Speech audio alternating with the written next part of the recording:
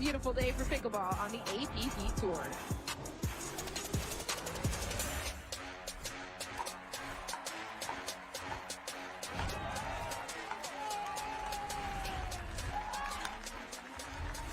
Are you kidding me? Here we go.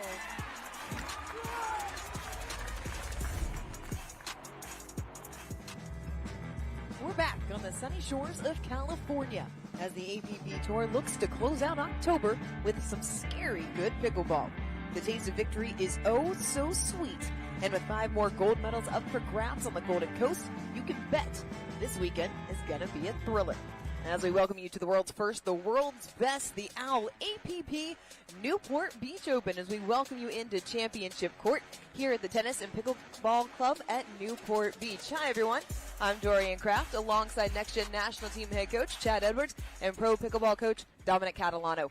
They say everything old is new again, and there is nowhere where that is more true than here on the APP Tour. For the 3rd time this year, we're going to get to see Grayson Golden and Chris Hayworth square off for the men's singles gold. Yeah, and Golden's going to have to make a couple of adjustments since Chicago going up against Chris Hayworth. Few too many errors in that one, but we saw him very composed and playing within himself on Thursday. But he still has that big serve and that big forehand. And Chris Hayworth, the #1 seed. This is the 3rd time that him and Grayson Golden have met on Championship Sunday. Chris has won both of those. Look for the big, heavy forehand ground stroke, the big backhand. He's not going to play soft. He's going to come at you, and that's exactly how he has so many gold medals here at the APP Tour. As we continue our look at the Aura Organics gold medal match menu, a couple of the top seeds advancing on the women's side. The 3 seed Amanda Hendry looked really good the other day. She really plays well when she gets to the kitchen line. So look for her to get to the kitchen line, not let Jana Newell get her feet set and try and pass her. Yeah, and that's actually going to be the key for Jana Newell as well. It's going to be a battle of who can get to that kitchen line first and really take control of it. On Thursday, Newell choosing the right spots to come forward, really impose herself up at that kitchen line and put the pressure on. It's going to be a fierce battle on Sunday between these two women. And another tour stop on the APP means another weekend of anarchy.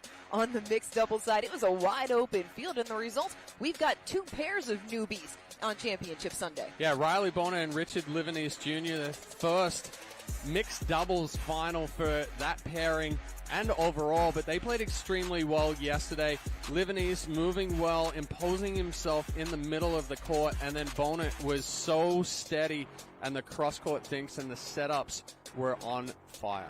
Well, if you think I'm not going to say anything, I am going to say anything. The unseeded Christine Maddox and Max Manthau were my pick early in the morning on Friday to make a good run, and they did exactly that. The thing of it is I thought they were just going to try and hit their way out of everything. They didn't. They played hard and fast when they had to, but then slowed it up and played controlled as well, and that's what got them through to Championship Sunday. Doesn't hurt that Christine Maddox has a ferocious overhead as well. He was scared. Yeah, it was scary. Up here in the booth. It was scary good.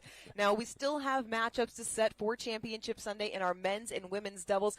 Give me one team that you think could punch their ticket today. Well, I think the women's double side is wide open, but the 1 seed Amanda Hendry and Simone Judging playing together for the first time. You know, they train together now, and they've got that comfortability already, so it'll be interesting to see how they work their way through the draw. And Chad, you talk about a little comfortability. I like Ryler DeHart and Williams Sobek. They're on court right now. They look good because of the fact that they know each other and have played together before, so I like that familiarity between the two of them. Sobek and DeHart dropped the first game to Spencer Lanier and Zach Taylor. We will join that quarterfinal in action when we return here at the OWL APP Newport Beach Open.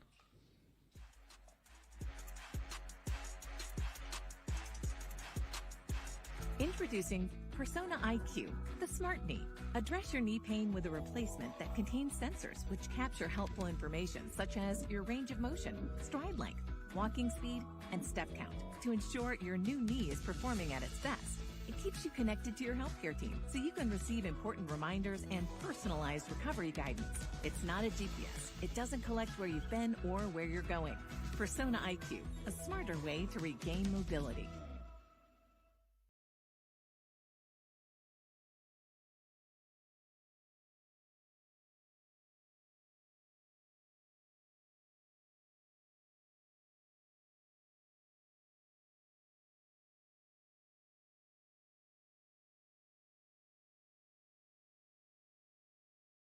involved, and mischievous, and help make sure his happiness lives as long as he does.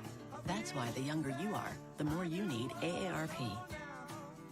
My name is Chef Jamoke Jackson. I'm here with Vlasic Pickles, and I'm putting the pickle back in pickleball. In pickleball, a chop is a slice from high to low to put a backspin on the pickleball. I'm chopping up Vlasic Pickles to make this sweet and savory chopped pickle salad. Feta cheese, Kalamata olives, olive oil, red wine vinegar, lemon juice, sugar, black pepper, toss to mix. Sweet, heat, and full of flavor. People play pickleball for exercise, competition, or to hang out with friends. What your reason is doesn't matter to Gamma. What matters is that you play, that you enjoy playing with passion, and you have so much fun you can't wait to play again. At Gamma, we offer paddles perfect for all levels, including yours, because pickleball is about you, the player, and what feels right. Pickleball is your game. Make Gamma your paddle. Play to live, live to play. Gamma Pickleball.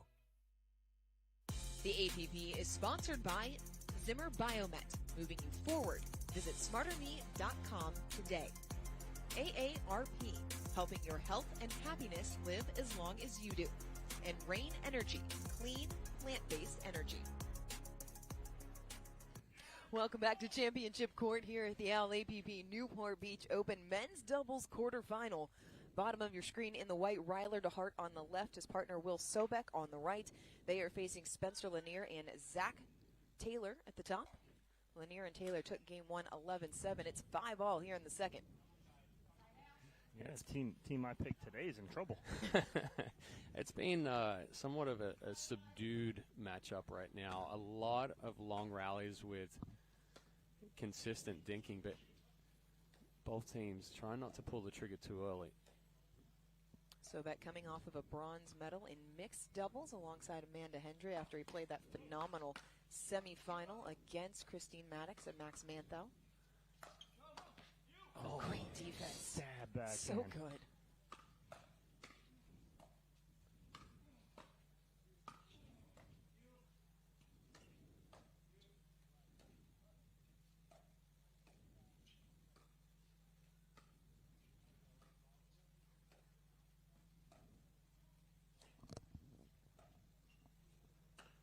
And again, that's, Backhand ATP, and it's fitting that Sobek gets the winner. well, and that's the second ATP from that same position on this side for Sobek. And you see how he hooks that paddle and hooks that wrist and just brings it back nicely.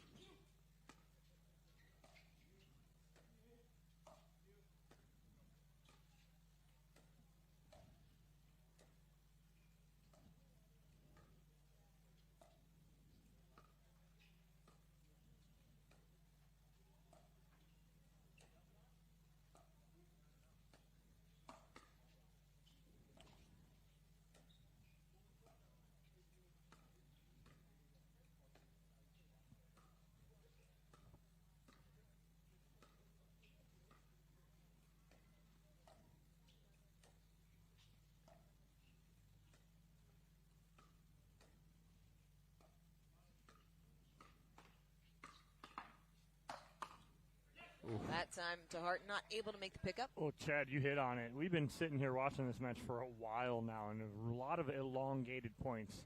It's just taking a while to set anything up. And, again, the hands of all four of these gentlemen is the key. You don't want to pull the trigger too early. Which team do those long, grinded-out points favor? I think they favor DeHart and Sobek, actually. I don't think I'd ever say that about Ryler DeHart, but it's true. As that goes into the net, another point. Why do you say that, though, about DeHart and Sobek? Well, again, Sobek's going to grind you out. That's been his nature since he started playing pickleball, 12, 13 years ago. Ryler DeHart used to be a lot of power. Now he's really learned that doubles game and really learned to stay in points longer and set things up. Listen, they can score quickly, just like that 5-hole winner from Sobek. 8-5 lead here in game number 2 as Taylor and Lanier taking a timeout as they find themselves trailing by 3. Well, and this was a similar spot for DeHart and Sobek in game 1. they had a relatively comfortable lead. I believe it was 7-4. And then Lanier and Taylor just got on a little bit of a run. They found some spots to apply some pressure, but here in game 2, it's almost like a re-feeling out process of Taylor has tried to speed that up and pull the trigger, but the defense of DeHart and Solbeck, they've reset every attack that's come from Taylor. Both sides coming off of a round of 16 matches that went the distance. This one trending that direction. Should DeHart and Sobek be able to close it out?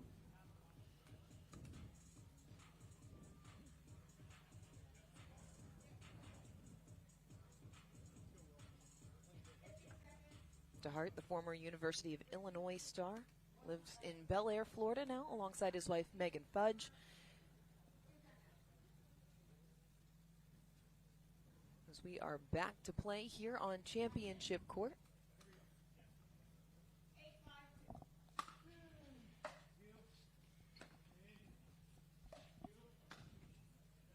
Sobek backhand flick, just a little long.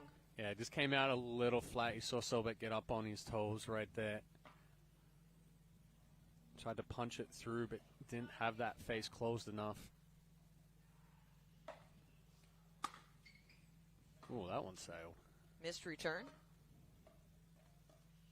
Well, the weather is a little bit warmer today than it was yesterday. Doesn't feel like it in the I know, right? If you get out in the sun, it is a little few degrees. Yeah, the fog didn't stay around as long this morning.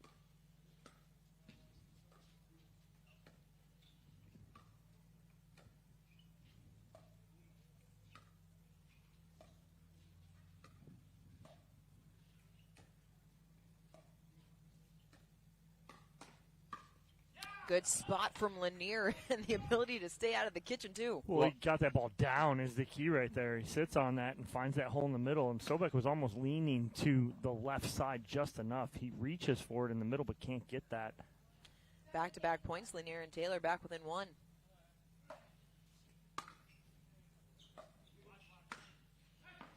Sobek puts it just out of reach of Lanier. Second serve coming. That's a big wingspan to get it past, too. Big boy.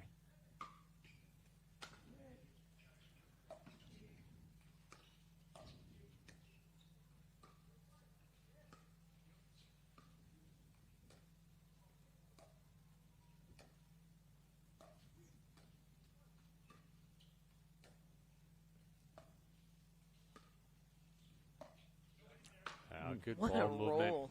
Yeah, but that's good ball movement there from Lanier and Taylor. It's the one down the line. You see DeHart kind of split with Solbeck right there. Solbeck went left expecting that Taylor was going to push that ball inside out and go back out to the backhand.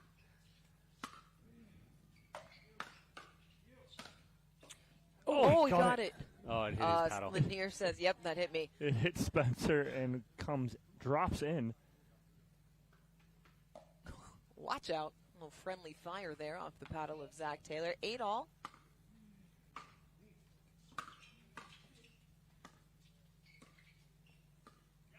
Oh, can't miss that one right there. DeHart knows it, too.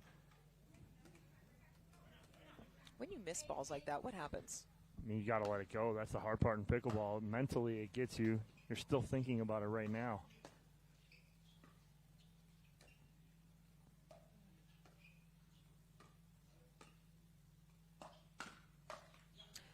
That'll help. I should have phrased the question I know better. what you're saying. Why did he miss that Yes. ball? Yes. And you heard DeHart say, come on, move. It was the feet got a little bit wide, and he got flat-footed. So now you stand up through the shot a little bit more. And what that does is as you stand up, you're focusing on bottom of the ball. As you stand up, it now becomes top of the ball, and it comes out flat into the net. Sobek has picked them up. Back-to-back points gives them game point, 10-8. Right down the middle, we will go to 3. Sobek and DeHart take game 2, 11-8. We'll be back with game 3 here on Championship Court.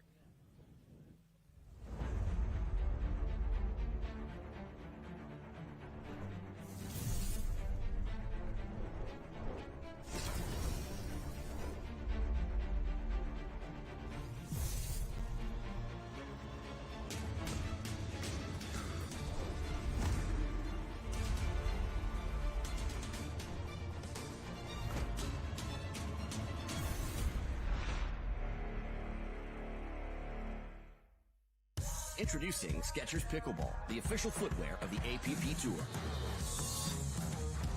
They're ultra lightweight and responsive for incredible speed. They have Goodyear rubber outsoles with a specialized pickleball design for increased side-to-side stability and agility. Plus, they feature shock-absorbing foam and Skechers' famous relaxed fit design for incredible comfort game after game. Conquer the court in comfort.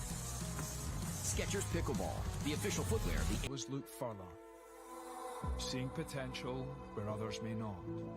We sustainably hand forage 22 Isla Botanicals to make a beautifully balanced gin, capturing the essence of our Scottish island home. Consciously crafted by our community to be enjoyed by yours. Look further.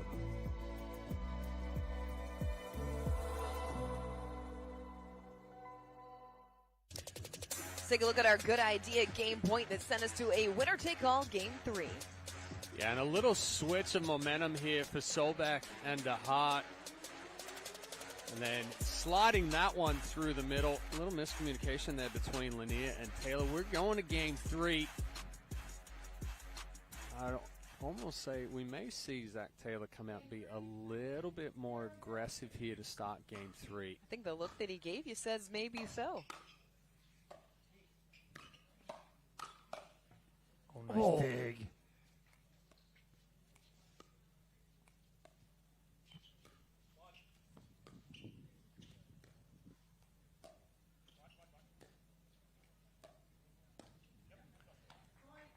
Point to start off the third game. Winner of this one will advance to the semifinal, where they will meet Rob Nunnery and ATN Blazkowicz.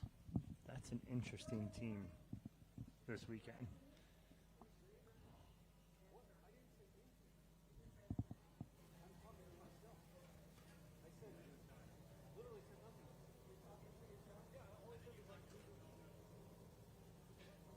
I think DeHart got a verbal warning. He got a verbal, but said he was talking to himself. I think she just overturned it right now. 1-0-2.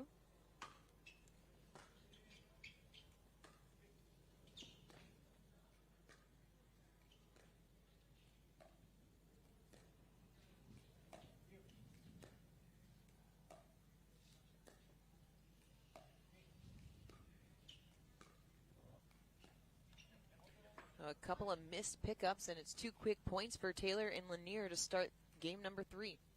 Hey, you see Solbeck right there mimicking the footwork that he should have done. Got a little stuck on that one. The ball got behind that left foot.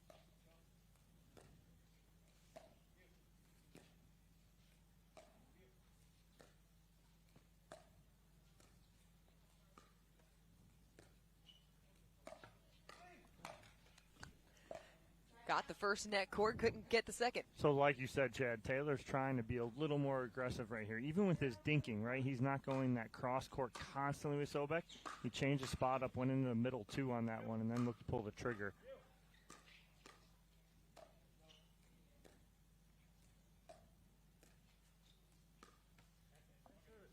DeHart and Sobek on the board. I almost thought Lanier was going to speed that one up right there, and it potentially did change his mind. It was just a little flick of the wrist. Oh, misdirection from Taylor.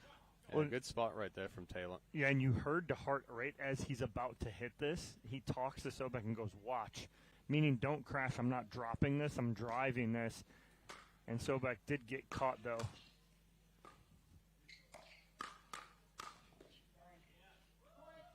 That's the DeHart we're used to seeing right there, stepping up and putting some pressure on.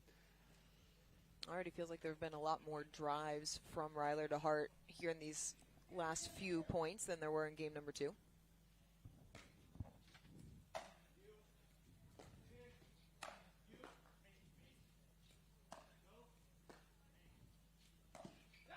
Like you said it, right? There's more drives from him. And it's more drives to set up the point, right? Like, I'd rather him drive a third almost every time. Yeah. It's such a good drive. And then hit a drop maybe on the 5th. But set that up.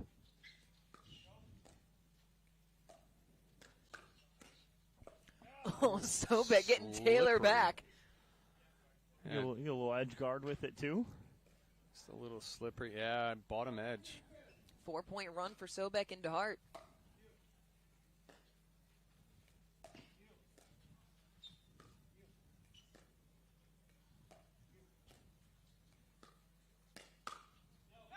Too strong off the paddle of Lanier. It's a 3-point lead. Yeah, it's a nice little trigger pull right there from William Sobek. The best thing about what William's doing with that trigger pull, he knows that his first ball is not going to be a winner by any means. He knows the next one's coming back, so he's ready for that next ball to do something with it.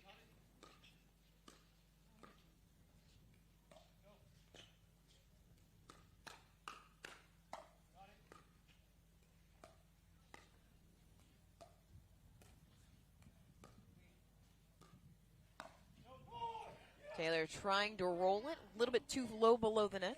Well, it's just when you see him reach, the faces open a little bit, so it's more difficult, and you have to try to shape it more with the hand. So, yeah, potentially a little bit low, but it's a difficult roll there anyway.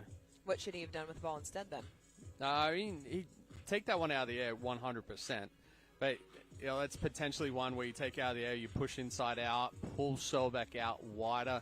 Try to get him to float something down the line, and then Lanier can reach in and put a little bit more pressure on as well. Into the end change. DeHart and Sobek up 6-2 here in game number 3. What's been the biggest difference, Dom, in the way that the early part of game 3 is played out? Well, I mean, you hit it on the head. You're almost close to not needing Chad and I in here anymore. As you hit it right on the head, though, you're seeing more drives from DeHart right now, right? We're seeing that attack mode to slow, right? I'd rather him play fast to slow than slow to try and speed up. He's got his ways, and they work for him. So don't kind of get away from that. Go with this power play on the third, and then if you have to, you drop the fifth. And talked about that at length throughout this tournament. Play your game and don't change it based on your opponent. As Sobek gets a little big there at the line, side out. Perfect setup. Yeah, he was right there. You actually saw the paddle head a little too upright, so the ball came out flat.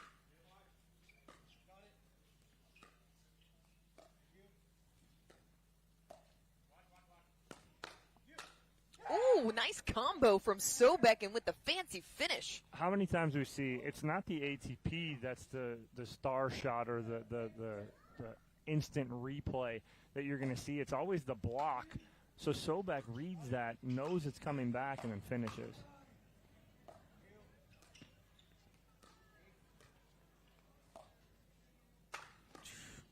Comes a big overhead from DeHart, quick side out. Well, and that's what I was going to say. It's trouble when DeHart's hitting an overhead.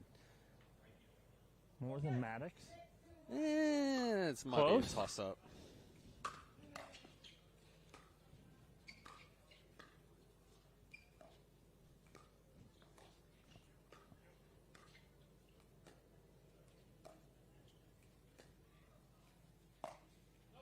Couldn't shape it quite enough on the ATP. Another point for Sobek and DeHart. Well, it was there. He had plenty of room here. He just doesn't get around it either. Slowed the swing down a little as well. Overcooked that. Second serve on the way. That's all right. Air on the aggressive side right now for DeHart with the third shot drive.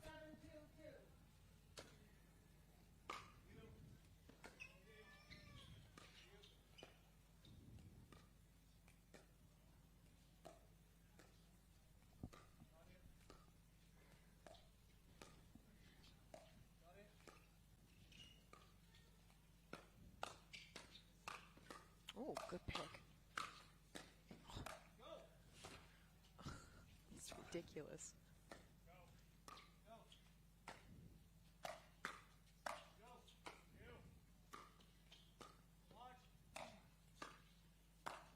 He's got it. Oh, no, he doesn't. almost got it, but the sheer amount of balls that Will Sobek makes you hit is ridiculous. Well, DeHart as well. Both Sobek and DeHart very, very strong defensively. But yeah, the scramble by Sobek, that's the consistent thing that we see constant, all the time.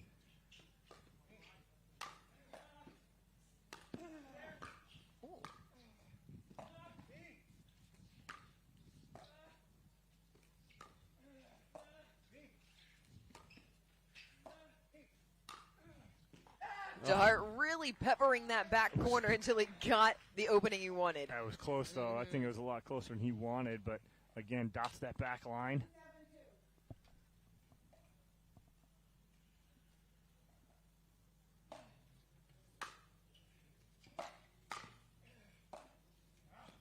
And again, forcing Taylor into the back corner. Wow, and that's a tough ball there to try to take cross court because it was coming back with a little bit of pace from DeHart. You saw Taylor try to really snap the wrist.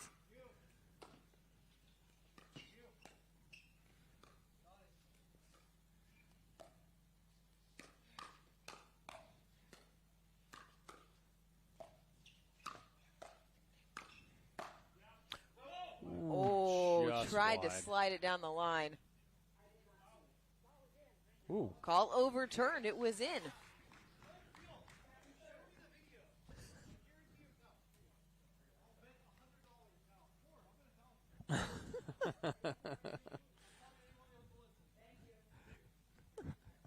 Riley's going to get in trouble for propositioning gambling to the referee.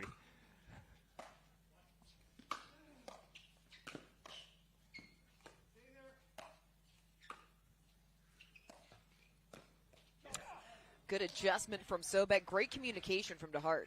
Yeah, and again, he's talking constantly to his partner. Great job right there, and good job answering after the call he did not agree with. He's still asking us here in the booth if we saw it. It was hard for us to see anything from our vantage point. Oh, it was a good idea. Where's Sobek? We saw that a couple of times in mixed doubles yesterday. Sobek on those higher balls really hooks the wrist, and at times it just forces that ball straight down.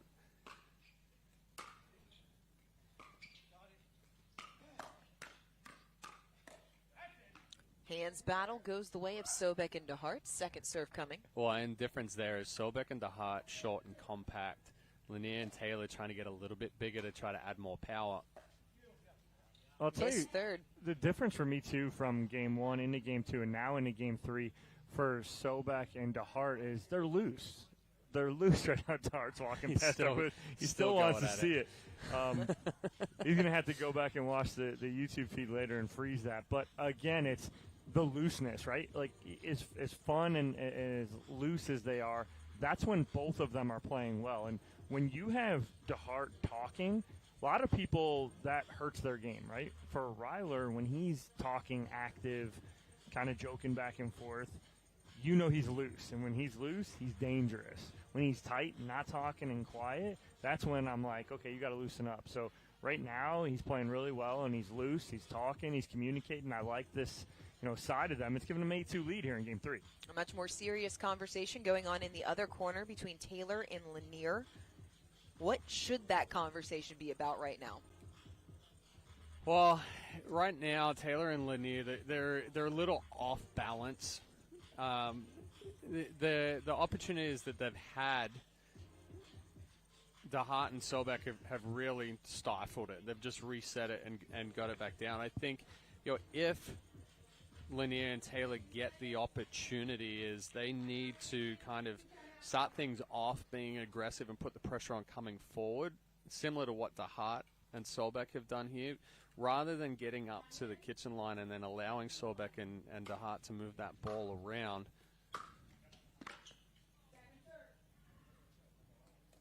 And Lanier has the ability to play big and to play fast, and Taylor has a lot of power.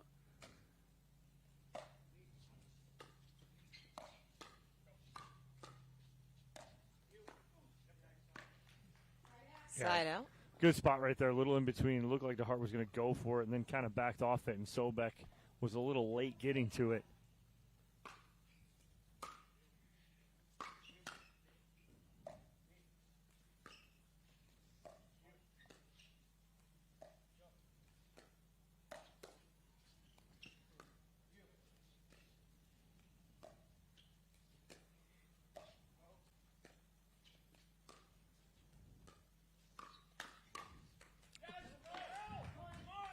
DeHart frustrated, thought that ball may be going out. Well, it was potentially going out, but going back to that backhand flip from Taylor, that was a really good flick and a good spot. Sobek just blocking it kept them in that point.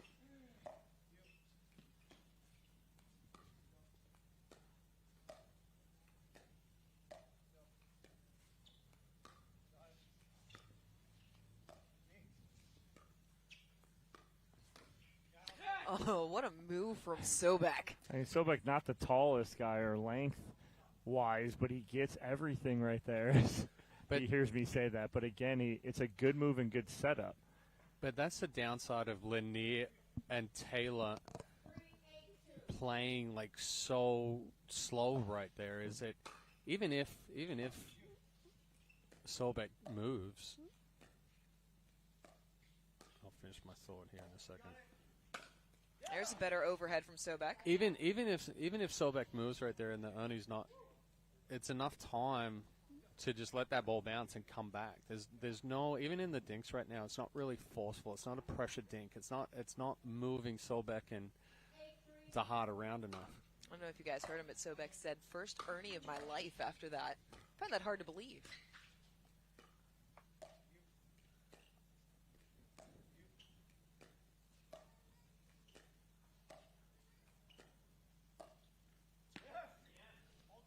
See, that's an issue for me. Taylor's going to the same spot over and over again. William Sobek has done that his whole life. Like, you're putting a guy who likes that spot and likes that backhand dink in rhythm. You have to take him out of rhythm.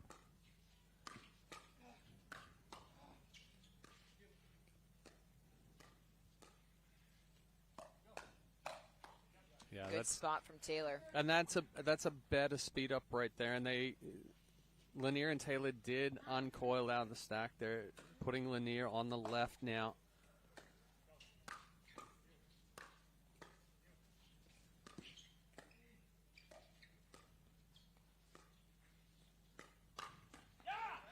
So Lanier and Taylor able to get back on serve. Well, I like this matchup here now. I like putting Spencer Lanier on the left and Taylor on the right. Gives a little more scare in the middle with Lanier. His big forehand there. So I like this matchup. We'll see if they're going to stick with it right here.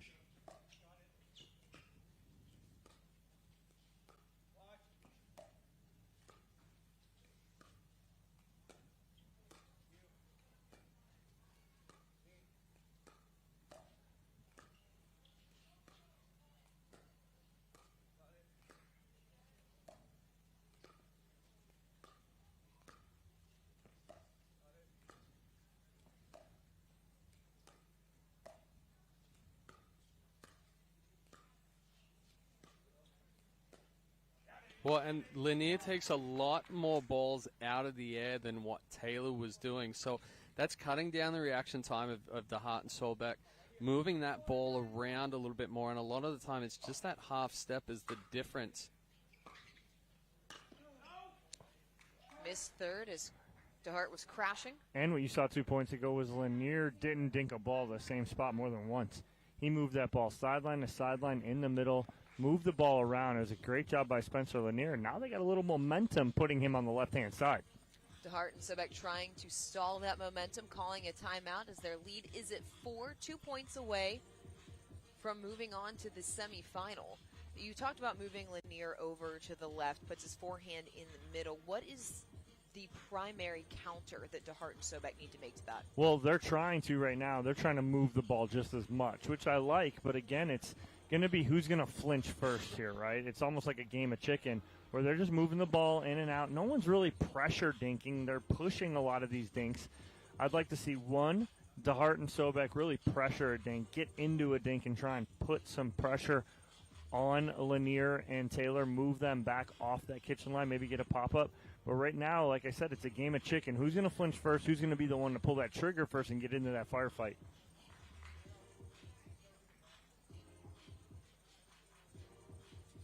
Sobek and DeHart took game 2 11-8 after Lanier and Taylor won the first 11-7. That is how we arrived at this winner-take-all game 3 here on Championship Court.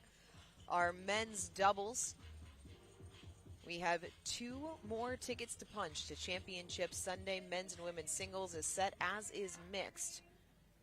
Men's doubles, women's doubles wide open today. First serve, 5-9-1.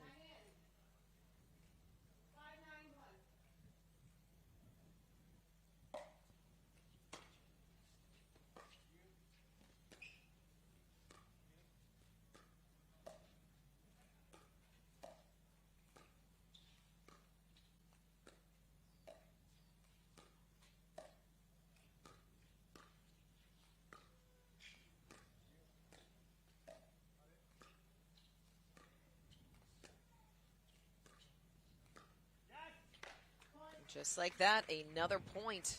Yeah, and almost identical sequences right there. Lanier goes out wide to Solbeck, comes back, drops that ball right foot of DeHart.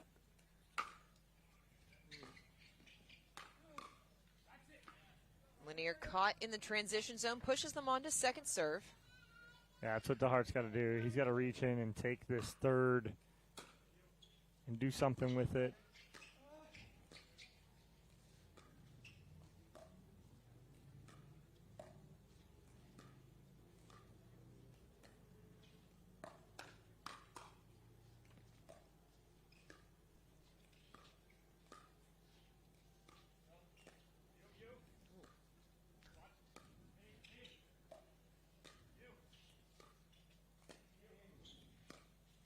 Yeah.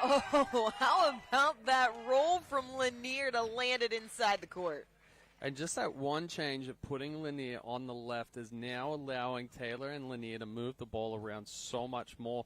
And you're not faulting Taylor for what he was doing, but like you were talking about, Dom, he was going cross-court a little bit more.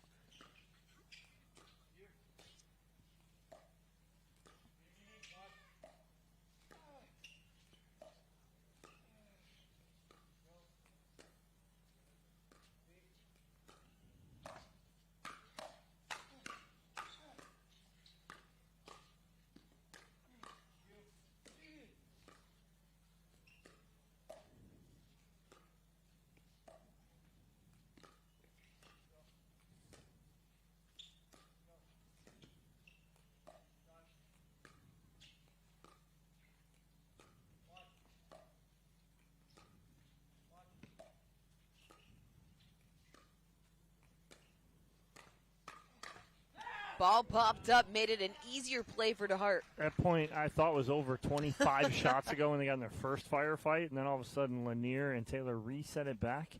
Wow, that's some good patience from all four of these gentlemen. Ball in hand, Sobek and DeHart 2 points away from moving on.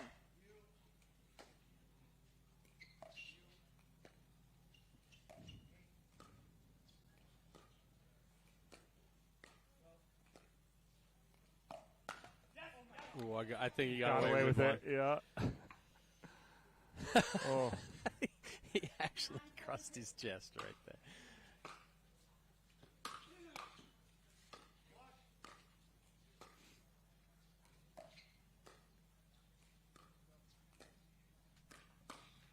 Defensive stand by Taylor and Lanier.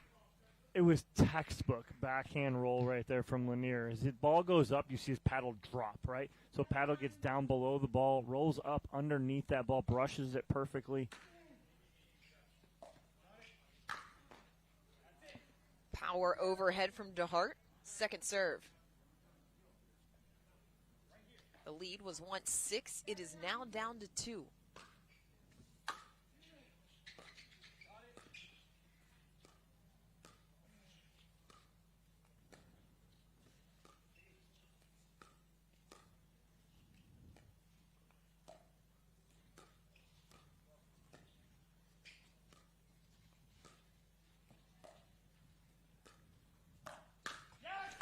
Taylor reaching in, and it is down to 1. Well, and there's definitely a momentum shift toward Lanier and Taylor right now with this ball movement.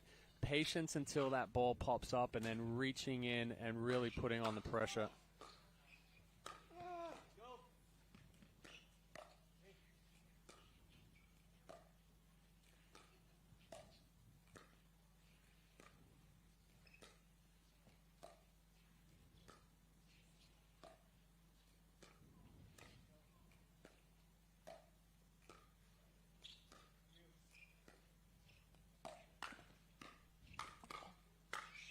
DeHart finally finds a spot for the side out. I mean, nice speed up here. I don't mind that speed up from Taylor, but then nice defense from both DeHart and Sobek.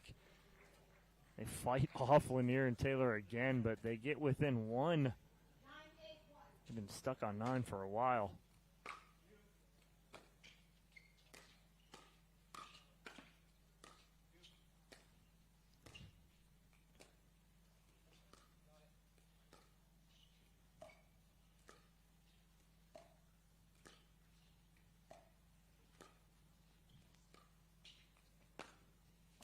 Tried to shape the ATP just a little wide. But the difference with that one is that it wasn't as sharp of an angle, so it didn't continue through the court. It kind of stalled up, so difficult for Solbeck to shape that one.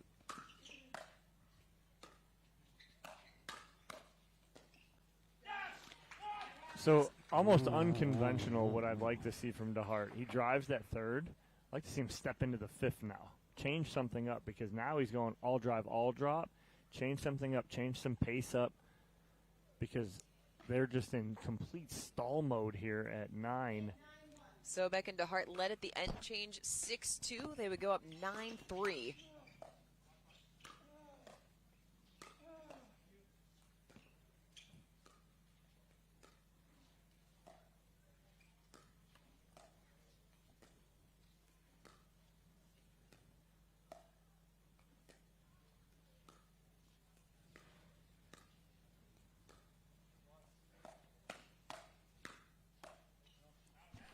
Pushes it just wide.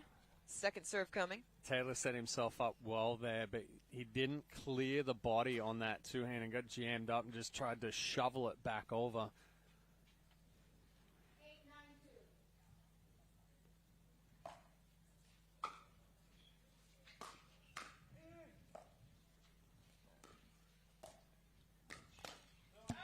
Lanier misses it, and Sobek and DeHart stem the tide to get back on serve. Wow, he was all over it. Two very big missed opportunities right there for Lanier and Taylor.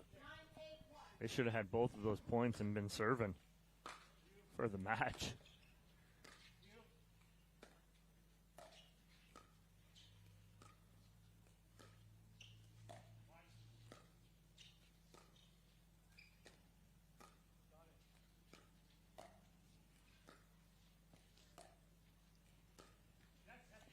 DeHart can't make the cut. Second serve.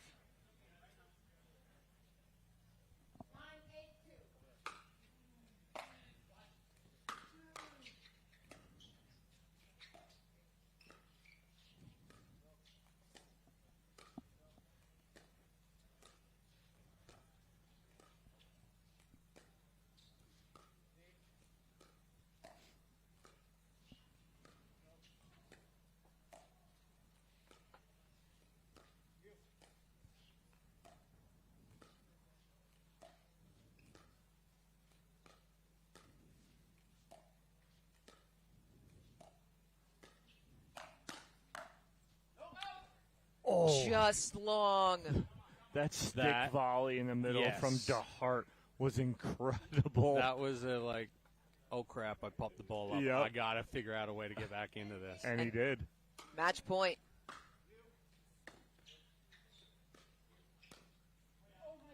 Sobek tried to slide it down the line. It's wide. Another side out. I think I heard that correctly from Lanier. He just didn't go out. He goes way out. Taylor and Lanier still in this on serve, trailing 8-10.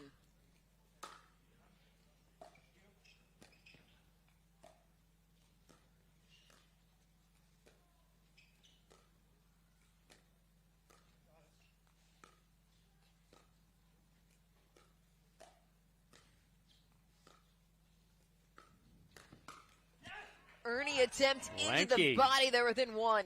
Yeah, good move there from Lanier. Sees DeHart's head go straight down.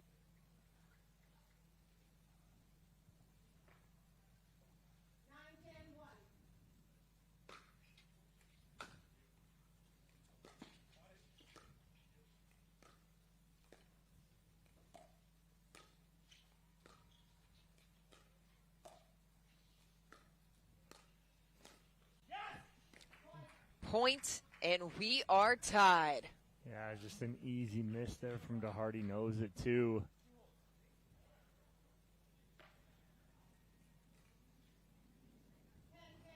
Lanier still on serve.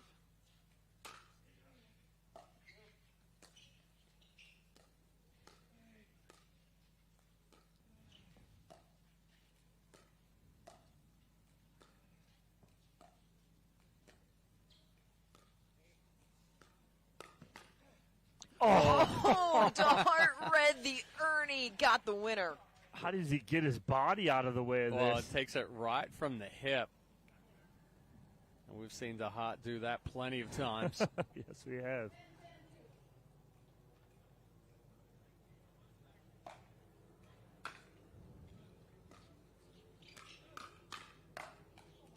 Off the edge guard, Taylor and Lanier. They have a match point. Wow, I mean, I think Silbeck's trying to pull his paddle down because the ball's probably going out. He took a full swing at it. It almost looked like he didn't see it clearly. Indecision. Yeah.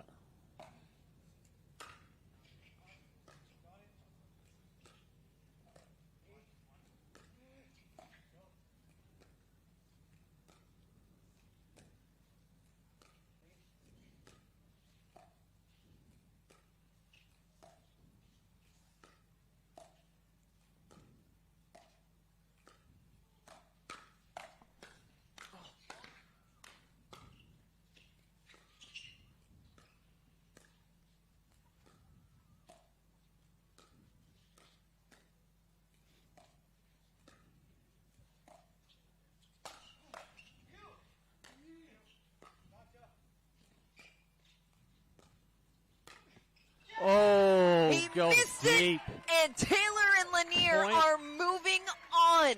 They overcame a 6-point deficit to advance to the semis in 3. We will hear from them when we come back here at the Al APP Newport Beach Open.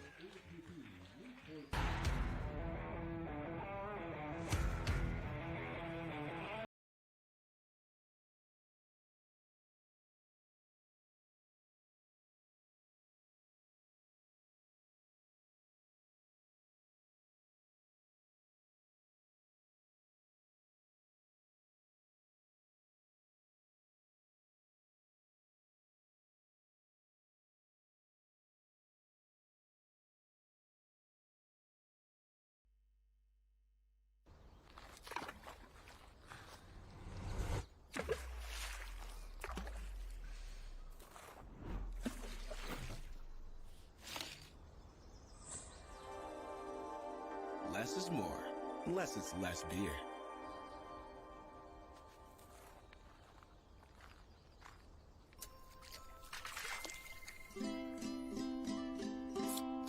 Fat tire.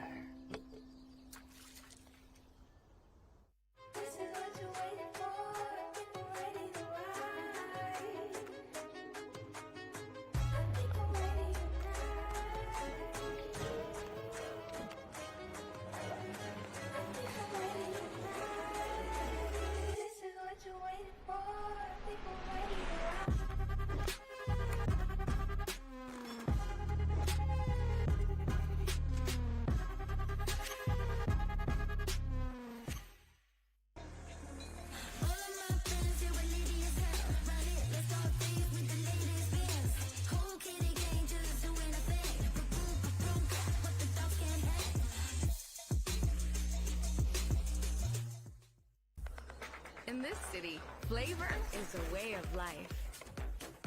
And every dish is a work of art. La Victoria, inspired by LA flavor since 1917. What a comeback from Zach Taylor and Spencer Lanier in Game 3 as we take a look at our Zimmer Biomet recovery moment of the match. Yeah, the move to put Lanier on the left at 9-3 made the difference there for Taylor and Lanier. Ball movement improved. They created opportunities. And we see here in this one, the defense steps in as well. Solbeck scrambling. And then it's going to come down to the Ernie. Oh, here's the defense coming back into it right there. Reset, defense into offense, and then the Ernie from DeHart just goes deep. Lanier and Taylor moving on to the semifinals. We have Dominic Catalano, who's courtside for our Franklin post-match interview. All right, Zach, I'll start with you. You guys take game 1, go down game 2. What did you guys change going into game 3? Well, I just know we had to be patient, and the dink points were long, but Spencer, like halfway through, wasn't going our way. We just switched sides, and it just changed every pattern, and we were super comfortable playing the other side, and I think that's what got us through.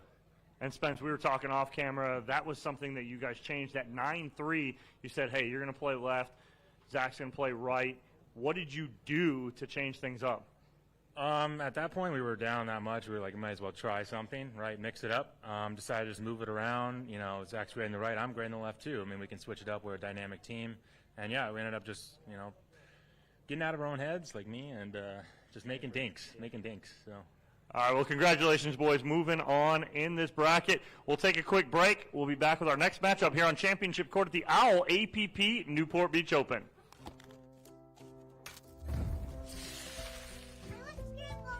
Nothing brings us together like Eggland's best eggs. We love the taste, always so fresh and delicious, plus superior nutrition. For us, it's eggs any style, as long as they're the best.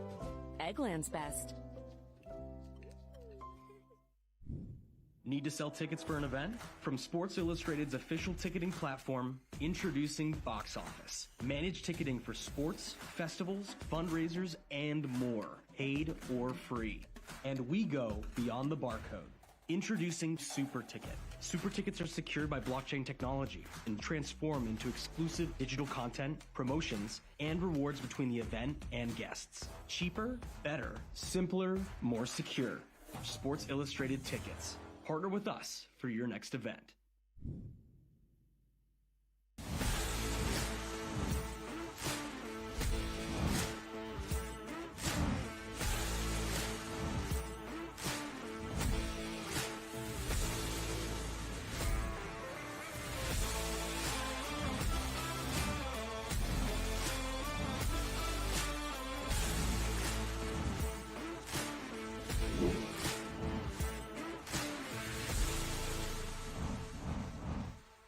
People play pickleball for exercise, competition, or to hang out with friends.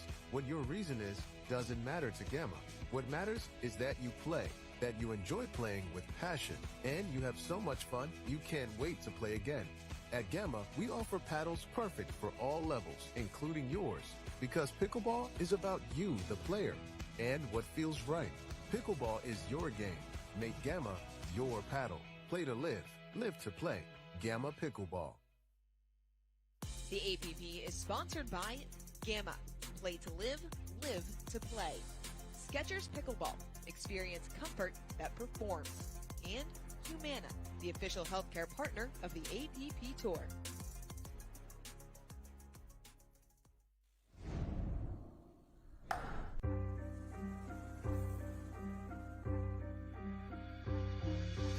Open up. I'm right outside, you know what's up. It's icy in my veins, boy. Welcome to Championship Court. Why you talking? You don't know. Top seeded Chris Hayward, he has been stellar all season long, going for his 4th gold medal in men's singles. This is a pair that is very comfortable. They train together. They've got great communication. Just Metal and Megan Budge for the first time together are good. Couldn't get the pieces to the puzzle fit, and they would rather quit than there. reposition it. I'm cracking up. You joking, right? I think it's time to pack it up. Problems from my past, we're trying Going to to patch be it up. a heavyweight bout here. Pack it up. Megan Budge, gold medal in a match for the ages. Standing outside at 100 degrees, yelling, open up. I'm right outside, you know what's up. It's icy in my vein. The battle showing up. Why you talking? You don't know enough. Met 6 months ago, and now they are golden. What's up? It's icy in my veins. The battle showing up. Why you talking? You don't know enough. I pull up at the door and tell them. Always rep the Northeast, but I had to switch the region. Grew up living in the cold weather. Don't you know that I'm freezing? Please open up. I'm right outside, you know what's up. It's icy in my Cedarquist and Yana Newell are our women's doubles Why you gold talking? You don't know enough. I pull up at the door and tell them. That was a look at our Vlasic Pickles Instant Classic from Newport Beach in July. Max Manthau and Eric Lang earning their first career gold in men's doubles playing together. They are back on court here in this men's doubles semifinals. And Dom, they're actually coming off of a gold medal together in Dallas as well. It's been a great season for those two. Yeah, they're looking really good. They're just starting to peak, I think, and it's not for nothing. Years ago, it used to be players would change partners constantly. Now, you see the teams that are on top are the teams that stick together because they have familiarity with each other. And then Max and Eric, they actually practice together up in the Pacific Northwest, too. So not only do they play tournaments together, but they practice together on the off weeks that we are not on tour. So, again, it's been very successful for them. They really have gelled this season. One of the players that they faced in that men's doubles final was Patrick Kafka. He was playing with Will Howells then. He's playing alongside Richard Liverneys Jr. in this matchup. This is one of those new pairings, like you just mentioned, on the opposite side. Well, and Kafka is going to create a little bit of chaos. He likes to play quick, look for the big drives. Liverneys Jr. moves well, really inserts himself in, and watch for a couple of earnings. Watch for that big stretch out forehand, but we always talk about you have to play clean against a team like Lang and Manthal who, they're going to get balls back. They're going to put pressure on, and when you try to do too much, then balls start spraying. So I probably look for Kafka to come forward and really put the pressure on with a big third shot drive. Liverneys Jr. to crash and, kind of test the limits of Lang and Manthal early on. Lang and Manthal do have that ability for the big serve, and we saw Liverneys Jr. struggle with that yesterday in the mixed doubles on the thirds as well. Yeah, and I think the key, though, for you mentioned it, the big serves and the crashing from Manthal and Lang, I think that's the key. I think the third shot from Manthal and Lang is going to be a key because they're going to drive that probably 8 out of 10 times, and whoever drives it, the opposite is crashing. And they crash hard looking to really kind of crash and do a little shake and bake action. So I think that's going to be a key for Liverneys Jr. and for Kafka to slow that down. When Eric Lang crashes, watch out. That is a big man moving up to the kitchen line. 6'4", the 43-year-old out of West Linn, Oregon. Manthal, 32 years old, out of Tacoma, Washington.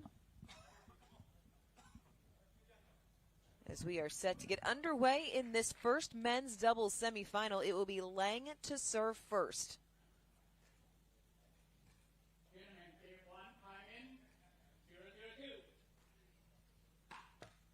Oh. A service error. Side out. Well, wasn't a big serve. Nope. Didn't really go for it. Like, complete opposite of everything we just talked about. We promise we know what we're talking about sometimes. There's the drive. Yeah, I got my prediction right. Yeah, you knew that was coming. For sure.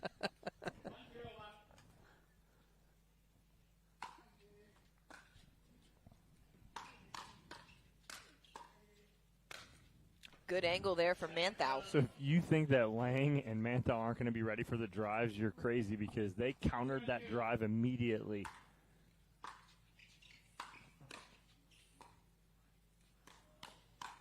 Well, we are going from 60 ball rallies to six. This is going to be a much faster pace match than the previous one. And it's not that these guys don't stay in dink rallies. It's that they just like to play fast.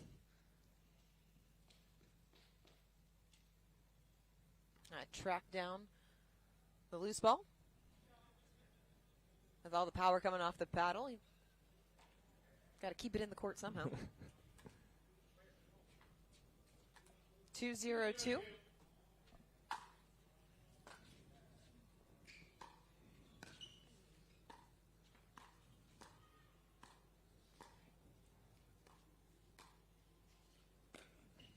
Ooh, two-hand backhand roll. That was pretty. 2 swings and misses in the middle. That ball went right between both. Open the gates right now. Ran open.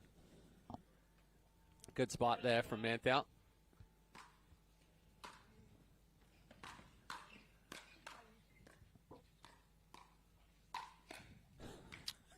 It's just night and day going from the last match to this match where it's just, this is grip and rip. Who can stop me? Two styles of pickleball. 2 different styles of pickleball right there. Lots of power out here as that missed return gets Lang and Manthau on the board. Well, that's a big serve right there from Max Manthau, too.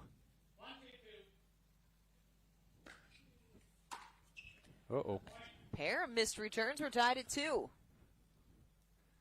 Isn't this what we love about pickleball, though? Like, there's no right way. There's 2 totally separate ways going from last match to this match. Too strong off the paddle of Lang, side out. Yeah, good leave there from Kafka and Livanese Jr. But the key right there is Kafka getting the ball down toward the feet of Lang.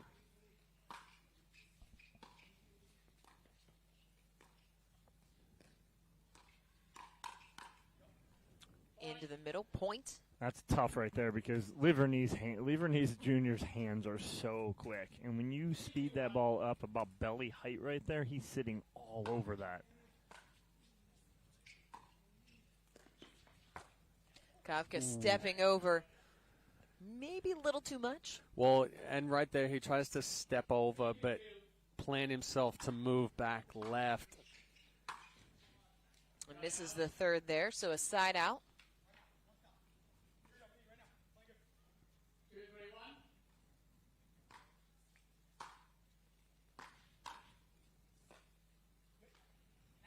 Good ball from Livanese Jr. Pushes them onto second serve.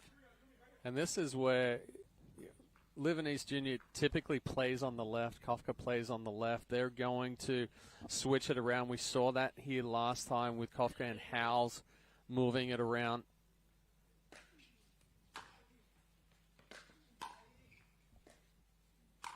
Oh, there's the Ernie from Livanese Jr. to get the side out. Both my predictions have come through. Look at you. Just great footwork right there from Livanese, too.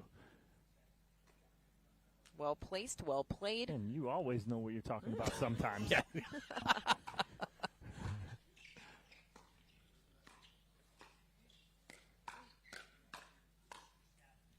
Lang wins the hands battle. And that was control from Eric Lang, right? He sees that he's got a lane down the sideline. He doesn't need to do too much with this. All he does is punch that right down the line because Kafka's pinched in the middle so heavy. Oh, what the heck? That was dirty.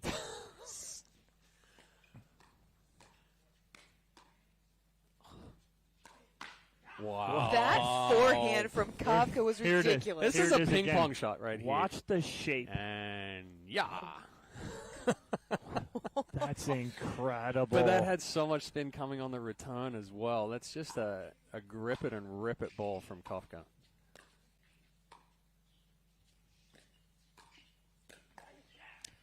Finds the left hip for the side out. Such a good roll right there from Manthau, leaning in on the backhand roll, drops the paddle head nicely. Kafka getting a little big. 3-4.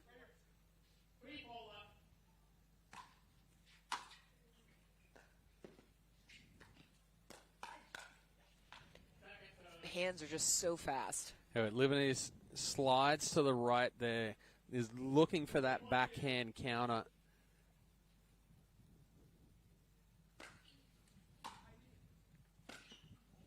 That's a little too much for Manthau.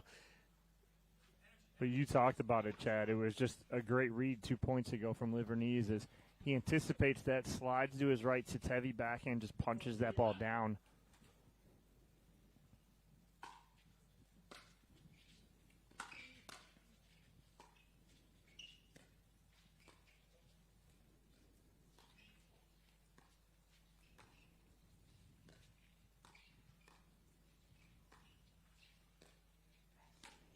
Pushing Manthau back, another point. Leads back out to 2. Yeah, good ball movement there from Kafka. Takes that ball inside out forehand and really puts some pressure on there with a good penetrating dink that takes Manthau out wide. Is difficult for him to catch up to.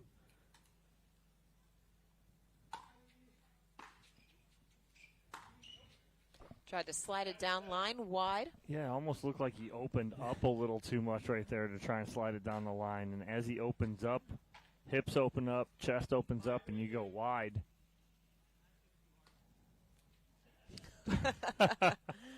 Kafka says, I hit it too hard as I get a new ball in play.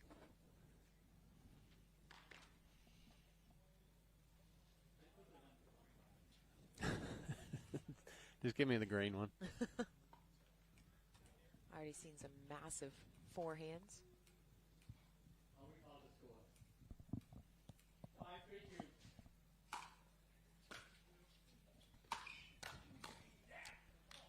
Liverneys Jr. puts it in the net, side out. Well, that's a good fourth there from Manthal. Putting it down, putting it out of the reach of Liverneys.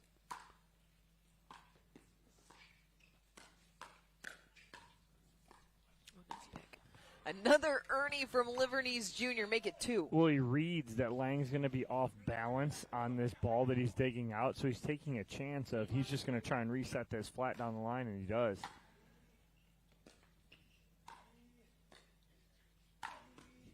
Going right at the feet of Lang. Quick side out.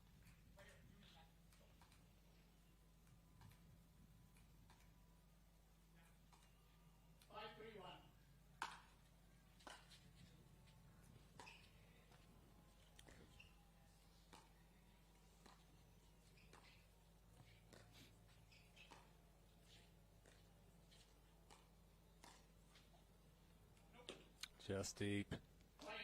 Missed it by a fraction of an inch as Kafka and Liverneys Jr. double up Lang and Manthau. I don't mind the idea right there because all 4 of these guys are dug in at the kitchen line so much. Yes, Kafka was just a little off balance right there. He mocked himself. That's when you know you're having fun.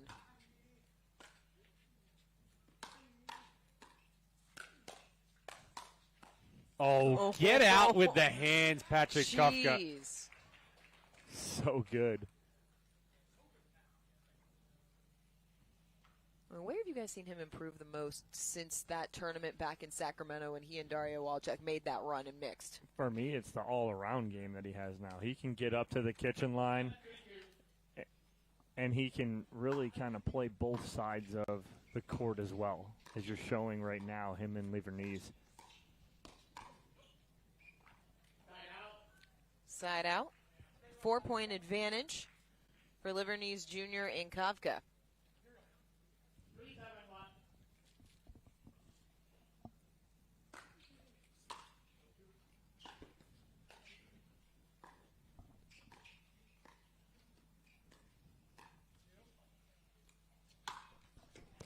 That was a better lob from Lang.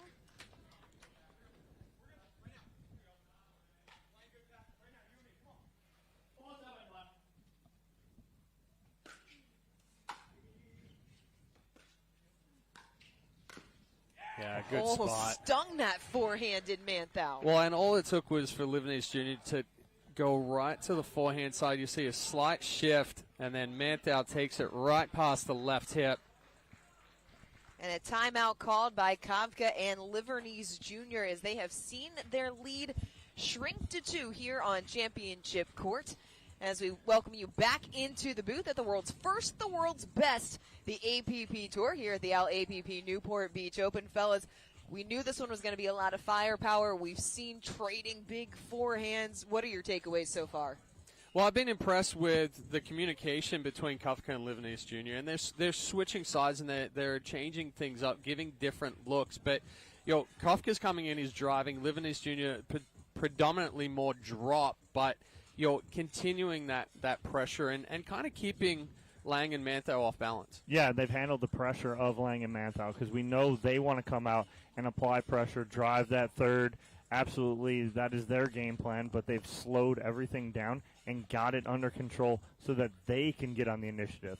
Coming out of this Tervis hydration break, what is the one thing that needs to change for Liverneys Jr. and Kafka? To slow this momentum on the other side. Are you talking on the other side for Lang and Manthau? Lang and Manthau need to really kind of apply their pressure.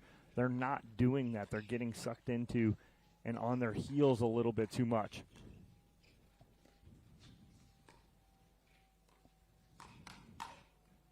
See, even though they don't come out on top of that point for Liverneys and Kafka, it's a good point for them because they initiated.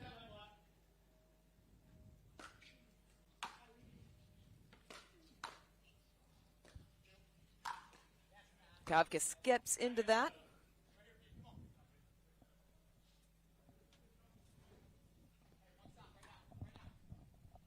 can hear Liverneese Jr. very clearly communicating. Just off the edge guard. What a forehand. Well, and that's exactly what I'm talking about. Eric Lang, Max Manthau, got to get big on these thirds, apply that pressure.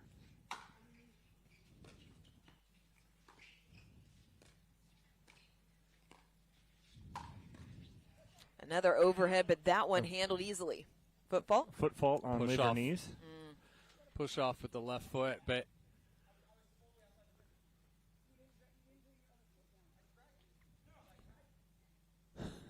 arguing his case. So foot fault allows Manthau and Lang to take their first lead of the match. Let's circle that point.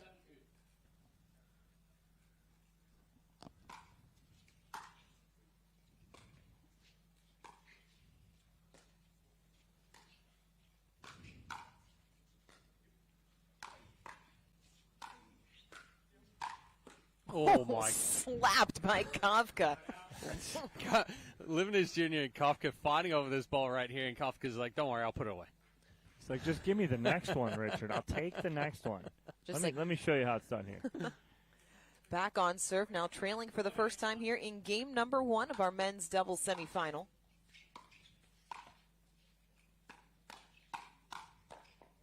Good hands there by Lang.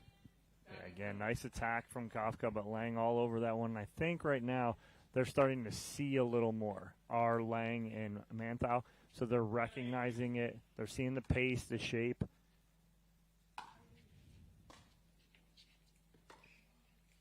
Missed third there from Liverneese Jr. Is there something about Liverneese Jr. and Kafka's game that makes it difficult to adjust to when you're talking about seeing the ball better? Well, it's the pace coming off of Kafka's paddle that took a little bit of getting used to for Lang and Manthau. That one sails along. Almost into the booth here. Yeah. Neither one of you had your hands up, I noticed. I did, I moved. Did you? But I figured you would dive in front of me anyway. No, there's no fence. Yeah, there is right in front of her. She almost dove into that. Well, listen, I mean, the general rule is you don't let the pitchers field anything, so.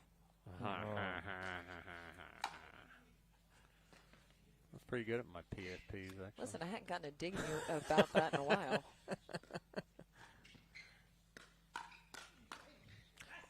Right into the left hip of Manthau. But it was actually the slide off of Liverneese's paddle right here. Manthau thought it was going to the forehand side, and it started that way, but it tailed to the left hip.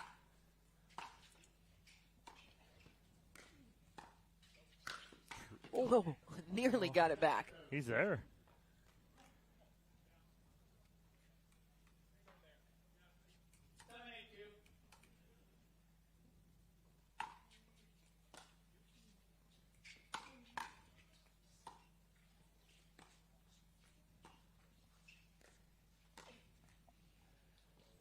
Trying to do just a little too much there for Liverneese.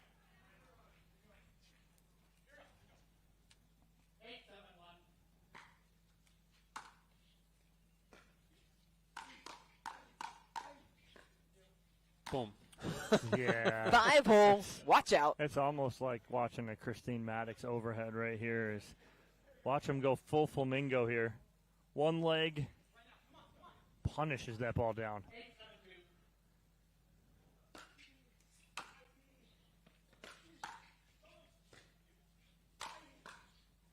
Oh!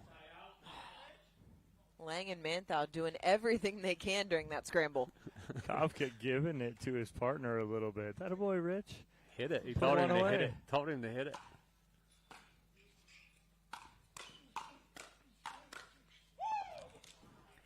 Manthau. Sorry. Liverneese sitting way too much on the forehand there. Forehand, forehand, goes forehand again. Needs to stay a little bit more neutral.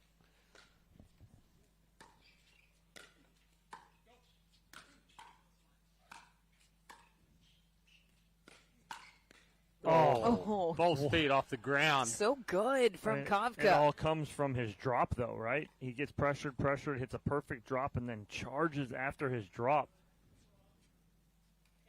8-all.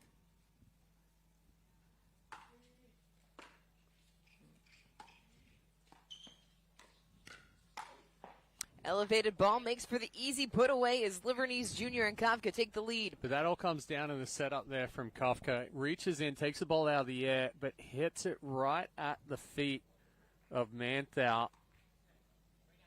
Manthau trying to hit through it, but pops it up.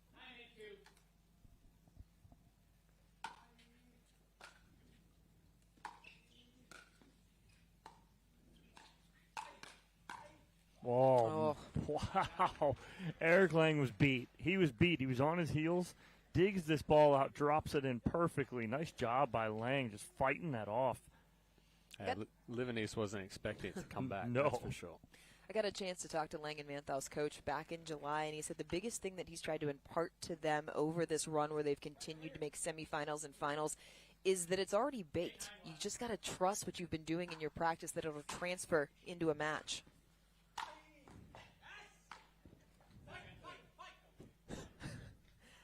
Listen, no one can say Richard Liverneese Jr. is not animated. He's his own cheer squad right now. Some pom-poms in his hand. Be all right.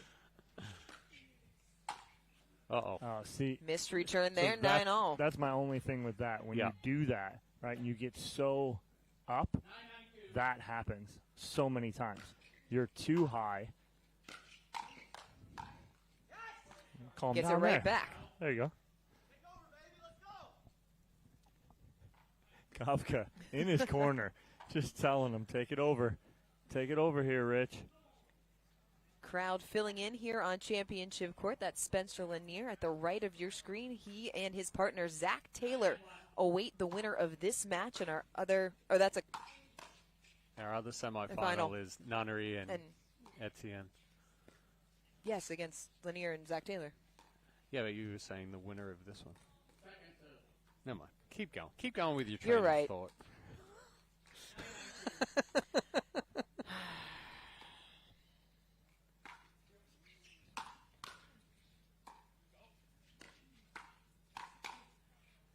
Good ball there from Lang, getting on top of it. Liverneese tries to reset and block, but because that ball's coming from up, down, tough to keep in the court.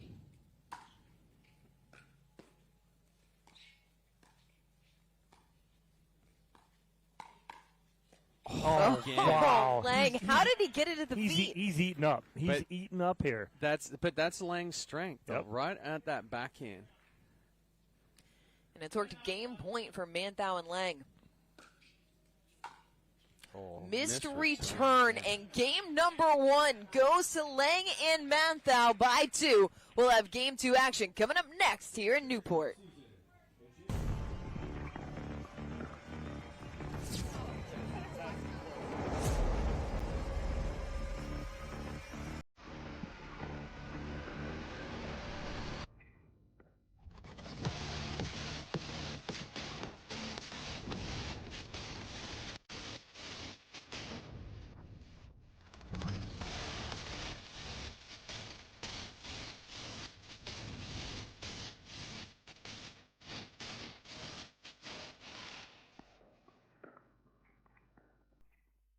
Introducing Skechers Pickleball, the official footwear of the APP Tour. They're ultra lightweight and responsive for incredible speed. They have Goodyear rubber outsoles with a specialized pickleball design for increased side-to-side stability and agility. Plus, they feature shock-absorbing foam and Skechers' famous relaxed fit design for incredible comfort game after game. Conquer the court in comfort. Skechers Pickleball, the official footwear of the APP Tour.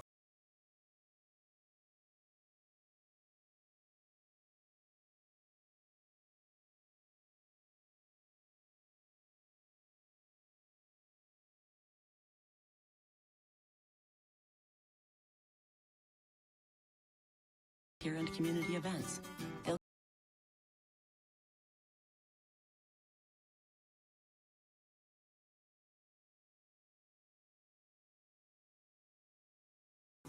To be clear, Fulfill is a protein bar, not a candy bar. Don't let its creamy, chocolatey goodness confuse you, or the fact that you hide them from anyone with a sweet tooth. You saw nothing. I saw nothing. Fulfill.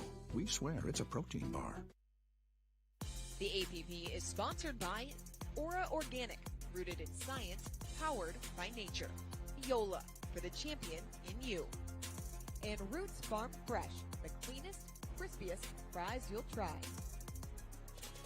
Humana would like to recognize Eric Whitty for the Humana Human Care Spotlight. Eric worked tirelessly, dedicating many hours of his time to volunteering at the APP Women's Open. Eric said, quote, being a part of this APP event was one of the first chances I had to give back to a sport that has given my family so much, and it would have been inconceivable 2 years ago to think that I could be as active as I am today. Thank you, Eric, for all you do. You're a champion in the community and the sport of pickleball as we are underway here in game number 2 of our men's doubles semifinal. First point goes the way of Liverneys Jr. and Patrick Kovka.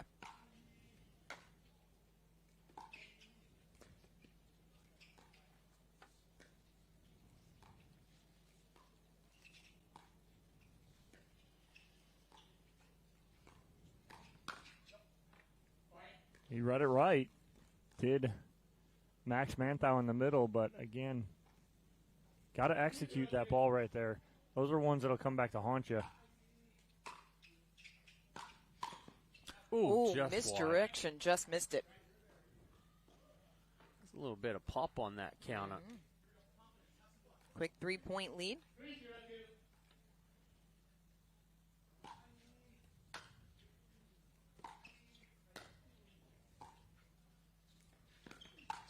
Ooh, nice. Manthau going right at Kovka. Inside in? Yeah, inside in, and elevates it up toward that right armpit. Creates the chicken wing on Kovka.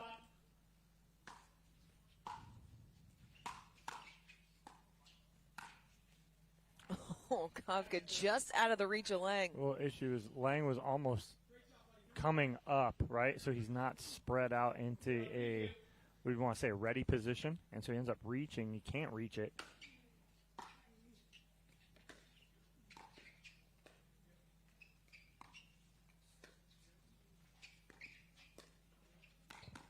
Oh, again, going right at the hip.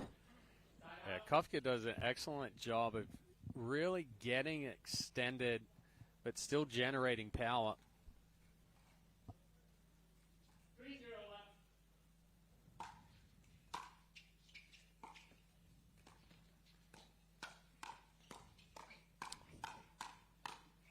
How about that exchange? Just shot after shot, off balance, resets. Get your face out of the way.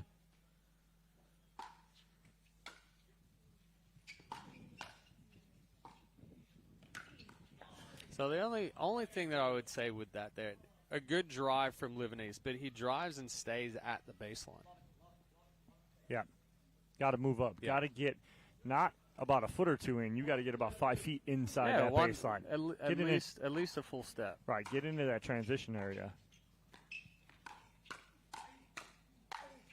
Oh, what a pickup. Oh, that one's not coming back. Look out, Graf, in the booth. That was coming right for him.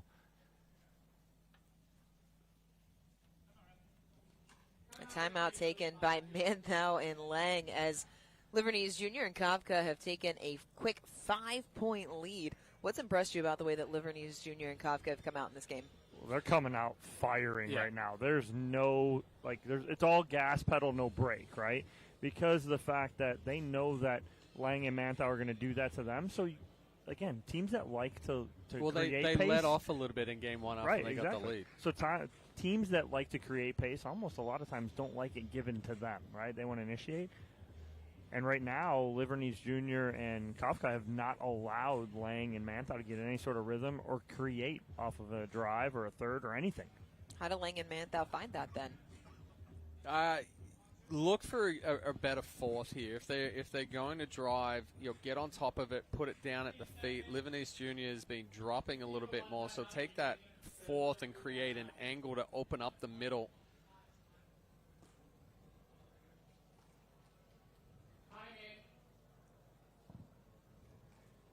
Time 5-0-2 after the timeout.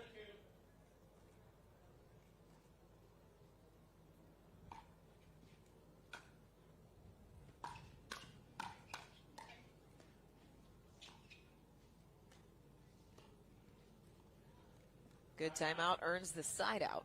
Well, right there, Lang and Manthau slowed down Livernies and Kafka right there into a dink game. Forced a mistake.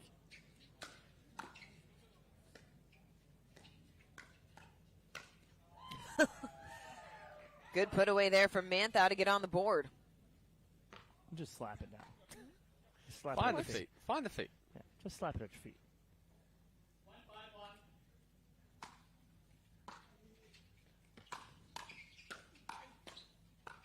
Oh. That was going to be scary. That might end up in the booth if you cannot get that one the right way. Looked up at the sun a little bit after he missed it off the edge guard.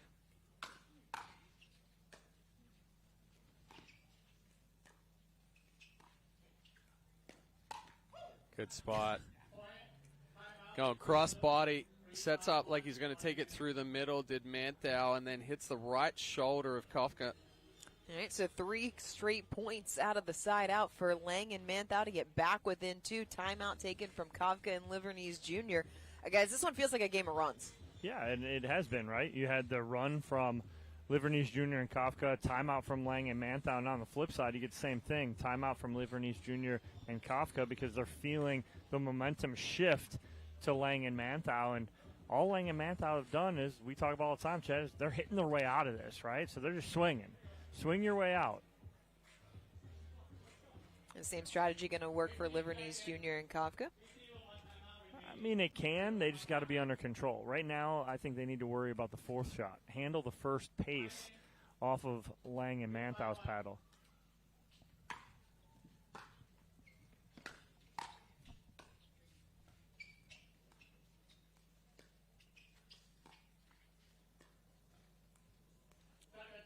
Lang can't make the pickup. Second serve.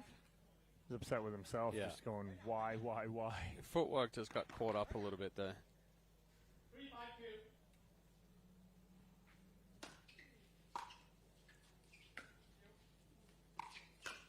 Oh, body bag from Manthau to get within 1. But again, Livanese is sitting dead forehand there. Manthau recognized it. Just goes straight into the middle of the body.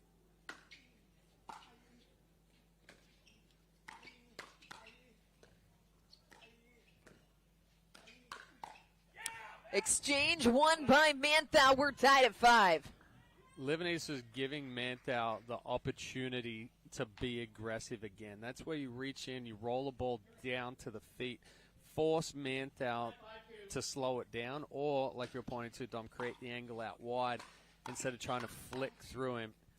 Sails just wide off the paddle, and just like that, Manthau and Lang have stormed back to take the lead. Well, this is organized chaos right now, or just chaos, because right now Lang and Manthau are just swinging from their heels.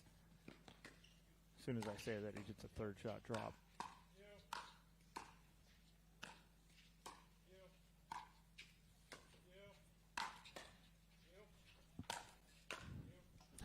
You want to talk about someone that's swinging away, it's Patrick Kafka. Chad and I, as soon as that ball went up to Kafka, we both were standing up, thinking that ball's going to make it in the booth. Kind of disappointed it didn't. There's still time. Oh! Just a little too much. Last one, the paddle face pointed straight up to the sky.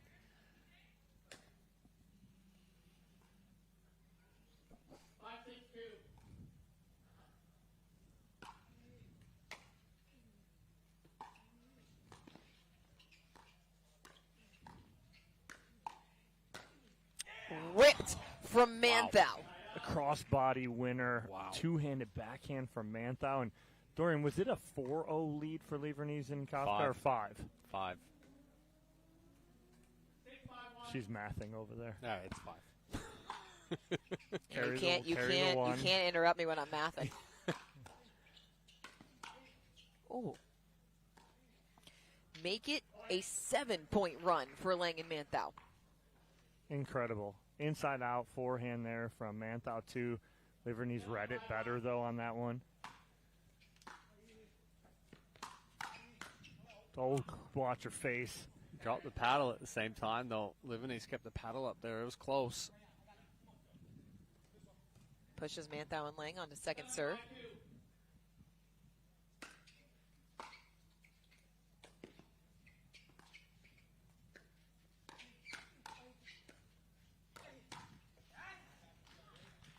side out.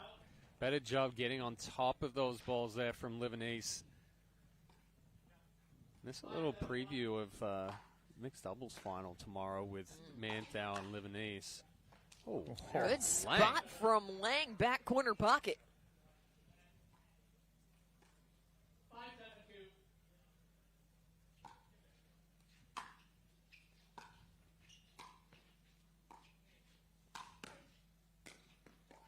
Oh, Livanese Jr. just caught on his heels.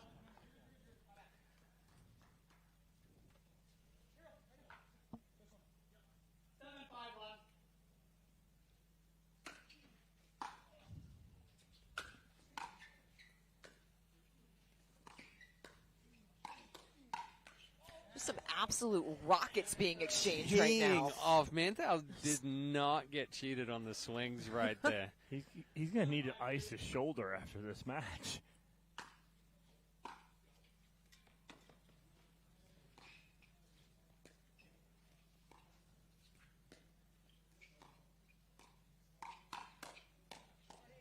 Oh, tricky from Lang to get the point. Yeah, Livernee's just a little off right there on that. Not sure he was expecting that one to go to him. They were down 5-0, took a timeout, and since then it has been all Manthau and Lang.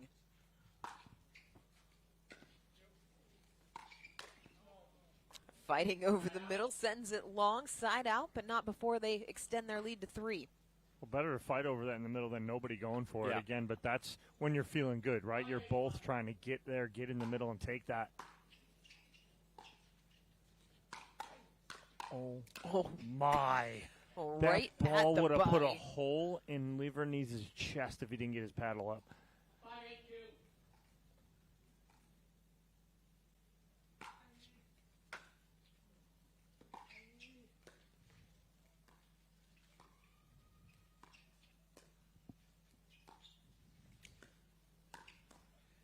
Yes, Good flick there from Kafka. We did hear Jill Braverman on the outside court. I looked at you, you looked at me, I was like, yeah, that was Braverman, I heard. Good spot there from Kafka going crossbody on Lang. I must be deaf because I didn't hear anything. Chad and I did. You are, because if I ever put your headphones on, I get like blown out of my ears. Your headphone volume is very loud.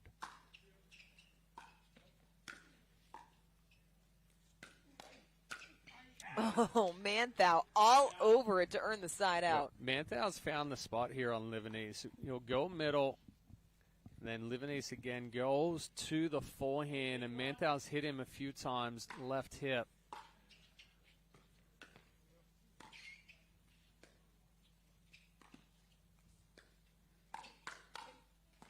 Oh, Liverneese Jr. able to sneak it through the middle. Well, much better counter there from Liverneese. Stayed nice and short. Sat more neutral position right there to counter that. And with him being now on the right-hand side, you do have to sit more neutral. Exactly. If he sits forehand, he's going to get killed. All right? You're protecting an out ball. Correct.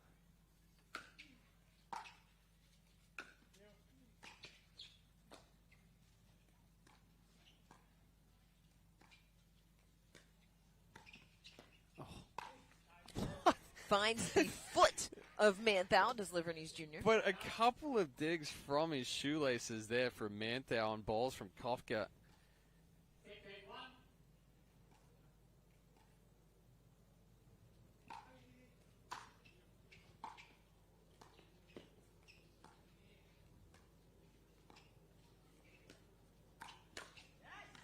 Another good reach in there from Kafka. Like I said, I mean, he's full extension. Most of the time you say, hey, don't get to full extension because you don't have enough strength to go with just wrist. Liverneese Jr. and Kafka have worked themselves back within 1, trailing 7-8-1 as Lang and Manthau take a timeout here on Championship Court here at the world's first, the world's best, the APP Tour here at the LAPP Newport Beach Open.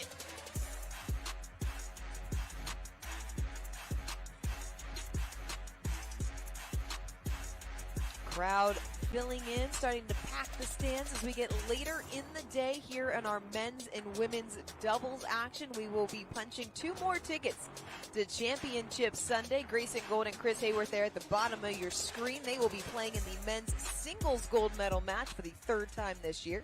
Hayworth has won the previous 2 matchups. Golden wants one bad. Well, they've Well, been, it's one, been 18, 16, 15, 13. He wants 16, one against 14. Chris. That's what I'm saying. 3 of the last 4 games those 2 have played have gone past the minimum. And listen, we talked about high-octane offense. If you want to see that, tune in for that men's singles match.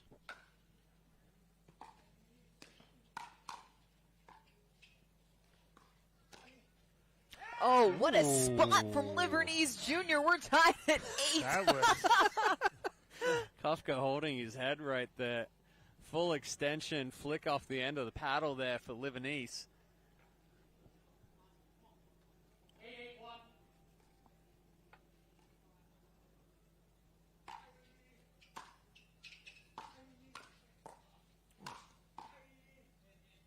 Spin.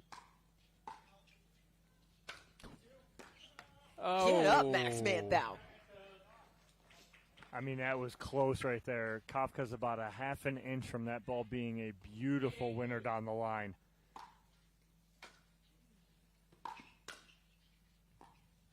Yeah, hesitated coming forward there, did Kafka. A good service side for Lang and Kafka as they have gotten themselves level.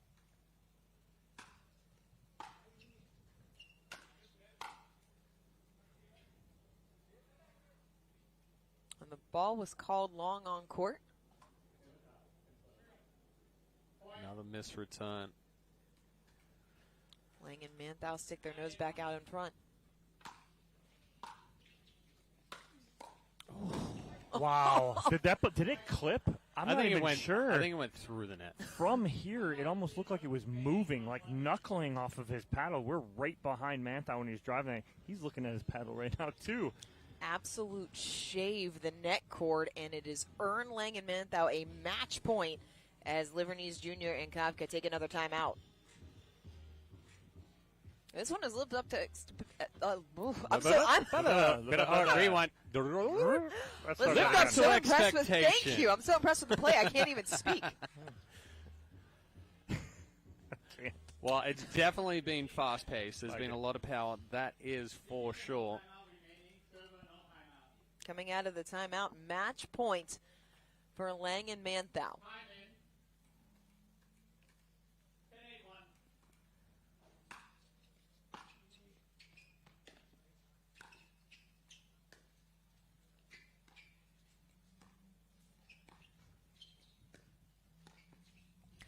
Into the net as Lang and Manthau withstand the power from Liverneese Jr. and Kafka. They will get a chance to defend their gold medal here in Newport. We'll hear from them next. People play pickleball for exercise, competition, or to hang out with friends. What your reason is doesn't matter to Gamma. What matters is that you play, that you enjoy playing with passion, and you have so much fun you can't wait to play again. At Gamma, we offer paddles perfect for all levels, including yours. Because pickleball is about you, the player, and what feels right. Pickleball is your game. Make Gamma your paddle. Play to live, live to play. Gamma Pickleball. Since I've been using Leo Rubber, I've had way less problem on my AT band and hip. If I had to describe it in few words, I would say it's a must, it's effective, and it's stylish. Nothing makes a gathering great like Eggland's best eggs. They're just so delicious. With better nutrition, too. For us, it's eggs any style, as long as they're the best. Eggland's best. Welcome back here to Championship Court. Max, Eric, let's go right to game one. You go down early, 5-0, call timeout. Everything seemed to change there. What was the conversation you guys had? Wow, did we? That means both games we were down 5-love. Wow. Well, I think we had a long break. I think maybe we came out just a little bit sluggish, but we found our groove, and I knew that, I mean, we're never out of it. At this exact event a few months ago, we were down like maybe 4 different times on center court, and we came back each time. So always confident with this man. And Eric, it seems like the mantra for you guys, hitters hit. And when you guys got down, you hit your way out of it, played that shake and bake really well. Is that kind of your guys' game plan just going in general? You know, we practice together every week, multiple times per week. We have several ways to win. I think our preferred way is you know, letting Max just go loose, and I just hold down my side. So incredible player. Next to me, he's in 2 Championship Sunday matches. He's got a book that's being released. So this guy is an all-star. It's just an honor to share the court with him. All right, well, congratulations, boys. We'll take a quick break. Next semifinal here on Championship Court, men's pro doubles at the OWL APP Newport Beach Open.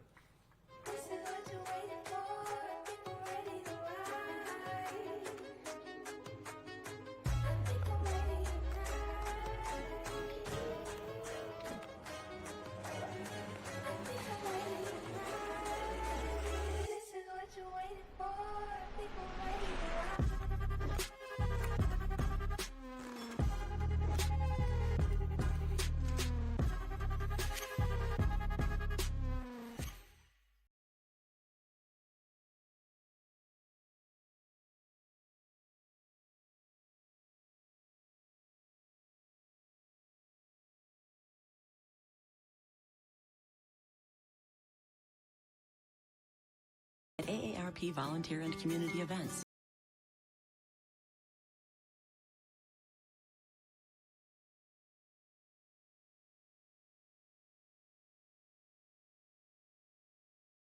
Introducing Persona IQ, the smart knee. Address your knee pain with a replacement that contains sensors which capture helpful information such as your range of motion, stride length, walking speed, and step count to ensure your new knee is performing at its best. It keeps you connected to your healthcare team so you can receive important reminders and personalized recovery guidance. It's not a GPS. It doesn't collect where you've been or where you're going. Persona IQ, a smarter way to regain mobility.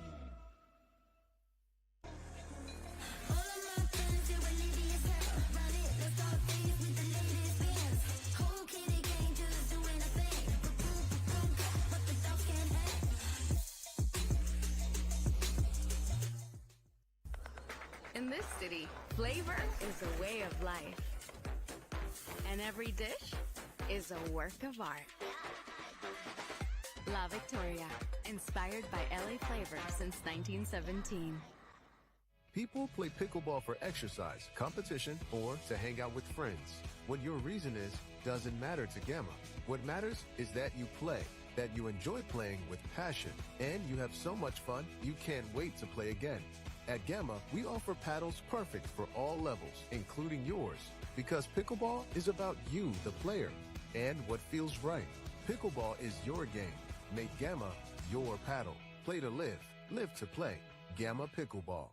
I'm Ariel Pastori-Sebring here with Vlasic Pickles, and we're putting the pickle in pickleball. In pickleball, the term pickled is when you don't score any points in a game. This grilled Vlasic pickle recipe will score you all the points. Slice them in half long ways. Skewer your pickles, put those babies on the grill. Now we're gonna make our ranch.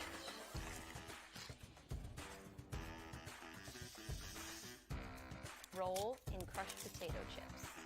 Winner's Grill Pickles. Everyone knows standing still doesn't get you where you want to go. It's all about movement and progression. Power, strength, innovation, expertise. On the court, off the court, and on the way to the court, you have to expect more out of yourself. And you should expect more of the company who makes your tires. Getting you more miles, traction, and safety is why we get up in the morning. Let's drive forward. Expect more. Fortune Tires.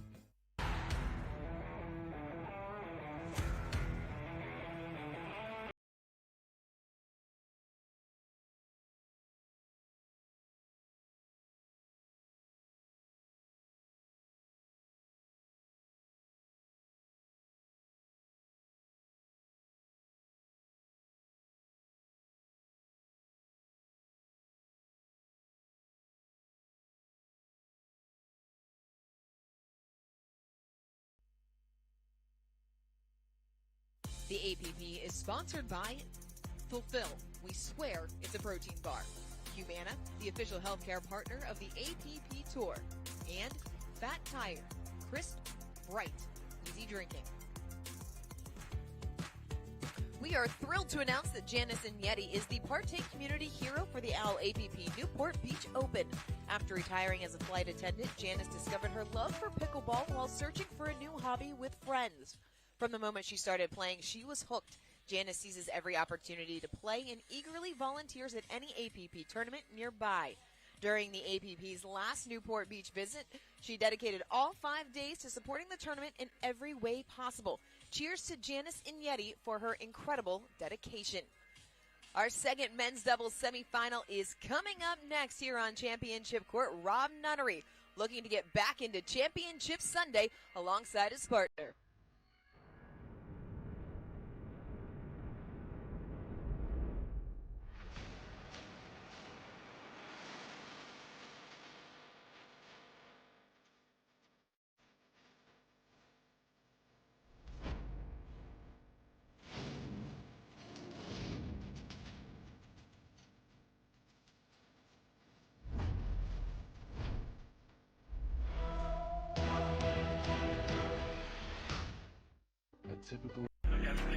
Mio Reve has been so good to me. The compression shorts and the compression tights have been a game changer.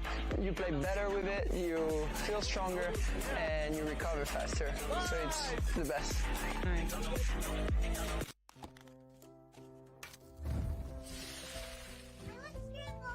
Nothing brings us together like Eggland's best eggs. We love the taste, always so fresh and delicious, plus superior nutrition. For us, it's eggs any style, as long as they're the best. Eggland's best. The APP is sponsored by AARP, helping your health and happiness live as long as you do. Pickleballsuperstore.com, official online retailer of the APP Tour. And Partake Brewing, non-alcoholic brews crafted for those who make it happen. People play pickleball for exercise, competition, or to hang out with friends. What your reason is doesn't matter to Gamma. What matters is that you play, that you enjoy playing with passion, and you have so much fun you can't wait to play again. At Gamma, we offer paddles perfect for all levels, including yours, because pickleball is about you, the player, and what feels right. Pickleball is your game. Make Gamma your paddle. Play to live, live to play. Gamma Pickleball. Introducing Skechers Pickleball, the official footwear of the APP Tour. They're ultra lightweight and responsive for incredible speed. They have Goodyear rubber outsoles with a specialized pickleball design for increased side-to-side stability and agility. Plus, they feature shock-absorbing foam and Skechers' famous relaxed fit design for incredible comfort game after game. Conquer the court in comfort. Skechers Pickleball, the official footwear of the APP Tour.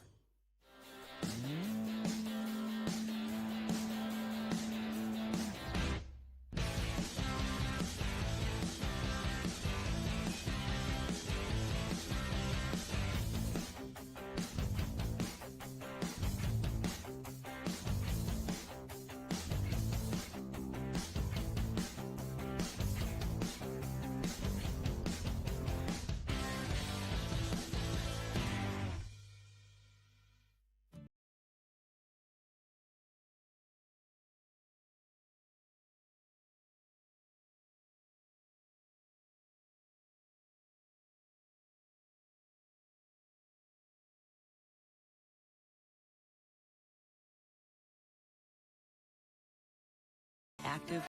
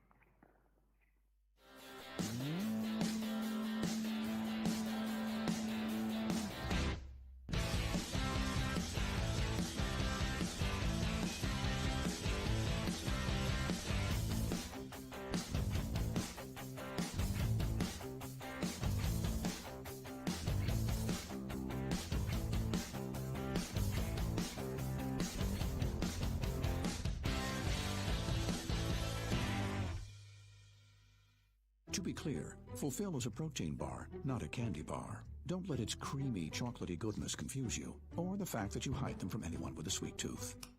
You saw nothing. I saw nothing. Fulfill. We swear it's a protein bar.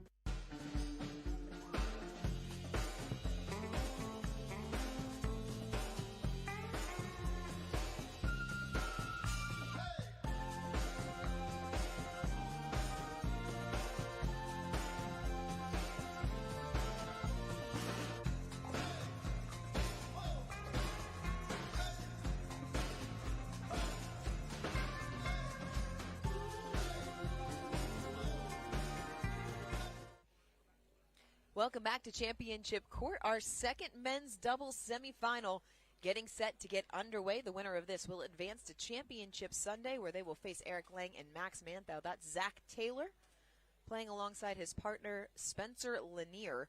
They outlasted Will Sobeck and Ryler DeHart in 3 in the quarterfinal.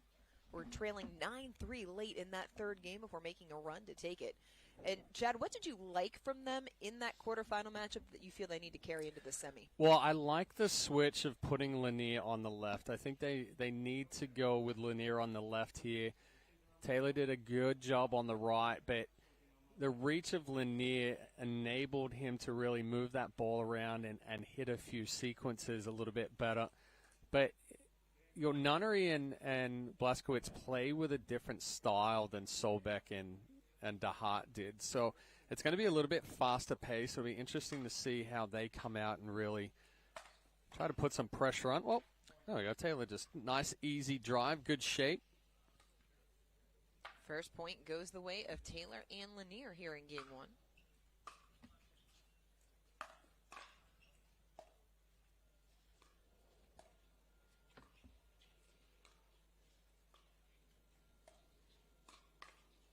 Lanier getting a little big, so quick side out. Well, I think Lanier thought that ball was coming harder from Blaskowitz, and both feet off the ground.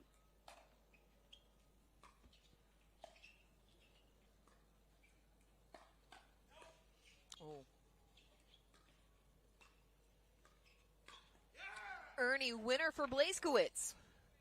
That's where Blaskowitz is going to be pretty active there on the left side. Nunnery is going to try to create for him.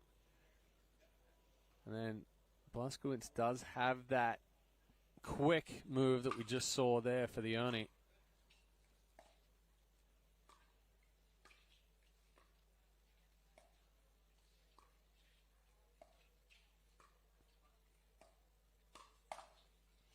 Taylor puts it just wide. That was a good read there from Taylor, but caught it just a fraction late.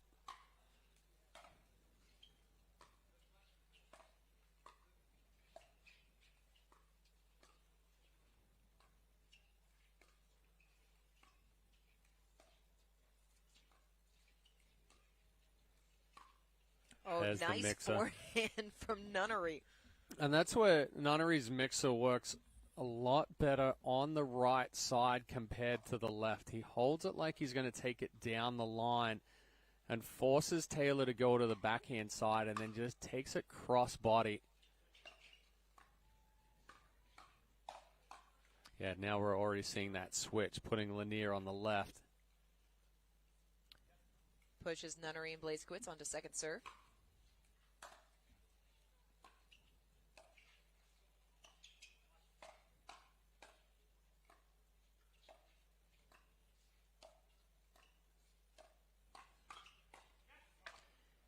Couldn't make the ball there, side out.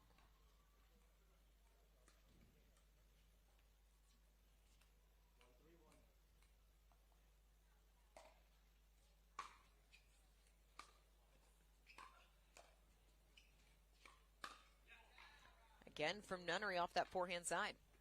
And another good spot. This time a little bit wider. Lanier late to get the forehand there. Nice reset.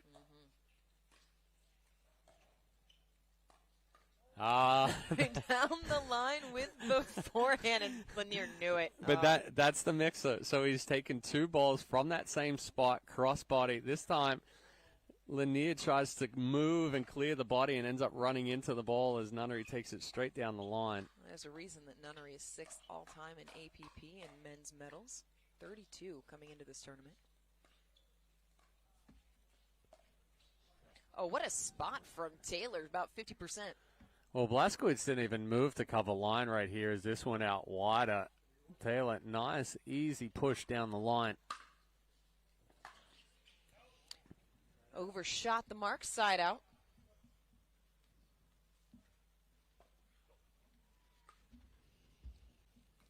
And Taylor has a couple of medals on the APP Tour, some silvers, a bronze from 2022.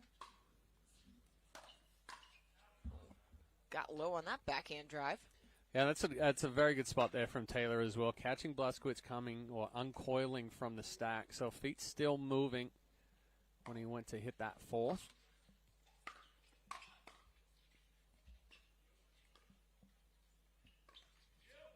Oh, Nunnery tried to roll it, caught the tape instead. We're tied at 3.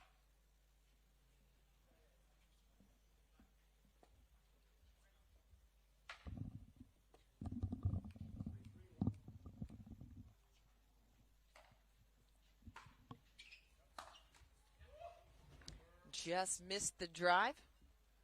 Taylor trying to duplicate. Catch Blaskowitz uncoiling.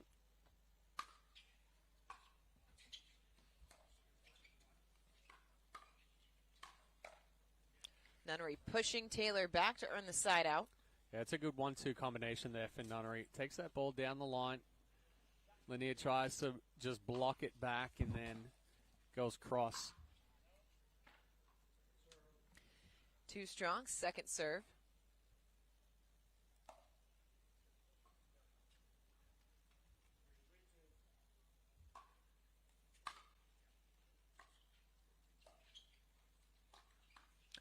Getting a little love off the court is Nunnery as they retake the lead.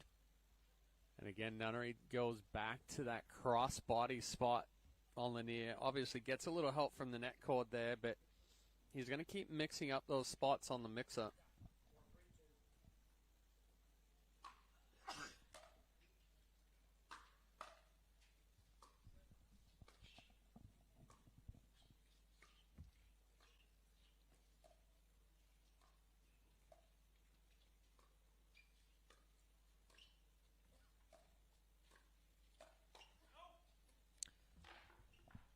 Just long. So trading points here early on in game 1 of our second men's doubles semifinal.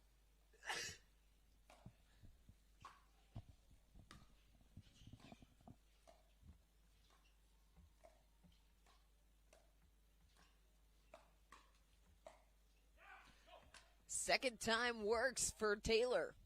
Yeah, good double up there from Taylor. Blaskowitz comes back to the forehand ever so slightly. Certainly a different pace compared to the previous semifinal.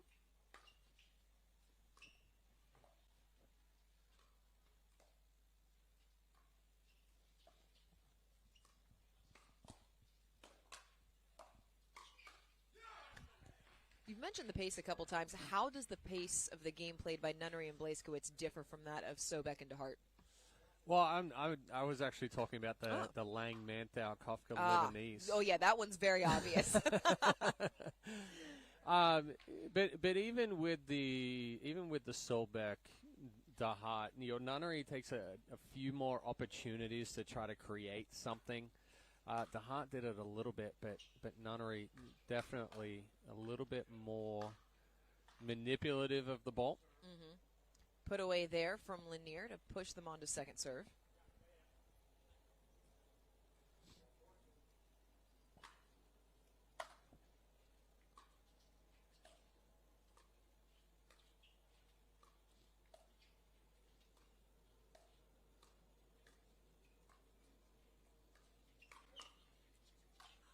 Good recovery. Well, that's an excellent defensive block there from Lanier on the Ernie from Blaskowitz. Nunnery just caught sliding over, couldn't really do anything with that high ball.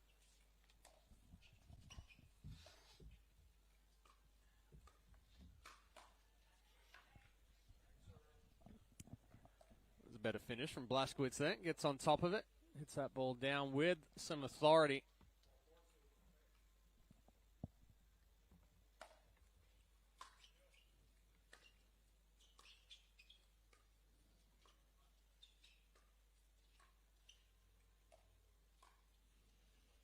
Just out. Lob just long. Taylor and Lanier take the lead.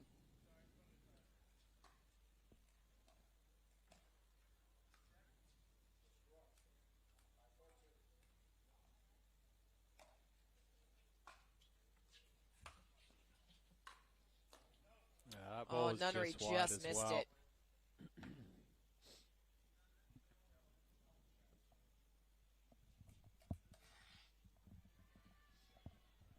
Oh, my allergies have just kicked in. Sorry if you hear me snorting and sneezing.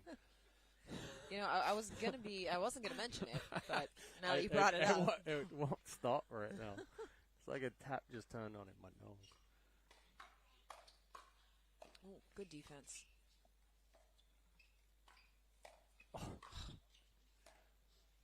Oh, Taylor made all the tough ones all for naught. Good scramble there from Lanier and Taylor.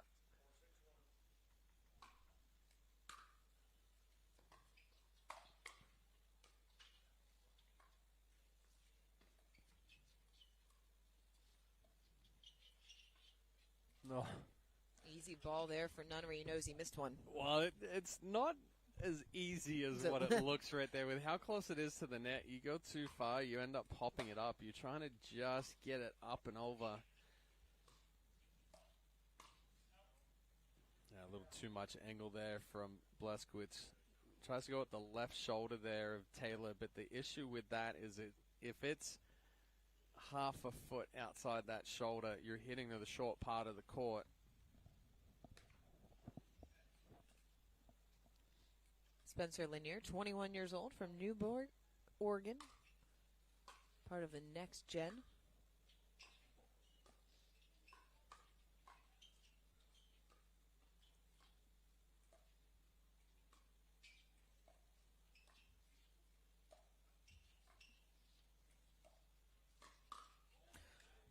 Good spot from Blaskowitz. Yeah, Lanier tried to clear space there, but it was just a little too late. Got jammed up on the forehand.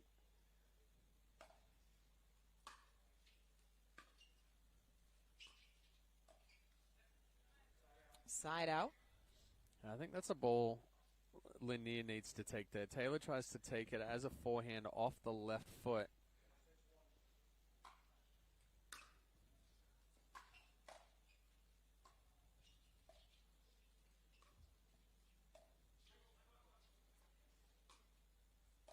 Yeah. Oh, good spot from Taylor. What a read. Well, Nunnery moves just a little too quick here. A little too soon. Anticipates Taylor taking that cross court.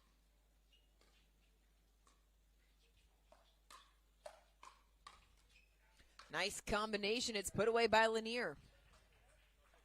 And Taylor and Lanier switching it back up again, putting Taylor on the left, creating a couple of opportunities here.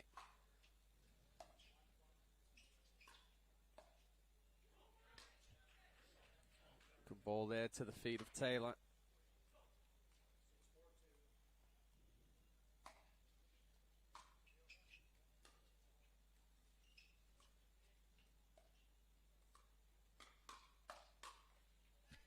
Oh, how did he keep it off him? He had his paddle on his belt.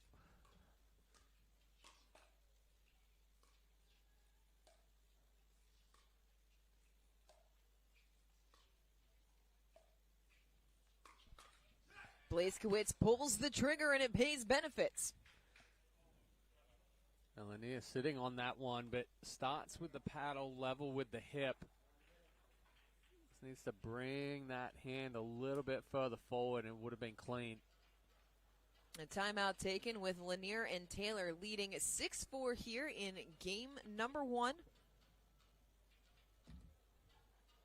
Blaskowitz and Nunnery, a new pairing on tour. We've seen the mix and match as we've continued throughout the season. And Chad, you in the day earlier called Blaskowitz and Nunnery an interesting pairing. Why is that? Two different personalities, two different play styles, kind of.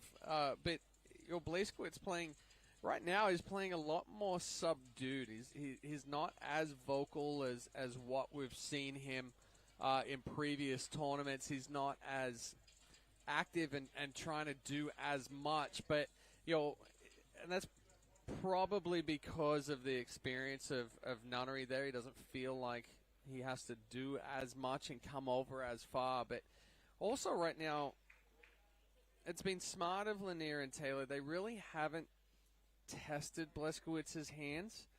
He's very good at the backhand counter. Blazkowicz, born and raised in Montreal, Canada. Another one of the players on court that has a tennis background, both he and Nunnery.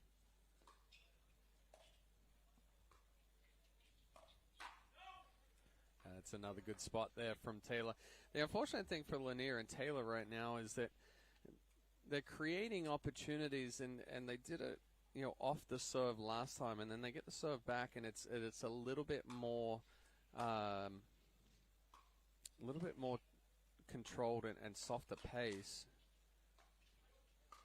But they're being aggressive off the serve. I'd like to see them carry this into the serve now. Try to put a little bit more pressure on Nunnery and Blazkowicz.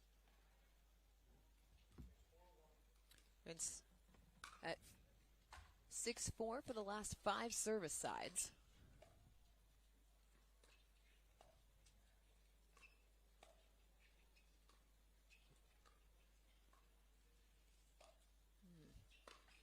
Oh, how about that angle. ATP from Blazkowicz? Wow. Yeah, almost looked like this ball from Nunnery was going to go out wide. Taylor tries to really take that cross court, and then Blazkowicz, perfect angle back to the left foot of Lanier as he's sliding over for that ATP defense.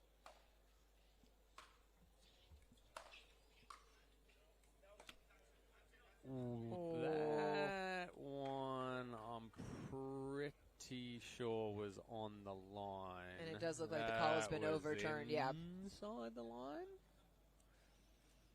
Even I thought that. So.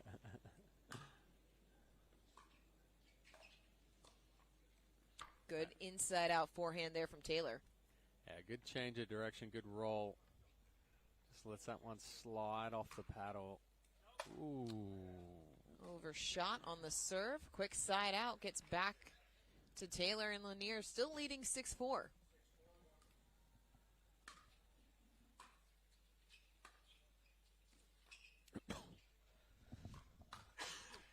Mixer from Nunnery.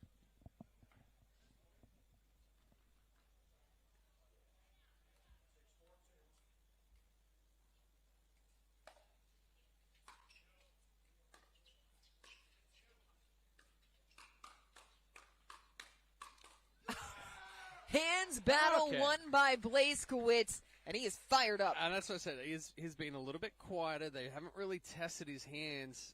Now right there, you see how quick the reflexes are and how short the swing is. If he starts getting vocal. Sends it long. Just trading side outs right now. Mm-hmm.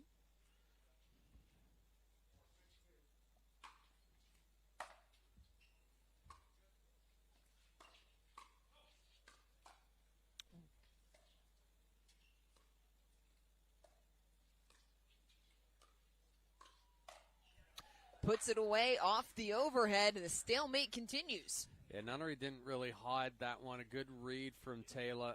Gets low, gets on top. Somebody's going to break this scoring drought here at some point. You want to... Oh, well, there it was. Just had to mention it. There you go. So a point off the missed return makes it a 3-point lead for Lanier and Taylor.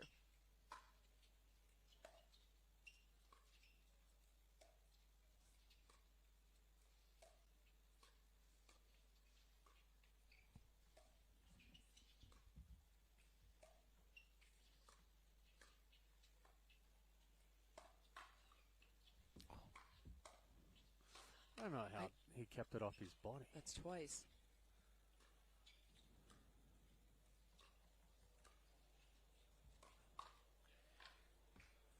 Good ball from Nunnery. Second serve coming. But, Chad, I'm with you. That's the second time already in this game that Lanier has been able to keep a ball off of his body. Well, the first one was cleaner. This one, it sounded like it caught hand. But, it comes down to which hand did it catch. Tough to see from our vantage point here in the booth at Championship Court.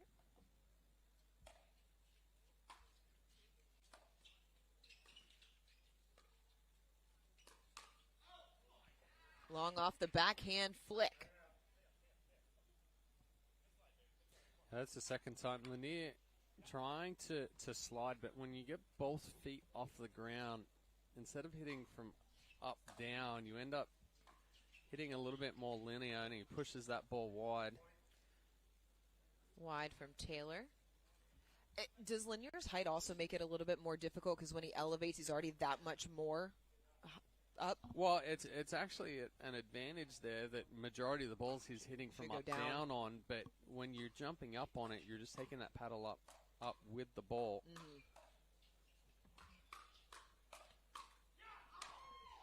Blazkowicz all over the first two. Couldn't find the third.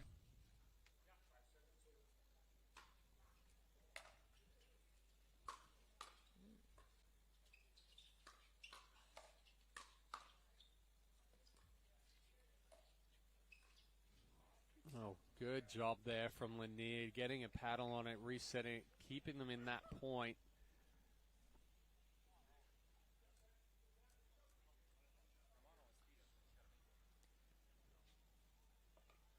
Taylor and Lanier back on serve, leading 7-5. And this one has been nip and tuck. Nobody wanting to give way.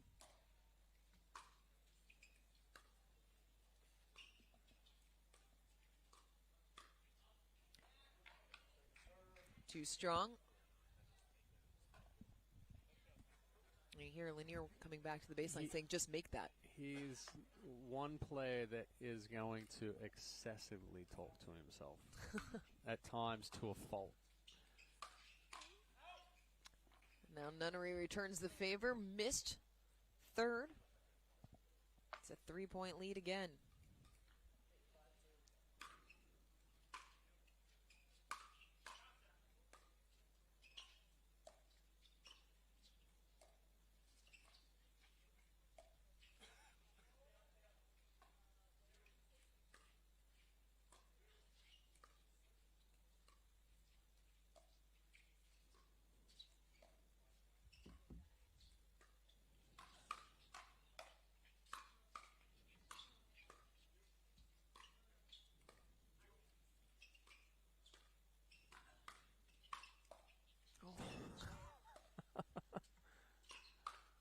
Oh, defense from Wow. Lanier and Taylor to stay in that point. Defense into offense with this ball getting below the net, and then Lanier stays short, gets on top. I'm so impressed with the defense of Zach Taylor. He's a player that's really had to work his way up through the ranks, started as a 4-0 player and slowly has made himself into a pro.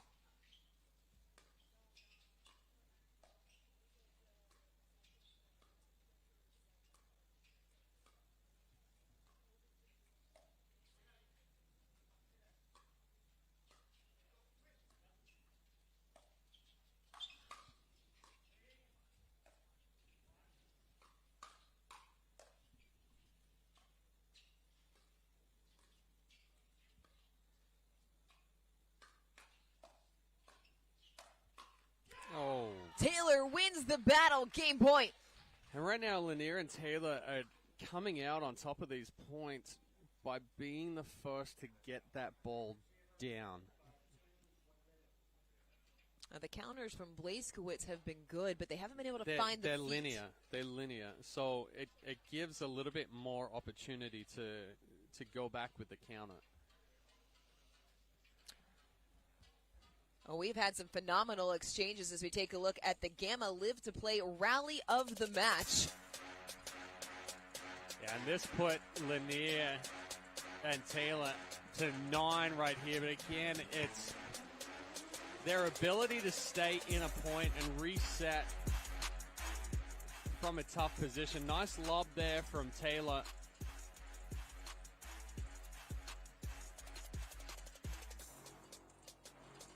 Another extended point here. And it's that linear counter. They'll reset it, get back under control here. I don't know. No, this is still the same play, everyone. I know, and that's 3 resets there from Lanier and Taylor. And then, again, it's the final counter there from Lanier. Gets on top of it, finds that mid-shin of Nunnery. I think that stood out to me throughout that point was they always looked in control. They don't look like they've been flustered at all. And now they have a game point. And now they have game number 1 as that sails long off the paddle of Rob Nunnery. Lanier and Taylor 1 game away from advancing into Championship Sunday. People play pickleball for exercise, competition, or to hang out with friends. What your reason is doesn't matter to Gamma. What matters is that you play, that you enjoy playing with passion, and you have so much fun you can't wait to play again. At Gamma, we offer paddles perfect for all levels, including yours, because pickleball is about you, the player, and what feels right. Pickleball is your game. Make Gamma your paddle. Play to live, live to play. Gamma Pickleball.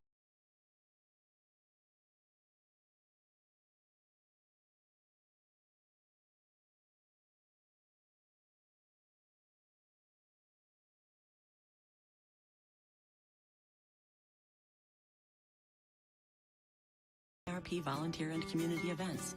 They'll keep Greg active, involved, and mischievous, and help make sure his happiness lives as long as he does.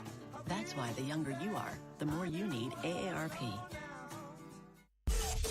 Since I've been using Leo Rubber, I've had way less problem on my AT band and hip. If I had to describe it in a few words, I would say it's a must, it's effective, and it's stylish. Need to sell tickets for an event? From Sports Illustrated's official ticketing platform, introducing Box Office. Manage ticketing for sports, festivals, fundraisers, and more, paid or free. And we go beyond the barcode. Introducing Super Ticket. Super Tickets are secured by blockchain technology and transform into exclusive digital content, promotions, and rewards between the event and guests. Cheaper, better, simpler, more secure. Sports Illustrated Tickets. Partner with us for your next event. The APP is sponsored by Classic Pickles, official pickle of the APP Tour. Pro XR, official paddle of the APP Tour. And C&D Nets, the highest quality nets made in the USA.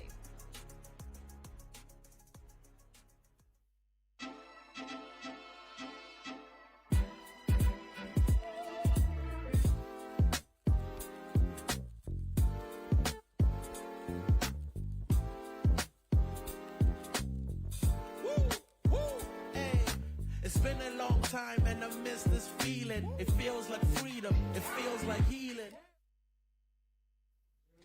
Welcome back to Championship Court. Game 2 after Zach Taylor and Spencer Lanier took Game 1 11-5 over Rob Nunnery and Etienne Blazkowicz.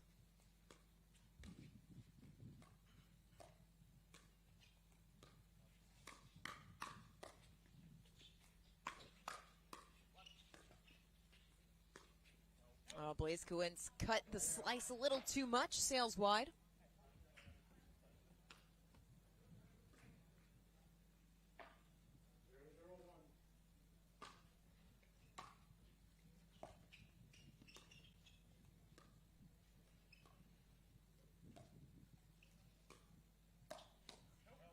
Now, good spot there from Taylor. Pulls Blazkowicz out wide and then reaches in, takes that ball out of the air, takes away the timing. Blazkowicz trying to come back and cover middle, but catches that ball late. And a little something on the court. Taylor takes care of it.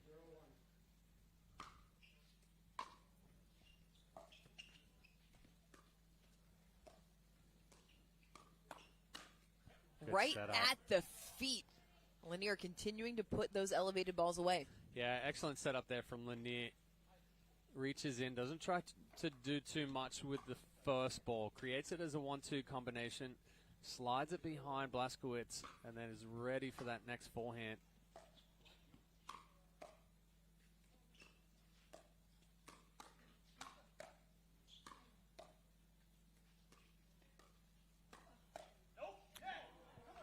Wide. A little extra energy behind that nope from Nunnery. When you're trailing by a game, you try to get yourself engaged any way you can.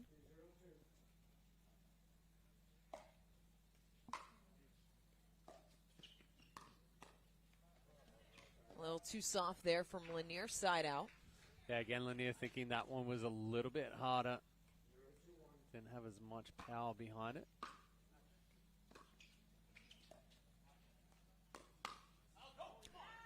Blazkowicz pulls the trigger. It sails long. We're tied at 1. But that's a smart combination there. So the first speed up, Blaskowitz doesn't add a lot of power to it, and Lanier leaves it short. This one he tries to make up for it, and Blaskowitz goes a little bit harder. Oh, the Ernie defense. Nunnery doing all he could.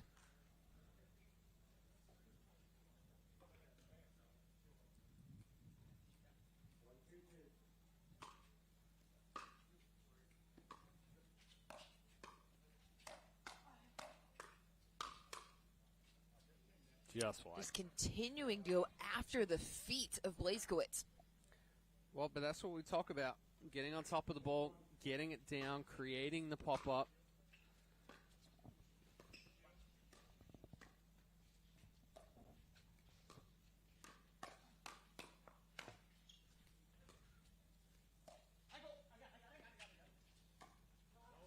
Using it all there for Lanier and Taylor.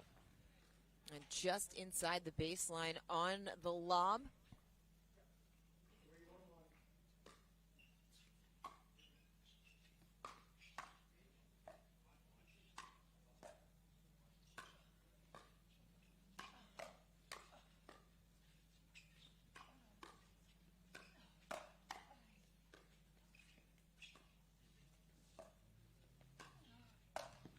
Oh, it hung up there for too long. Don't feel bad, Zach. I look like that too a lot. That hung up there much longer than Taylor thought. He had too much time to think about how hard he was going to hit it. I didn't say he didn't hit it hard, just wrong spot.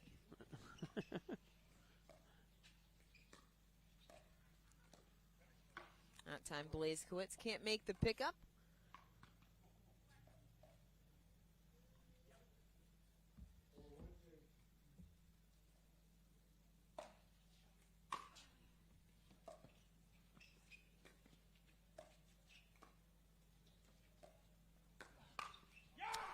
Catches Nunnery.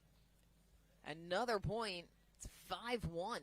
Well, and Lanier makes the adjustment on the mixer from Nunnery. He got caught a couple of times when he was on the left and Nunnery was on the right. This time, just gets low, stays in that pancake position.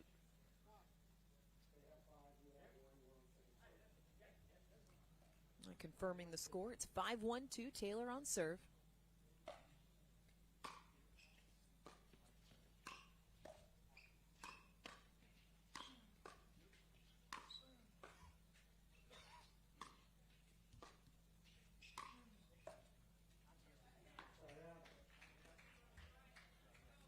Side out is Nunnery and Blazkowicz trying to go to work, trailing by 4. Chad, what do they need to do to get engaged here in the second game?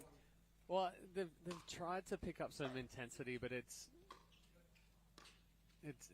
hit or miss. It's up and down. I'll finish my thought after this one. Get a little help there. It's either be a little bit more aggressive with the dinks, move the balls around, or take some opportunities, drive a few thirds. That one's in the sun.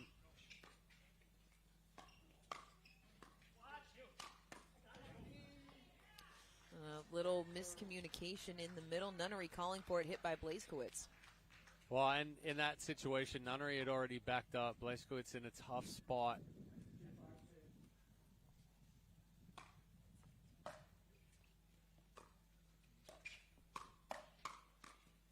Nice hands there from Blazkowicz. But that's he took the initiative there to start the combination, steps in, inserts some power through that transition.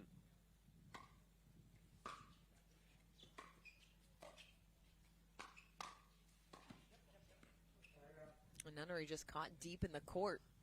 Well, that's a tougher spot there for Nunnery, going with a more elevated ball. Needs to be just a fraction lower, a bit flatter even.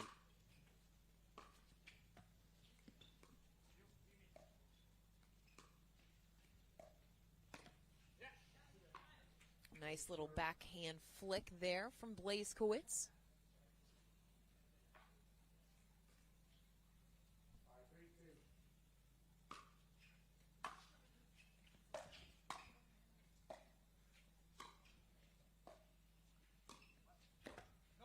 Oh, stepping in, but catches the tape, so a quick side out.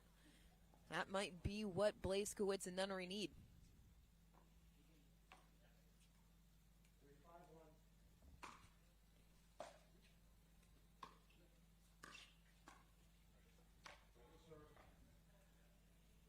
Still just a little flat-footed there from Nunnery and Blazkowicz. Create a little chaos on the court right now. That was chaos, but in the wrong direction. Blazkowicz leaving that third up just a little too high. You've talked multiple times about Blazkowicz leaving counters high. That third was high. Is it something that Lanier and Taylor are doing, or is there an adjustment that Blazkowicz needs to make? Well, I think for both Blazkowicz and Nunnery, they're just a little flat-footed right now. You can tell the difference in intensity here in this semifinal compared to the previous semifinal. It's not just the pace of play, but the feeling within championship court here. Ooh. Great get from Nunnery. Gets the first, but the second leaves it wide open for Taylor for the put away. Yeah, a little help there from the net cord for Taylor. Nunnery trying to scramble, but a timeout taken by Nunnery and Blazkowicz as they trail by 4. It's getting late here in game number 2 if they want to make a run. Lanier and Taylor, they just seem so solid defensively. Well, and you said it earlier. It's they don't feel like they're under pressure. They don't feel like they're scrambling and trying to get themselves back into a point. Even when they pop a ball up, they're staying calm. They drop that paddle a little bit lower, reset, turn that defense back into offense by getting themselves back up into the kitchen line. Where for Blazkowicz and Nunnery, it's when they get into a situation where they have to play a little bit more defense, it feels like more of a scramble. That's why talking about saying with Blazkowicz and Nunnery, just create a little chaos. Even if you come out and, I mean, ideally you'd want to get the serve back right now so you can create a little bit more chaos. But Lanier and Taylor, very calm, very comfortable.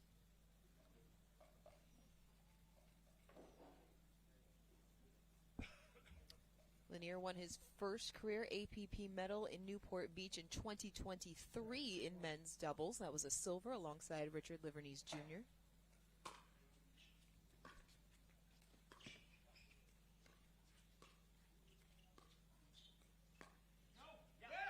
Oh, how just See, painting the line. The crowd. I was gonna say the crowd's trying to get Nunnery and Blazkowicz fired up right now.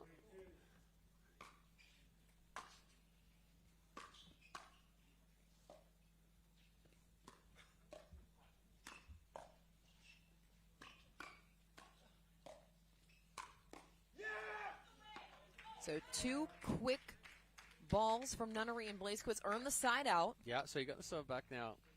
I'd say, hey, drive this first third. Try to pick up the pace of play just a little bit.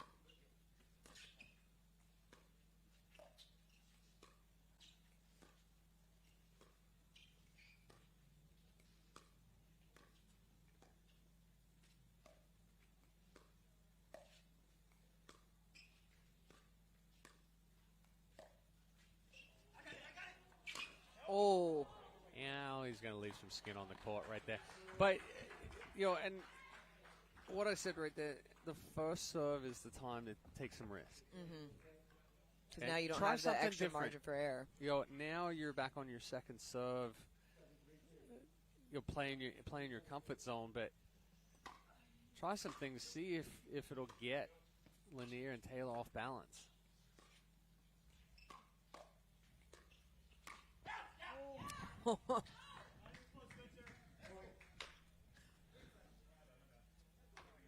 Rob Nunnery is the most emphatic bounce on tour.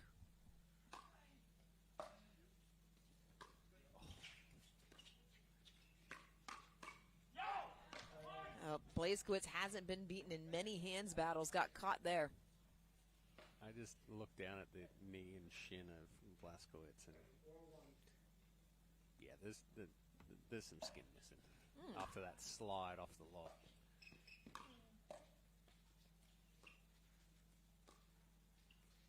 Oh. Tried the forehand roll. Too strong. It's a 4-point lead.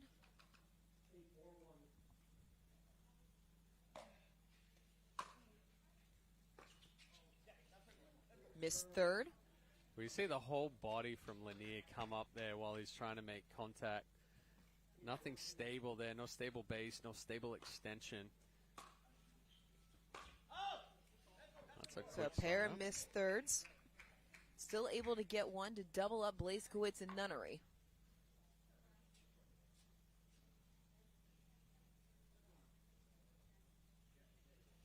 Got a little bit of blood there on the left. Can't quite see it. Knee his knee's away from the camera. It's on the other side right of the there. knee.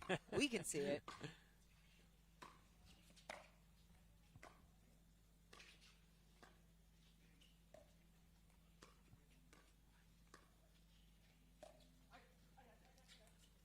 Right inside the baseline. Perfect. Oh. Oh. Oh. Oh.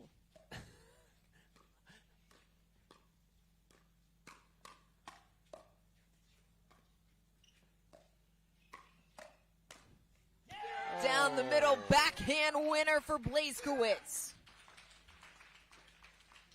Nice scramble there from Blazkowicz, getting that touch volley from Taylor. And then Nunnery creates the opening in the middle. Right at the feet. That's where right now I think Blazkowicz needs to hit out of those thirds.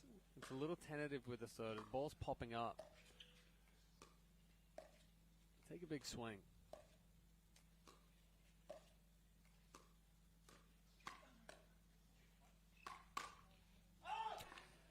Mixer from Nunnery. They're back within two.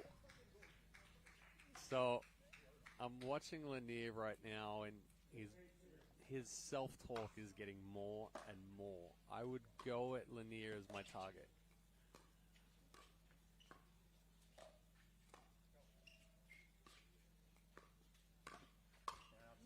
Back within one.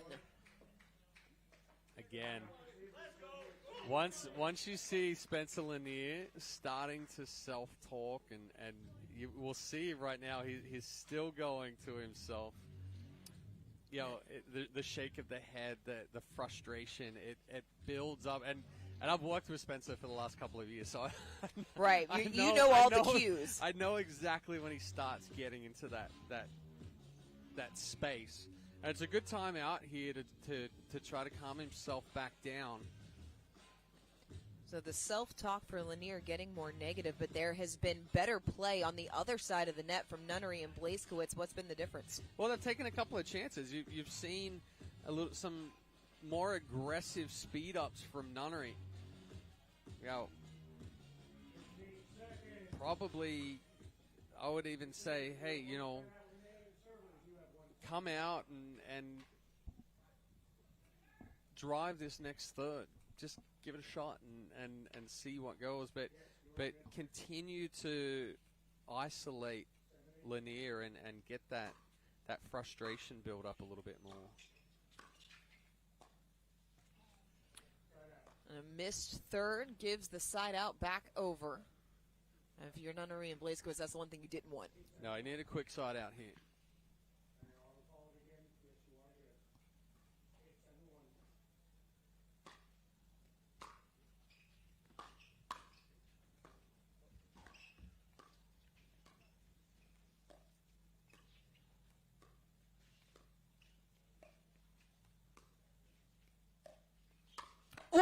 Oh, comes back with interest off the paddle of Blazkowicz. I thought you were going to jump out of the booth. Listen, I get excited. It's fine. Yeah, that offensive lob wasn't quite deep enough right there.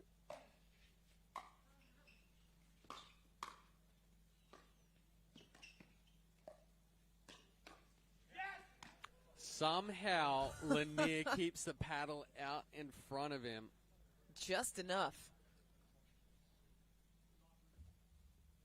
Takes that across the body. Pushes it back out to a 2-point lead. Little unorthodox forehand there.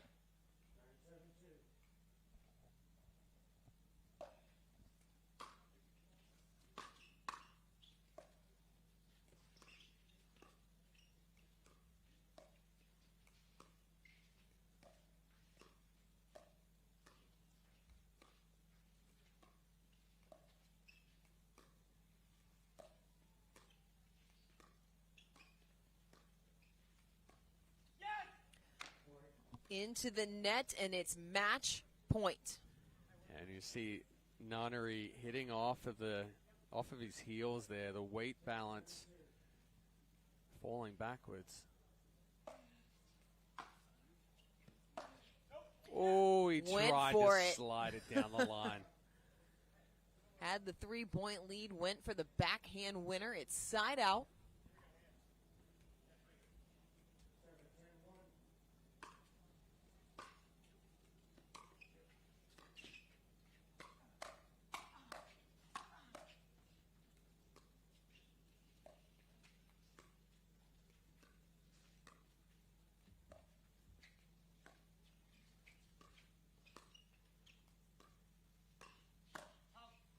Too strong off the backhand side.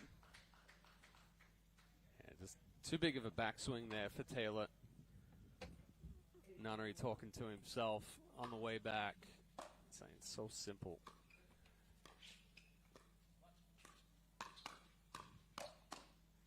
Blazkowicz backhand winner. It's a 1-point game. 1, 2, 3 combination there. Blazkowicz hitting 3 different spots on the court.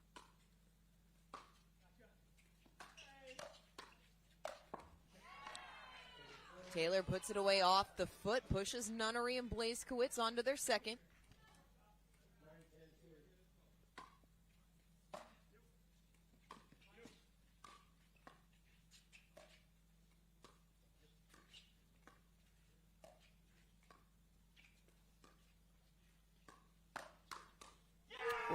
We're tied at 10.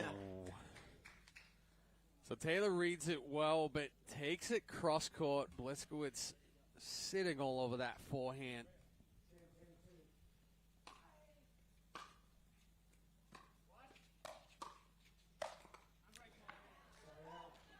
Now Blazkowicz and Nunnery able to get back level.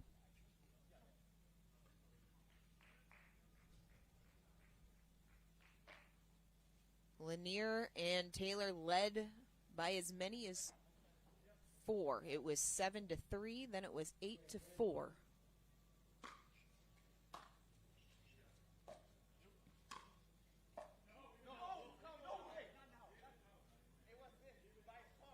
That one didn't quite get a good enough look at. Ooh.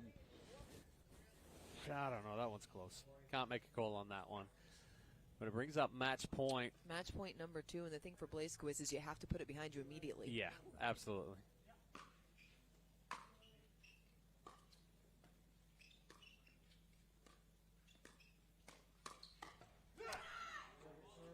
Into the body of Lanier, not able to clear the paddle. But it's still match point number 3.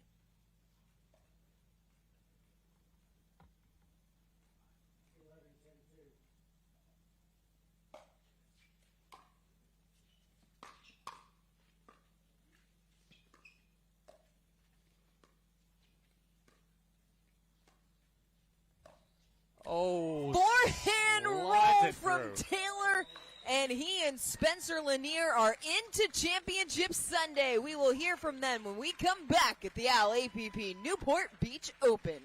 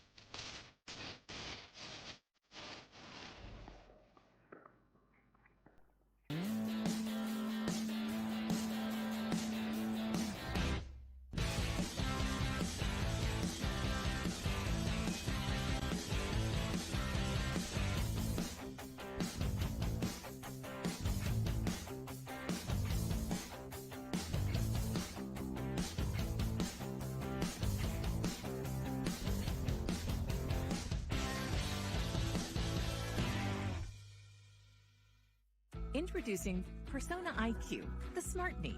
Address your knee pain with a replacement that contains sensors which capture helpful information such as your range of motion, stride length, walking speed, and step count to ensure your new knee is performing at its best. It keeps you connected to your healthcare team so you can receive important reminders and personalized recovery guidance. It's not a GPS. It doesn't collect where you've been or where you're going. Persona IQ, a smarter way to regain mobility. The APP is sponsored by Less, official on-court apparel of the APP Tour. The Botanist Island Dry Gin, distilled with 22 wild botanicals. And USA Pickleball, official sanctioning body of the APP Tour. Zach Taylor and Spencer Lanier moving on to Championship Sunday here in men's doubles. They were calm, cool, and collected, stayed balanced under pressure, moved the ball around well, took everything that Blaskowitz and Nunnery threw at him, and the slide of the forehand roll through the middles put them through. We'll throw Dana Dorian Kraft, who's courtside for our Franklin post-match interview. Thanks, Chad. Zach and Spencer, you guys are into Championship Sunday. Congratulations. Zach, your defense today was amazing, and the thing that we kept commenting on in the booth was that no matter the pressure, you guys looked like you were in control. Where does that composure and that confidence come from? I think I'm just here to play defense for Spence so he can be really big in the middle. This was a random last-minute partnership. I didn't have a partner. He didn't have a partner. I DM'd him on Instagram, and he chose me at the last second, and I think it's working out. Instagram making matches happen. Spencer, we saw the timeout that you guys took when they got back within one at 7-8. You were talking to yourself. What was the conversation that you were having over in that corner? I'm just trying to be positive. I got to get out of my own head because there's a lot of Spencers that are all in my own head, and I just got to have one. But I'm just telling myself I'm a good player. I play pickleball, and Linda Long told me a word, ice cream, to just reset. So I just say that, and I reset. So. I like it. And then you said you messaged Spencer. What is it about his game that you feel complements your own so well? I think he's just super composed, and he's so tall and so big, but he's like literally a gentle giant. And I think I'm just here to like pump him up and give him energy and just remind him how big he is, and just to like take the middle, take every ball, and just rip it.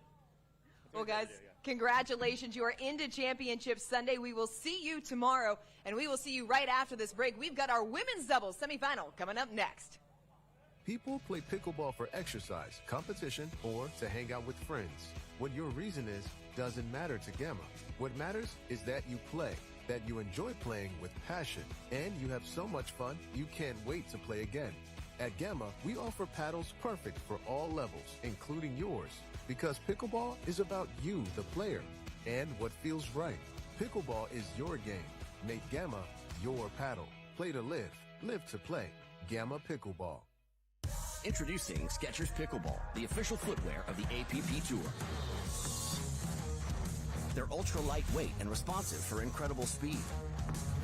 They have Goodyear rubber outsoles with a specialized pickleball design for increased side-to-side stability and agility. Plus, they feature shock-absorbing foam and Skechers' famous relaxed fit design for incredible comfort game after game. Conquer the court in comfort.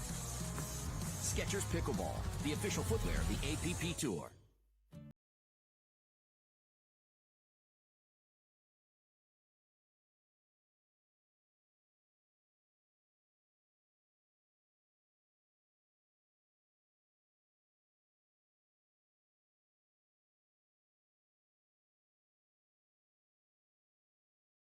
Involved and mischievous, and help make sure his happiness lives as long as he does. That's why the younger you are, the more you need AARP. Find supplements that work. No, thank you. You need supplements that are backed by science with natural and plant-based ingredients and that are third-party tested. Because cleaner is better. Like Oro Organic. Plant-based supplements made from the Earth's most powerful plants for your immune health, gut health, workouts, and more. Find out more at oraorganic.com. I'm Vivian Chan here with Vlasic Pickles, and we're putting the pickle into pickleball. In pickleball, a slice is a chop shot used to create backspin on the ball. I'm going to show you how to make a fried chicken sandwich topped with Vlasic sandwich dill pickle chips that will put your taste buds into a spin.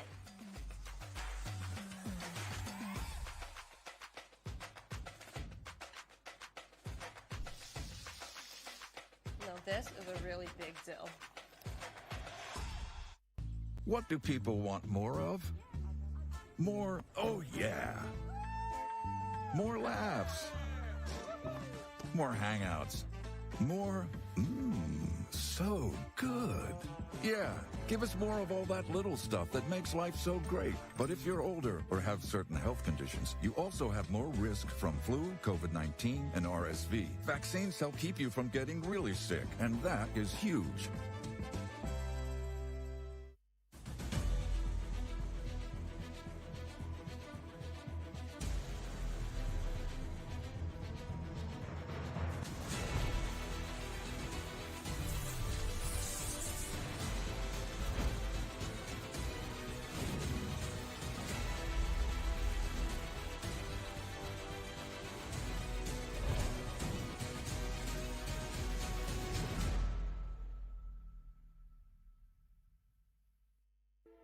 At The Botanist, we always look further, seeing potential where others may not.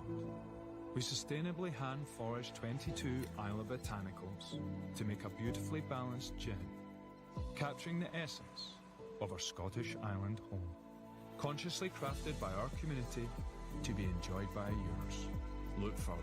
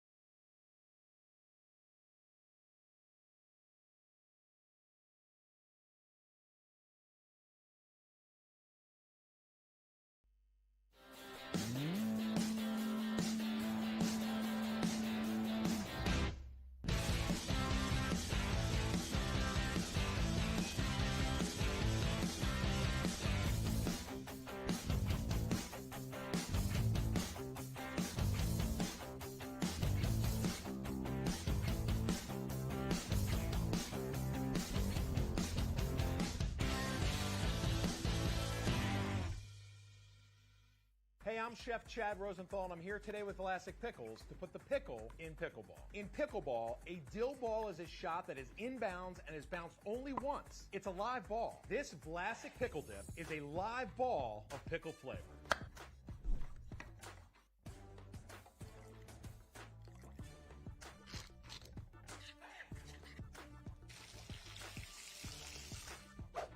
crunchy pickle perfection. The APP is sponsored by Al Paddle, Quiet the Competition. Good idea, primes metabolism, balances blood sugar.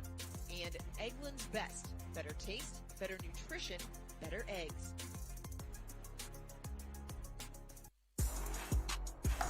What do you talk about? The news? Sports?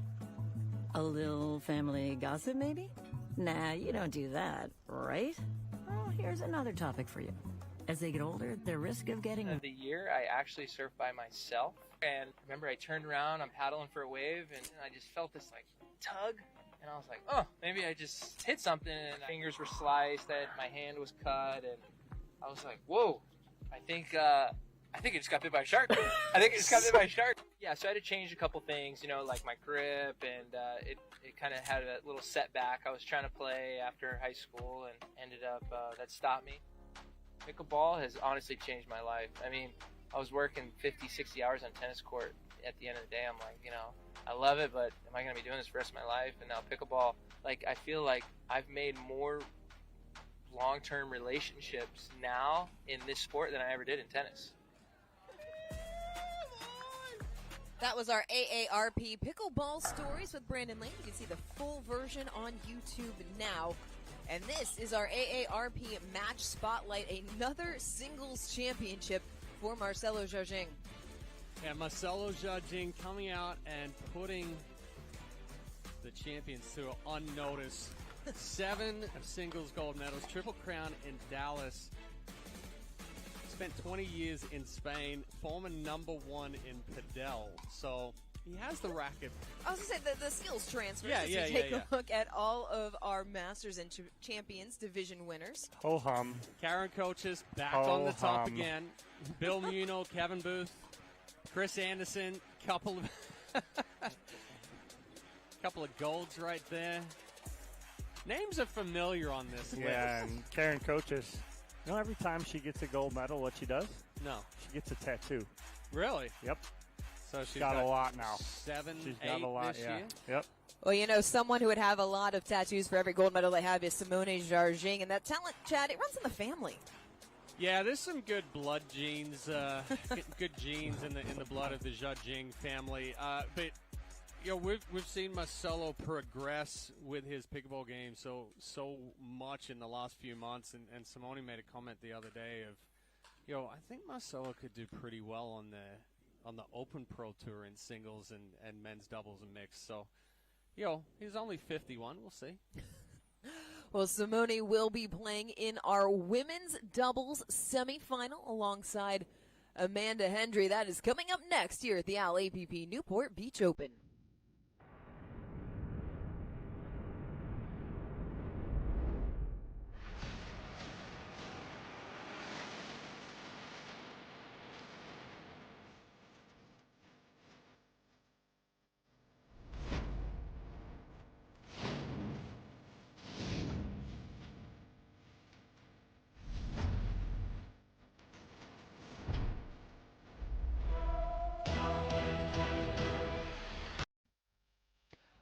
Riley Bonert already punched 1 ticket to Championship Sunday. She'll be playing in the mixed doubles gold medal match alongside Richard Liverneys Jr., partnering with Daria Walczek here in our women's doubles semifinal. Quick side out. Yeah, good inside out start there for Riley Bonert. I think that's my key for her, is to get to that kitchen line, hold her ground there, not let Amanda Hendry move her.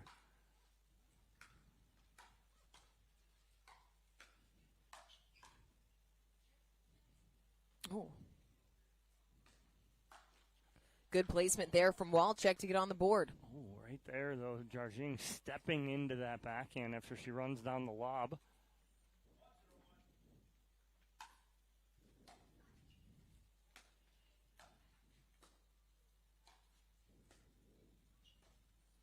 Nice little mishit off the edge guard.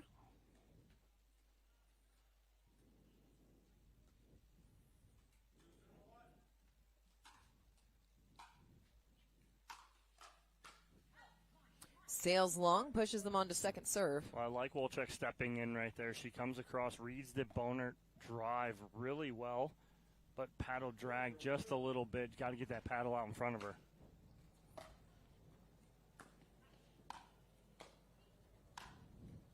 Hendry puts it right between the wickets to earn the side out. Yeah, good spot right there from Amanda Hendry. We saw Hendry battle yesterday alongside Will Sobek. Ended up taking bronze in mixed doubles. Under the lights late into the night. Phenomenal semifinal. As Jargin gets stuck in the transition zone. Simone Jargin, the all-time women's leader in gold medals, 32 for the legend.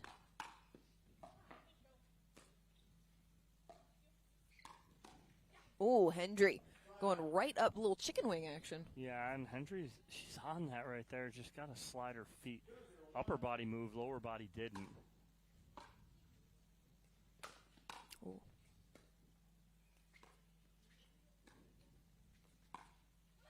Nice spot there from Hendry through the middle. Got to look for that shot right there. She loves that little trigger pull from the two-handed backhand on the sideline.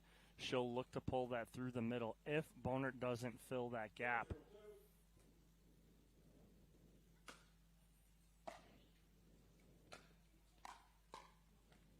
Oh, sat up on the net court, but falls back on their side for the side out. It thought about going over for a second and just thought better.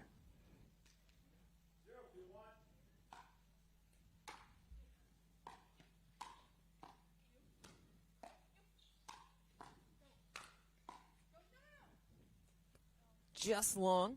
Good talk right there from Bonert as Walczak was wound up ready to dial in on that overhead.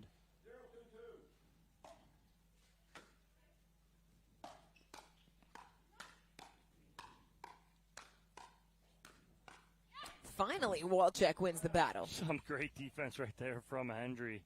But again, just too much from Bonert and Walczak. Quick side out.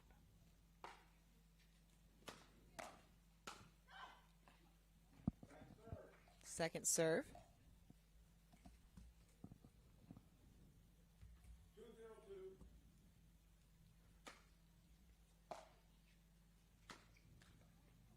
And just coming up a little bit through that swing is Walczak.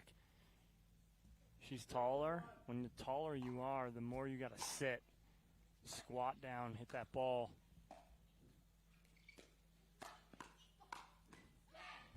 Good spot there from Hendry, going at the right hip. Bonert goes off the foul pole over there.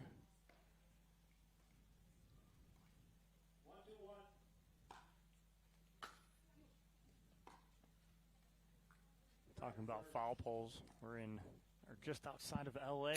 Game 1 of the World Series last night. Absolutely insane.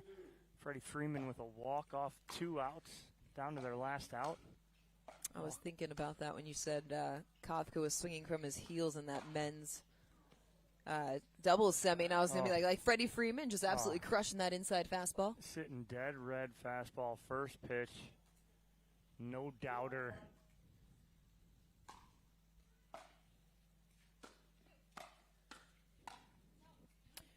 Just long.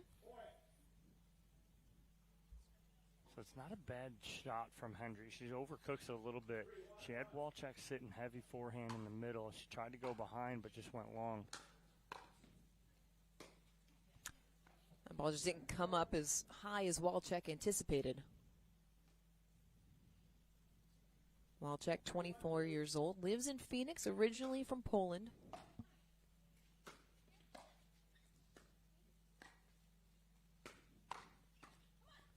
There's a couple of balls that she's caught off the edge guard, hasn't squared them up quite right. Yeah, she doesn't really have the timing down, it doesn't seem like, of Hendry. See if she can dial that in a little bit. It's a better spot there for Walczak. Yeah, good backhand roll to set that forehand up.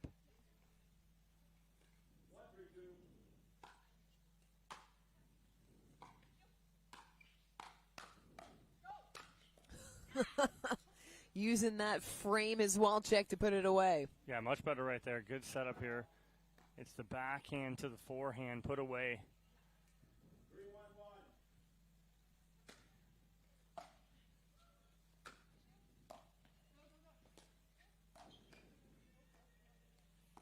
great spot there from Jarjing, just bodying up Onert. And just so casual about it as well. Just didn't take too much.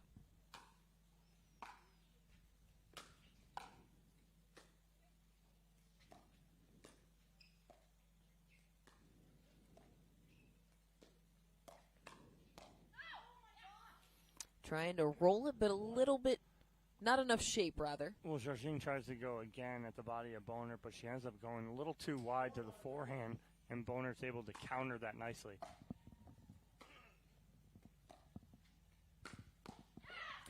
Walczak backhand through the middle, another point. It's a 5-1 lead. A little miscommunication in the middle there from Hendry and Jarjing. Who's going to take that? I'd like Jarjing to be the one taking that there. Because Hendry's got to protect the line, when she goes to open up there, she's just a little late. Jarjing's already sitting in the middle on that backhand pull from Walczak. Service error gets it back over to Jarjing and Hendry. Just missed backhand.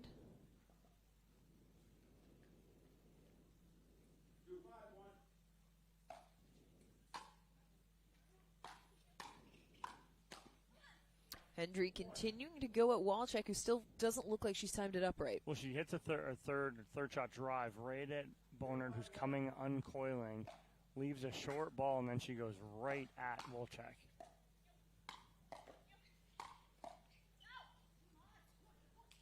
Good ball from Bonert at the feet. Second serve. Good things happen when you find the feet. Yeah, 100%. Got to get that ball down, especially getting those firefights. Who can get that ball down first? Missed return from Bonert, and Hendry Jarjing are back within one.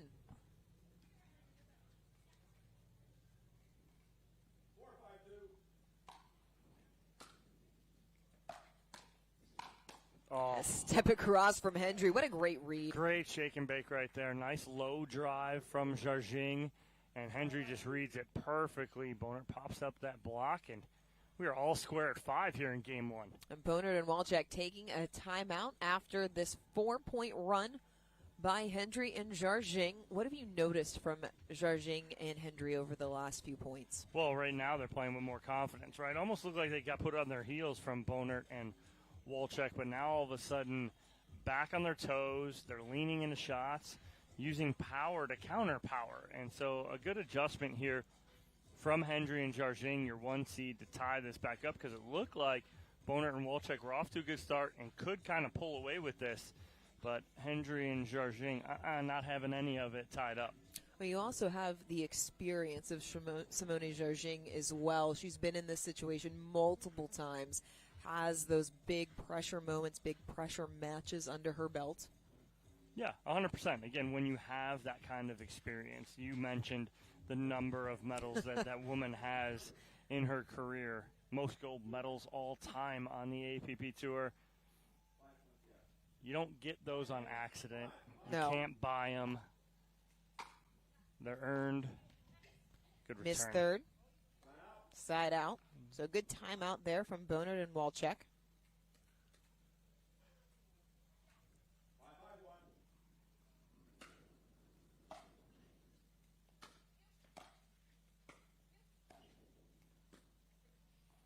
Yeah, again, you see Walczak just not sit through that shot.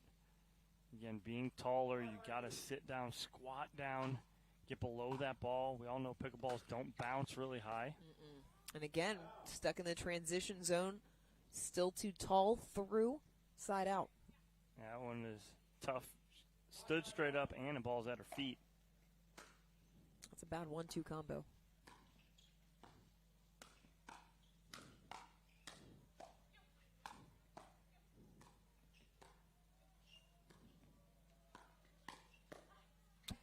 Oh, Jarjing somehow hooks it back in the court as they take the lead. She completely apologizes after she hits this ball because she's like, I apologize. I really didn't mean to go there, but it works. We're taking it and taking a lead.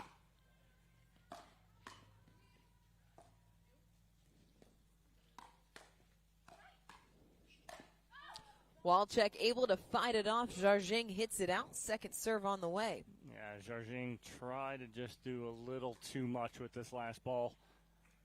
I know what she wanted to do, but and I get it.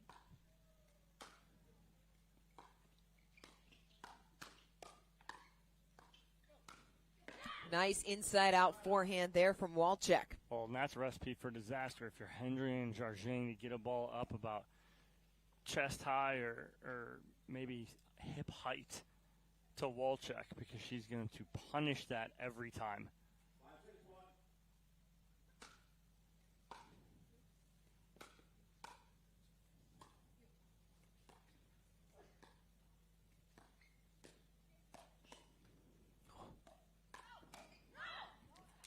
Bonert able to fight off a couple of balls, 6-all. Well, Jargin tries to surprise Bonert, and she does with a little speed up after the ball trickles over the net. Bonert plays an out ball.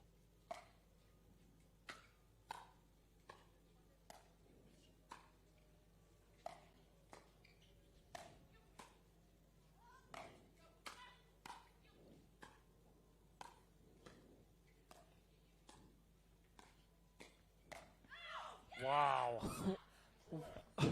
Best point of the match so far. Talk about being in trouble. They never got to the kitchen line until the last last one shot right there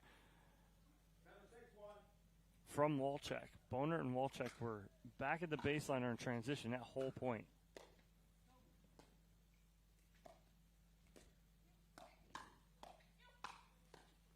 Walczak using the wingspan to pick it up in the middle of that point. Well, great job from Bonert using her feet, right? So as Jargin goes to speed this up, Bonert slides to the right, opens up the backhand. She's able to counter that and set up the next ball. So good adjustment from Bonert, recognizing that any ball kind of on the bounce, we always talk about it's very similar to baseball as a hitter. You step in the batter's box, expect the fastball, I can adjust to off speed. It's the same thing that Bonert has to be thinking right now in front of Jargin. Expect pace. If she doesn't give me pace, I can adjust to it. So right there, she expected pace. She slid to the backhand, hit the ball down, and then Walczak comes in for the finish. So again, great adjustment from Bonert, and it's given them their lead back. 2-point advantage for Bonert and Walczak. Jargin and Hendry taking a timeout here towards the later stages of our women's semifinal here. 2 spots left in Championship Sunday. Men's and women's singles set. Mixed is set, as is men's doubles. Semifinal number 2 coming up after the conclusion of this match.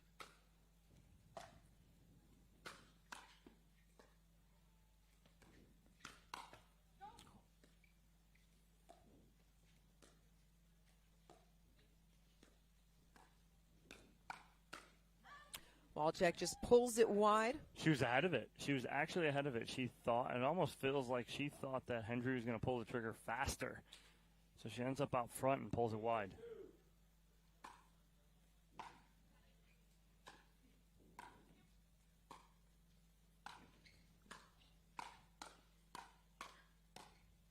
Oh, how good is that to slide it past Walczak? Ooh, last thing you want to do here is fire up Amanda Hendry, too. You watch her after this point. She's ready to go, fired up, down by 2, but ball in hand. Did you see how low she got on that forehand? Yes. Wow.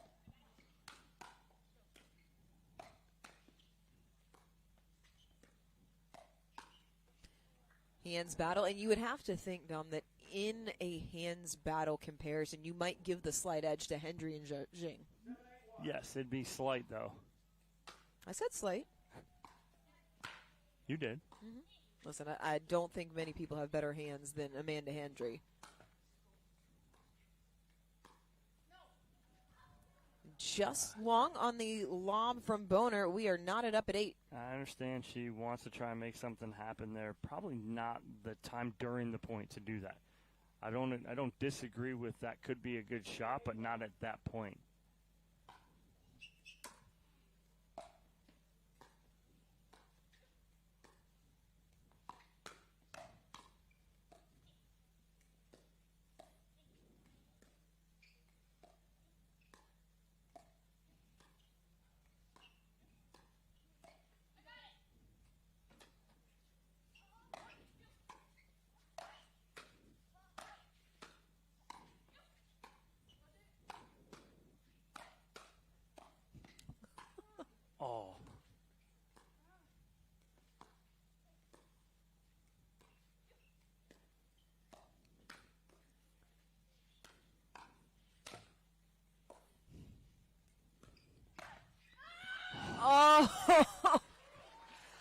The shovel reset was ridiculous.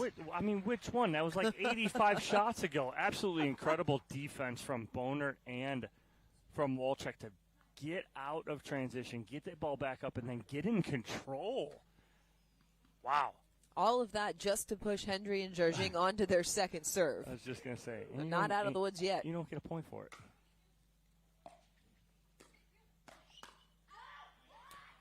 Into the hip of Boner, not able to clear the body as they retake the lead. Well, she attempted to, but it got on her too quick.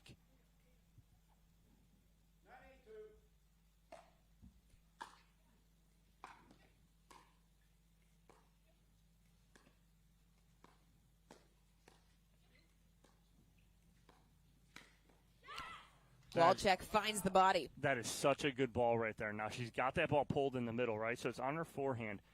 As a player on the other side of the net, you're going to anticipate she's going to try and go through the middle. She goes not cross court, but she goes cross body. So she goes from Amanda Hendry's left hip to her right hip and jams her up just enough on the speed up.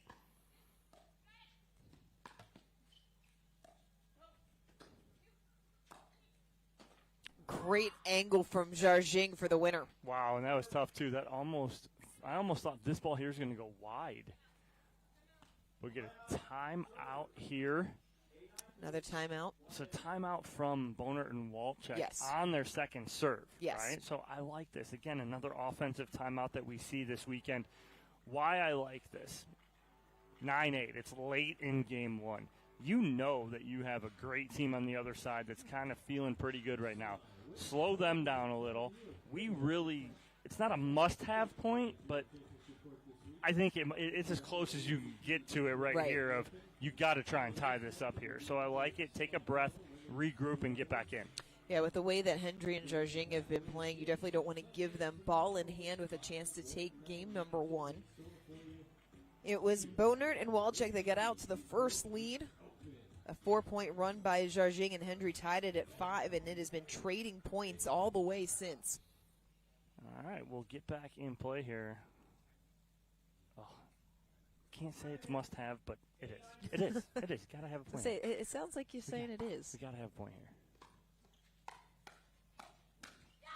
They don't, as Walczak gets big in the middle. The reason Walczak missed that ball in the middle is because the ball before jammed her up. So she's jammed up, and then all of a sudden she's got to reach. Great job by Hendry and Jarjing jamming her up on the first ball.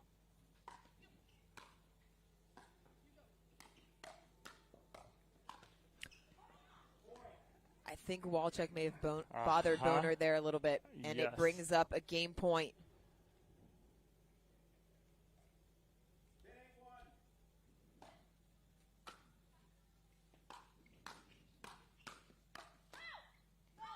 Jarjing and Hendry overcome an early 4-point deficit as they take game number 1, 11-8. Game 2 of our women's doubles semifinal coming up next here from Newport Beach.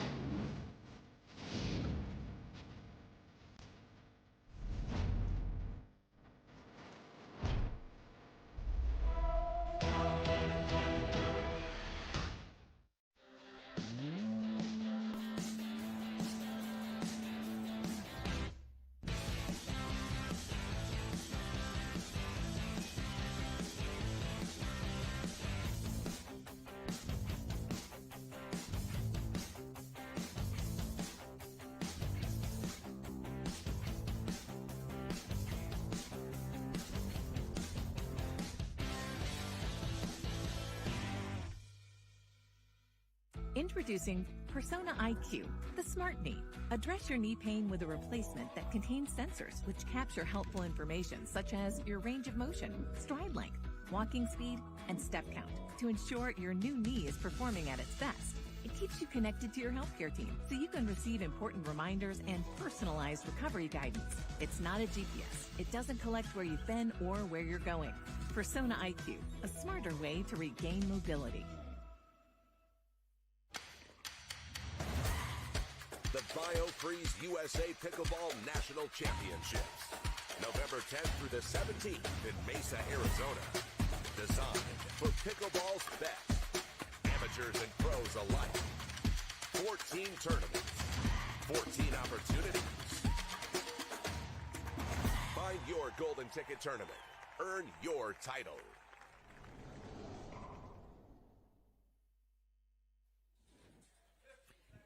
Simone Jarging and Amanda Hendry, the top seed in the women's doubles draw, one game away from punching their ticket to Championship Sunday. A great job by them, making an adjustment. Down 4 early, come all the way back, take it 11-8.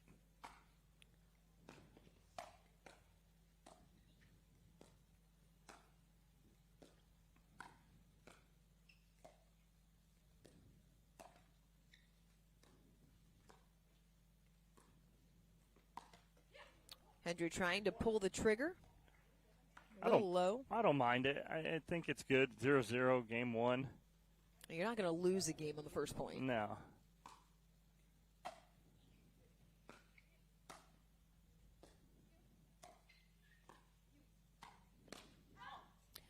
Walczak stepping across, but sends it long.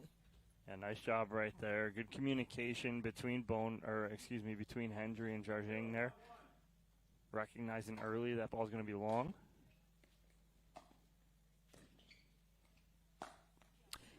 Beautifully constructed ATP from Jarging. Off the right foot. If you can't get it in the court, body part works just as well. There you go. Ooh. Wow. Oh. Bonert almost gets caught on the unclose. Her and Jarging have a laugh right there. Jarging's like, how did you get that?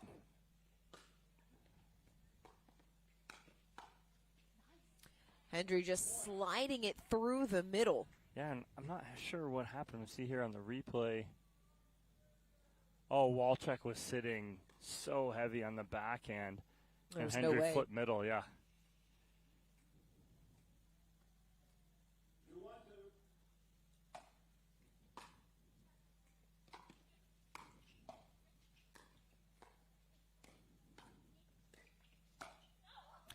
Jarging closing hard, but just long. She's got it right there. She knows where she needs to go with it, but she overcooks it a little bit, pulls it a little bit too much. She's trying to go at the left hip of Walczak. Service error.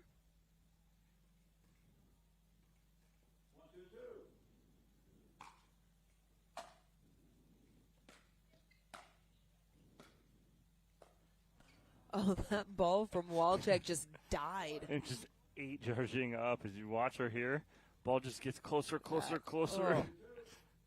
And she didn't make the decision to take that out of the air. If she's going to let that bounce, she just got to move her feet. Stuck in quicksand.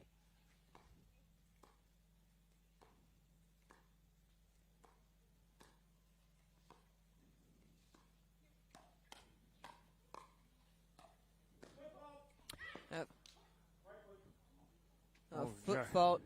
Jarging got called twice by both referees.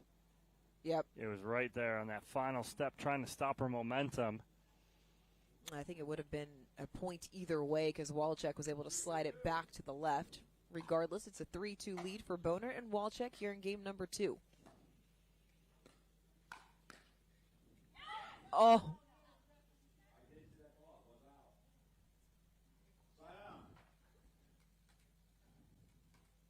Walczak in. Bonert thought that ball was in, confirmed by the referee that it was out.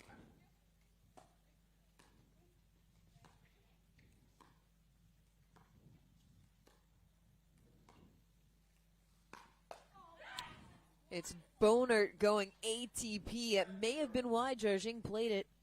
Would have been very close, but yes, if I had to guess, I think it would have been a little wide. That's so tough to make that decision in the second, though, as Jarging steps over, puts it in the net, side out. I think that was a frustration shot right there. She was frustrated at the last ball, so she tries to make up for it on that one. It's the hard thing in pickleball. You got to let it go quick because errors can mount up and snowball. And Missed they are return right now. as Boner and Walczak retake the lead. And not a lot of time between service-sides or serves in pickleball. Missed third. Just hesitated right there, did Boner. Thought I'd rather have her come up and just grip and rip right there and take a shot.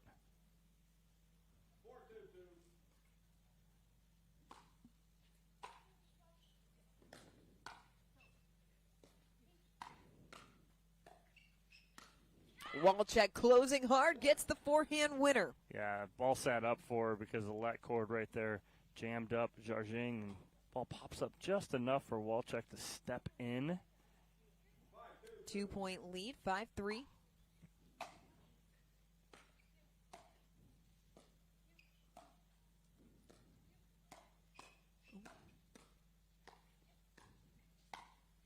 Left it elevated, and Hendry puts it away. Yeah, Hendry fired up right there. They needed that side out, big side out for Hendry and Jarjing as they slow the momentum for the time being.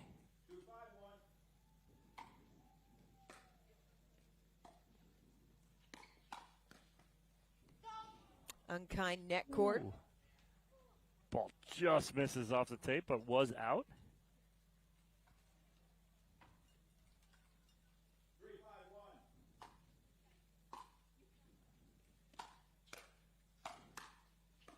Oh, that's pure self-defense right there from Riley Bonert on this ball right here.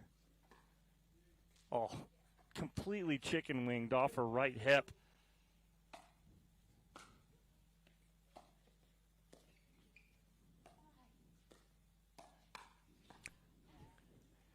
Able to get on top of that to earn the side out.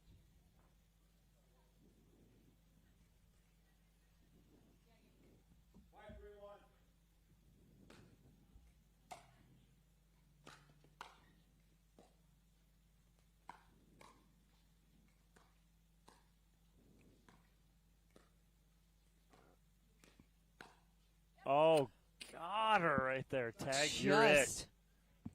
Just a graze. And Hendry smiling as she walks back here to the baseline.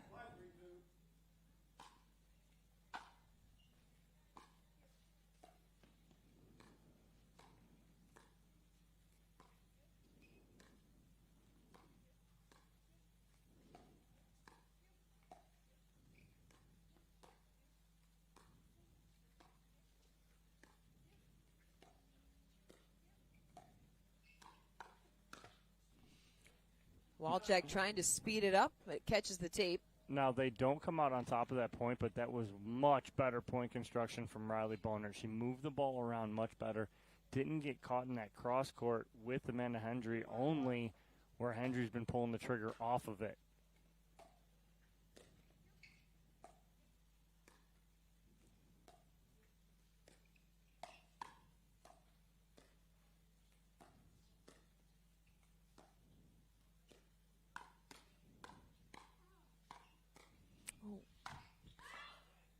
She missed it. Some tremendous defense, though, from Walczak. She was under fire. Yeah, she was right here. Hendry had her exactly where she wanted.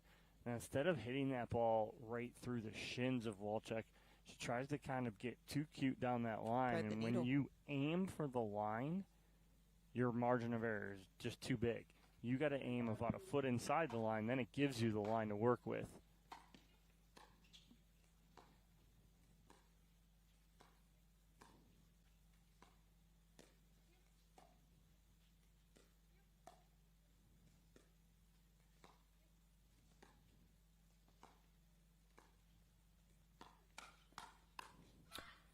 Into the net. Well played. Well, there it was again. Boner got stuck going cross-court there with Hendry, and Hendry just reading this nicely.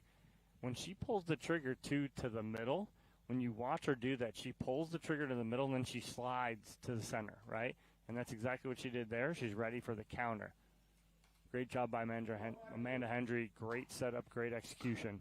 She's making it more difficult to go behind her. If your opponent does that, sometimes it's just a tip of the cap. Is that time the ball doesn't come up for Boner? We're tied at 5. A little over-the-head top type thing for Jarjing. Oh. Ooh. Wow. What a forehand uncorked from Jarjing as they take the lead. I mean, that's a short hop ripped on the line. And a missed return. Yeah. Timeout taken by Bonert and Walczek as Jarjing and Hendry have stormed back to take a 7-5 lead. That's a 5-0 run from Hendry and Jarjing. They were down 5-2. Again, looks like Bonert and Walczek are in control. And then all of a sudden, storming back are Hendry and Jarjing. And again, it's not just one of them. It's both of them. It's both Hendry. It's both Jarjing. It's both of them coming back really kind of nice power, yet executing perfectly. It's a combination of everything, which I really like from both of them. They're staying in some dink rallies. I like how Amanda Hendry's working the ball. She's getting targeted a lot, so great job from her.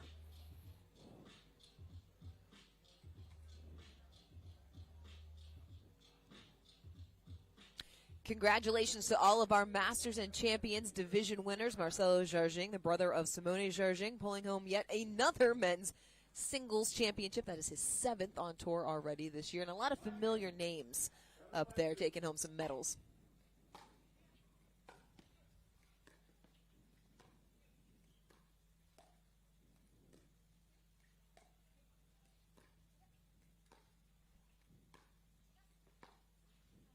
Hendry trying to thread the needle just a little wide. I like that. Seen her hit that shot 1,000 times before. I like it.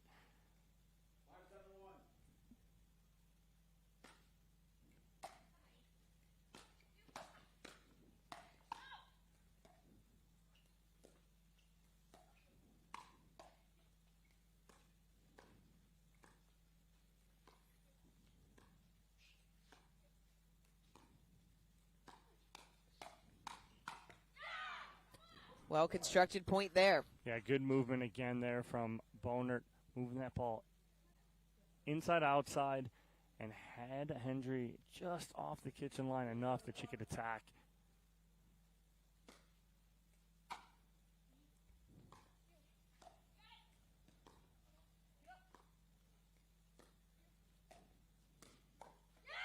Walczek rolls it towards the shoulder. We are tied at 7. Again, it's almost an off speed right there from Walczek because Hendry's out in front of it. Why she hits that straight down is because she's out in front of it. So as she's finishing that swing, it's coming down already.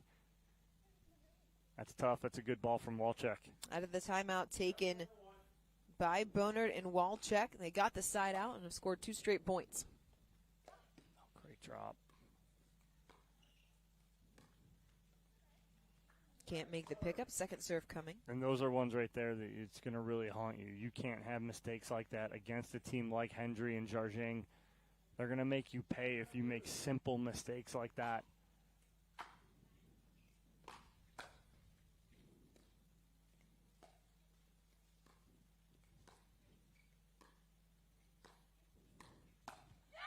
Inside-out forehand from Bonert. That had some nice action on it. A little spinner there from Bonert. And again, the key is she doesn't overhit this.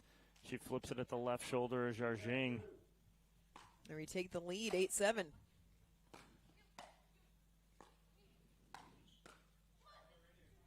Stood straight up a little bit again is Walczek. They do get the lead back. It was a 3-point run for Bonert and Walczek.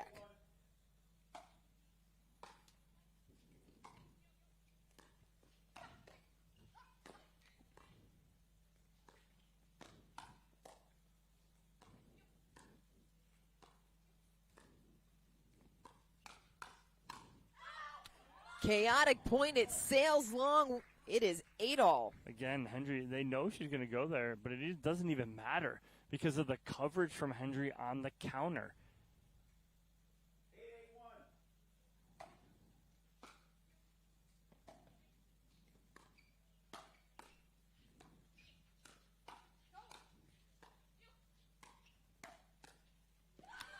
Jarjing stepping across, and she is fired up. Yeah, I mean, this is a great ball here. Watch Jarjing step into this. And again, it's the shock factor, right? It almost looks like Walczek's not ready for Jarjing to step into that ball. Last second, she steps front foot, goes right at her, and Walczek gets handcuffed. The last 2 points, it's felt like Jarjing has been even more aggressive than we typically see her when she's crashing in, taking those big drives. Yeah, and she is because, again, she senses it. She senses, okay, we have a chance here to just end this in 2 and not go to 3.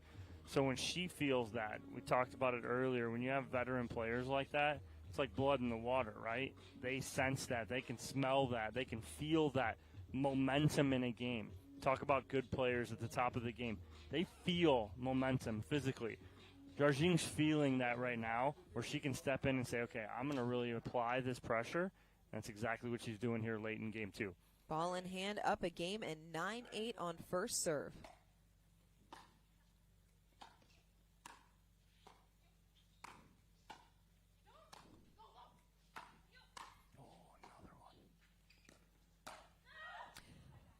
Third out ball finally lands outside the court. Yeah, I think that Wolchek might have played. The first one was going to be closer than the second one. I think the second one was definitely out. They fight off on the second server now.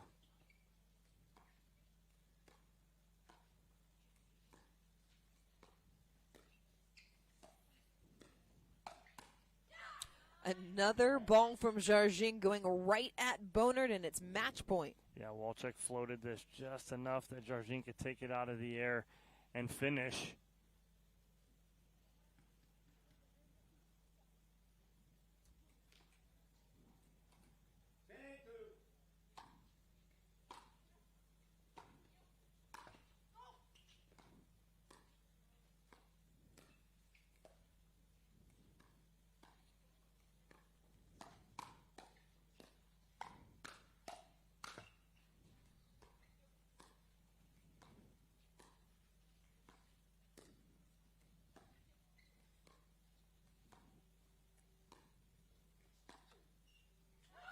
Just off the cord.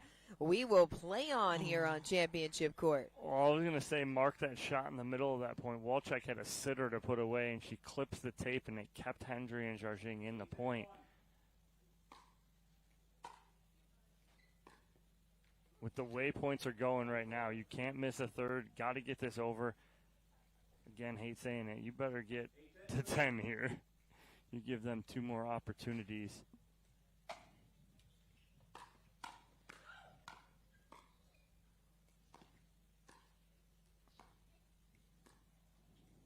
Watch the pull in the middle.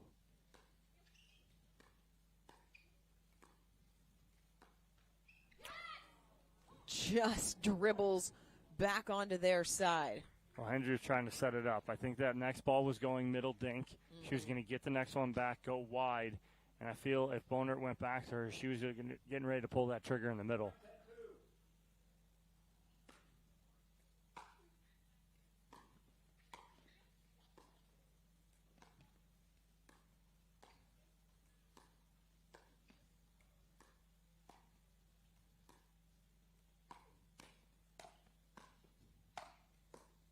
There it was.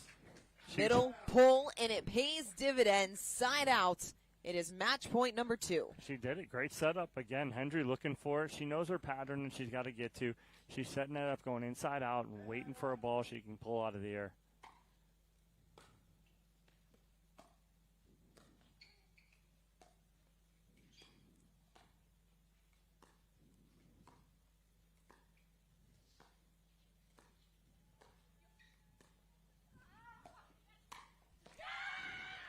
What a point. Bonert was in it to win it. Well, nice little misdirect here from Bonert. What she does is she lets that ball bounce, and then she almost takes a step back. As soon as she takes that step back, Jarjing pinches middle, and she goes behind her with the dink. Still match point. Oh, no. Oh, missed third. So Hendry and Jarjing leaving the door open a crack here in game number 2.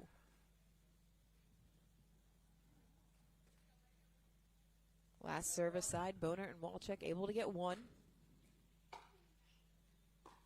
Oh, no. Missed rushed. third. Just rushed it, ran through it, did Bonert. If Bonert. I'm Jarjing, return to her right away. Bonert struggled with some of those thirds yesterday in mixed doubles as well. She's thinking about it. Return. Yes, Yep. That's a veteran right there.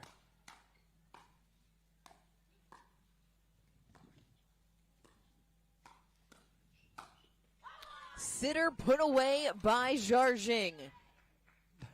She puts her hands up because she's had that opportunity to put a ball away in that spot numerous times. She's went wide. Not that time.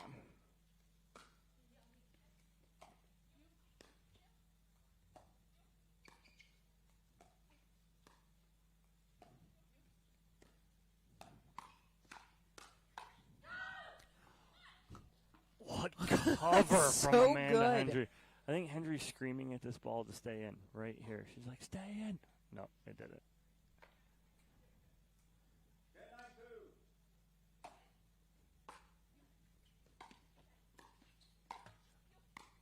Put away by Boner. That ball that Hendry hit looked like it was going wide. Yeah, it did. But again, you're in the heat of the moment right there. Right. The last thing you want to do is leave anything for chance. So she plays it. Again, I think it's a good play, but she clipped the tape, and it slowed everything up for Boner to really reset that ball. If that ball doesn't clip the tape, I think it's a clean winner, put away.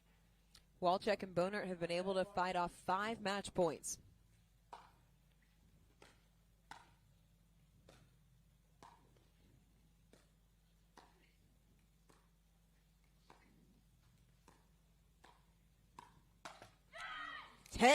All. Oh, another inside out here, and Jarjing's sitting on it. Again, when she pulls the trigger, though, you watch her right foot comes back just a little. That was a low third. Boner going for the drive. It was missed, but second serve on the way.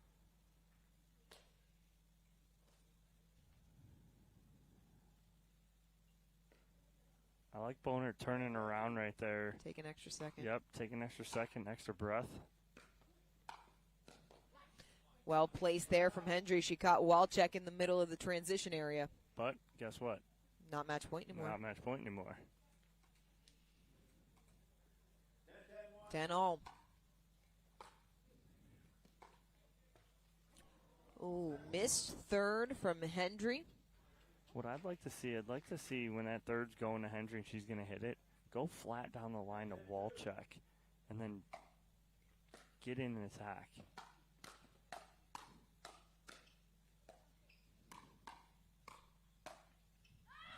Smart read there from Boner. She doubted herself for a second, too. As this ball goes past her right shoulder here, she whipped around to be like, oh, please go. As you're watching it fly Please past. go. We've been there. Know that feeling. Nice reset from Bonert. Oh, smart move from Jarjing, putting it center mass. Oh, it goes right at the throat of Bonert right there. Jams her up.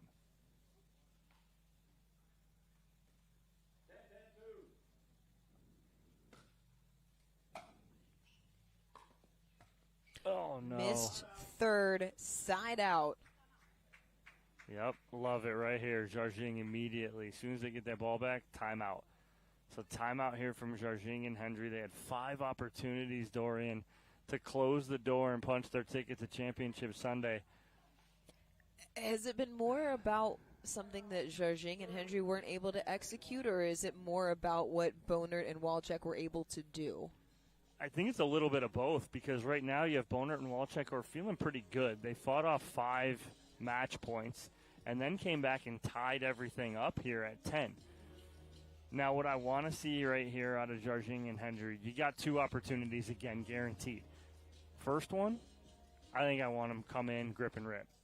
Give me a third shot drive, something good, something pressured.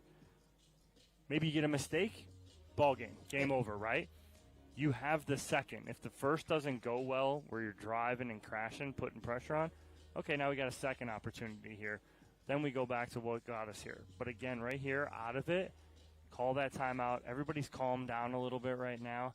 Now come right out, full throttle, right out of this timeout. If I'm in their corner, it's exactly what I'm telling them right now. I want a third shot drive and put pressure on. 10-10-1. Tough ball to do that with right there, though. Oh, no. Clips the tape, and it brings up match point number 6.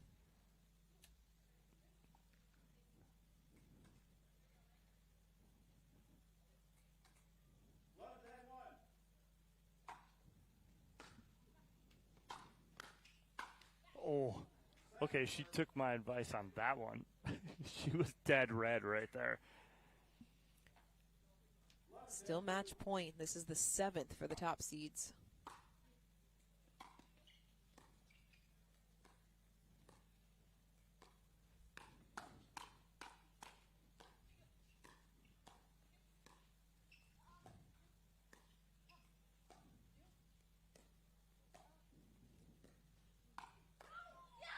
Seventh heaven.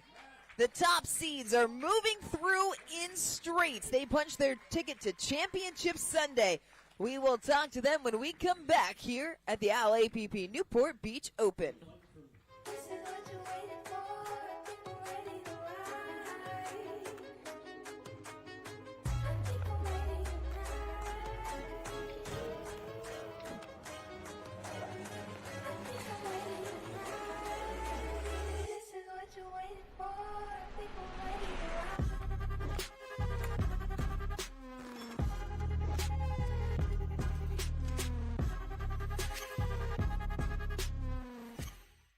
It's hard to find supplements that work. No, thank you. You need supplements that are backed by science with natural and plant-based ingredients and that are third-party tested. Because cleaner is better. Like Oro Organic.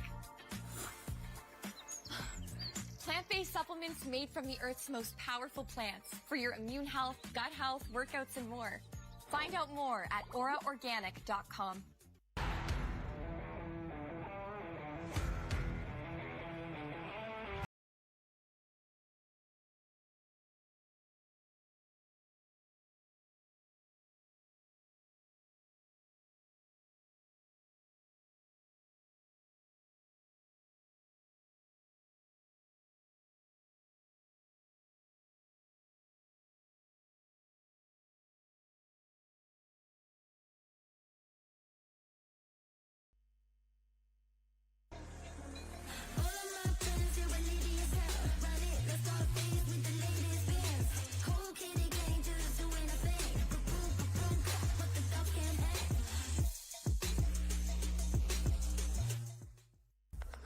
In this city, flavor is a way of life.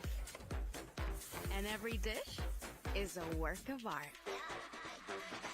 La Victoria, inspired by LA flavor since 1917. Simone Jarging and Amanda Hendry come out on top in a battle. It took them 7 tries, but they got it done. Grinding it out. Amanda Hendry cross court right there, and then the firefight ends up right here as bodying up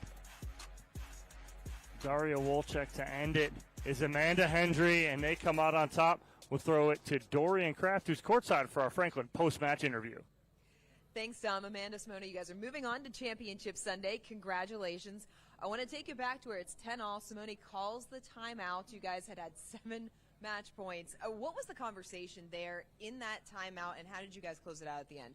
Yeah, I think we just were telling each other, like, calm down and not go for so much. I think I was speeding up a little bit too early. Things like that, just kind of doing what we were doing to get there, trying to continue to do that just to close the game out. Simona, we saw you multiple times coming out very aggressive on the drives. What did you see that you felt like you could exploit coming on the left side? It was more so like when we were on that side, I felt like our drops were like 5th floor. So I was like, Amanda, you know what, let's just drive. It just that didn't help when we would get on the side out because we just, especially me, I was like going crazy. But anyways, we settled down. She calmed me down, and I was like, okay, let's settle down and get to our game. And it worked out great. And here, honestly, on the timeout, it was her. She was like, let's get a timeout, and I didn't listen to her the first time. I was like, what are you talking about? You're playing great. I'm the one sucking here. So then she's like, no, I need it. And I was like, oh, sorry. So I listened to her for a change, and then she got those beautiful drops, and game over. Communication is the basis of a great partnership. Congratulations, ladies. You are moving on to Championship Sunday. We will see you tomorrow. Our second women's doubles semifinals coming up next. Don't go anywhere. There's still plenty of action here in Newport Beach.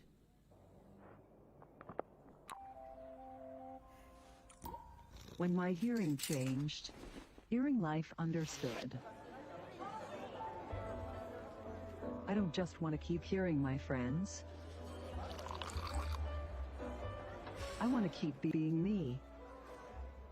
Book a complimentary hearing assessment with one of our hearing professionals and see how our personalized care can help you keep being you. Love your ears at Hearing Life. At the Botanist, we always look further, seeing potential where others may not. We sustainably hand forage 22 Isle of Botanicals to make a beautifully balanced gin, capturing the essence of our Scottish island home, consciously crafted by our community to be enjoyed by yours. Look further.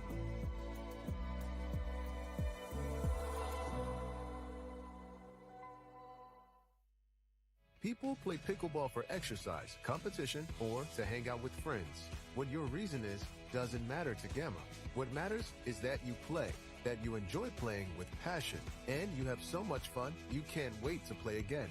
At Gamma, we offer paddles perfect for all levels, including yours, because pickleball is about you, the player, and what feels right.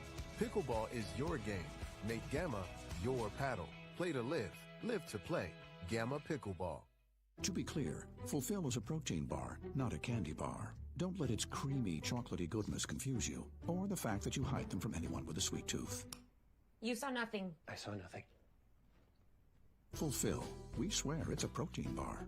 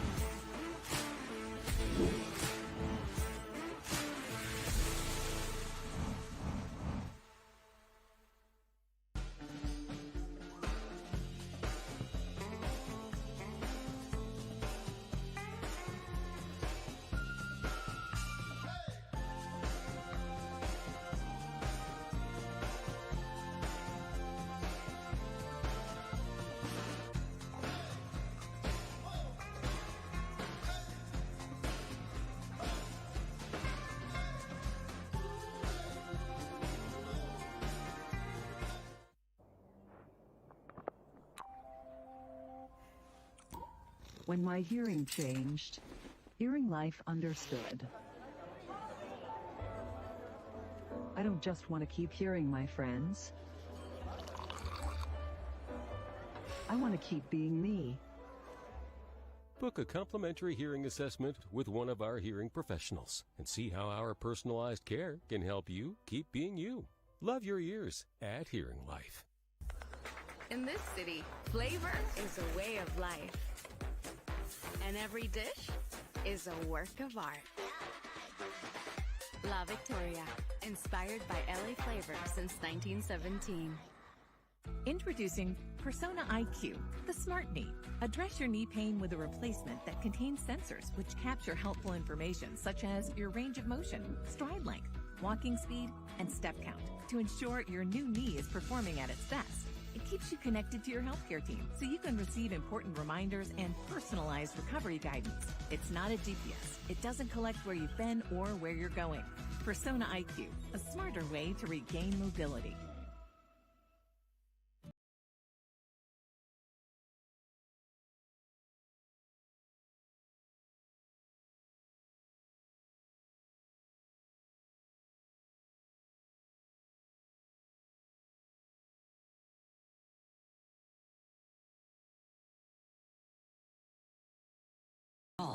And mischievous, and help make sure his happiness lives as long as he does.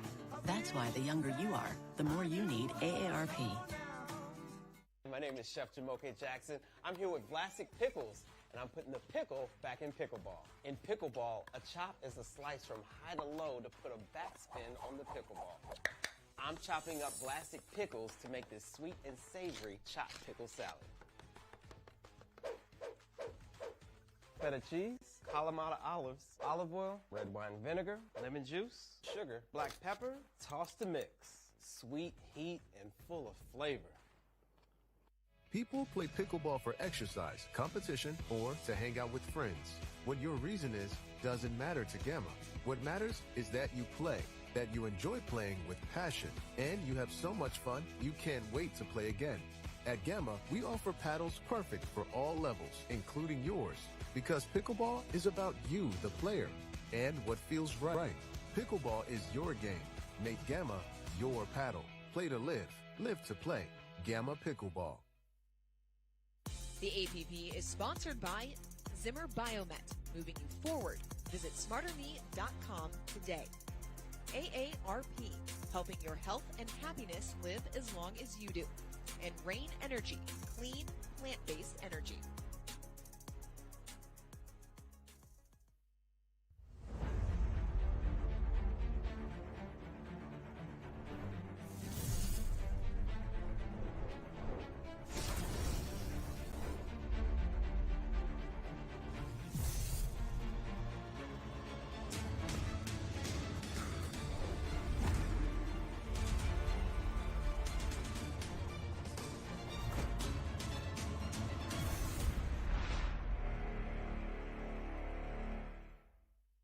Introducing Skechers Pickleball, the official footwear of the APP Tour.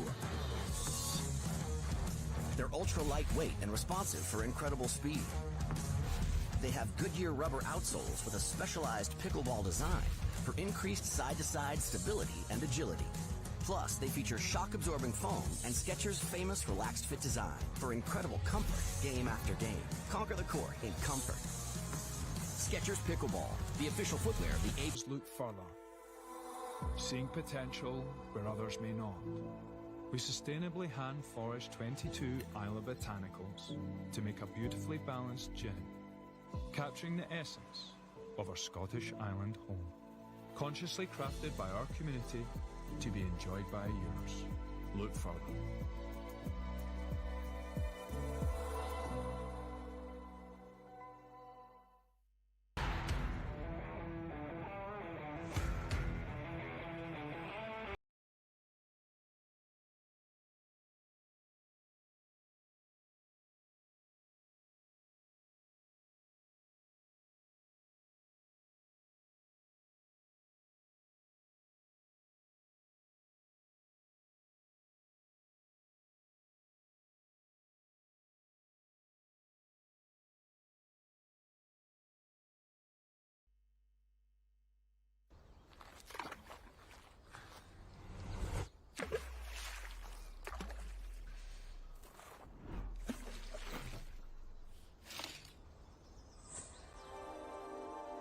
Less is more, unless it's less beer.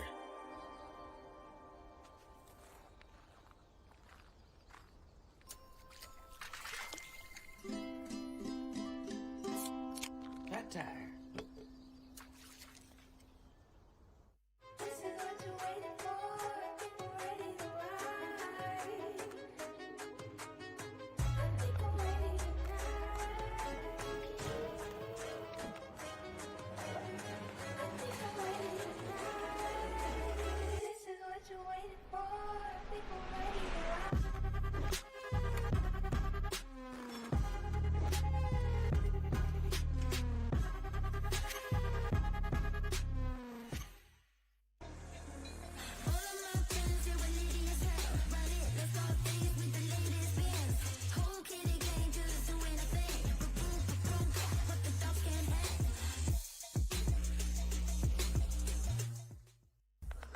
In this city, flavor is a way of life. And every dish is a work of art. La Victoria, inspired by LA flavor since 1917. Welcome back to Championship Court, our women's doubles second semifinal. The winner of this will move on to take on Simone Jargin and Amanda Hendry for a gold medal. This one between Yana Newell and Rihanna Valdez and Jill Braverman alongside her sister Natalie Rainey as we are underway.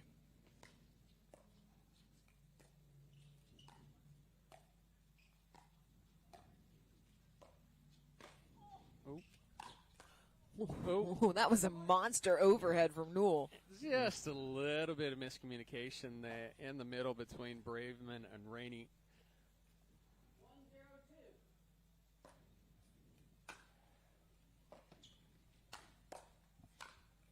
It's a nice ball by Braverman down the middle to earn the side out.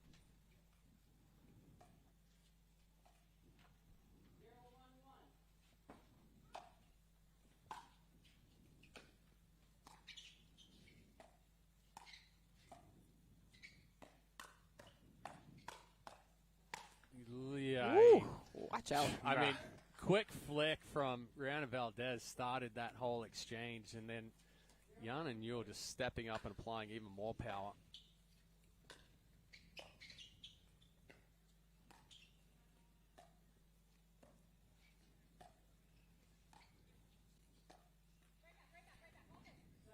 Couldn't make the pickup, side out. Well, that's going to be the matchup to watch is Yana Newell right in front of Rainey. If she gets anything up and elevated, I'm going to expect Yana Newell to pull the trigger on and test her hands. Good placement there from Valdez, 28 years old from Los Angeles. Yeah, we haven't seen Rihanna Valdez for a while. She's been dealing with some injuries. Sails just long off the paddle of Braverman. You can see her back taped right now. It's part of the injury she's been dealing with.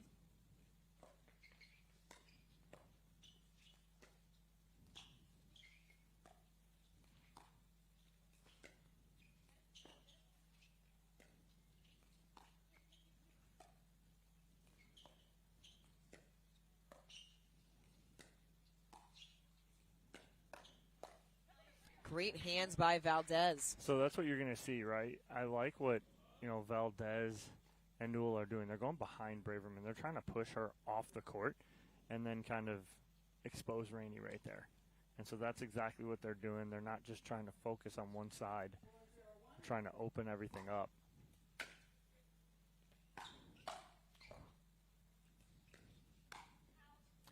Newell stepping in, sends it just long. Well, slight hesitation there from Newell. It was a late move, and she got to that ball fully extended. Tough to keep that ball in, especially when it's below the net. Newell's already punched one ticket to Championship Sunday. She will be playing for a women's singles gold against Amanda Hendry. Too strong off the paddle, and it is 5-0 in favor of Newell and Valdez.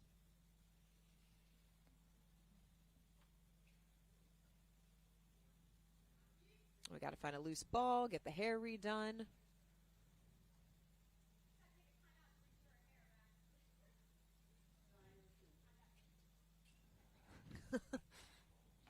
Braverman just joking with the ref. Ref thought she was serious.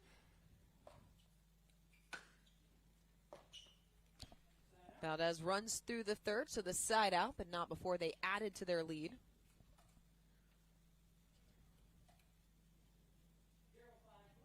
Rainey, 30 years old from Newport Beach.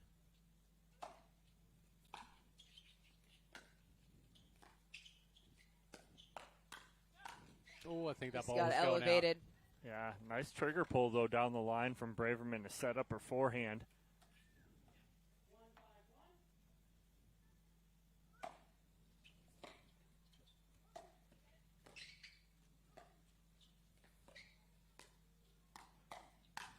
Oh, Newell body bag, center mass. Wow. That's a great setup, though. That was a full swing.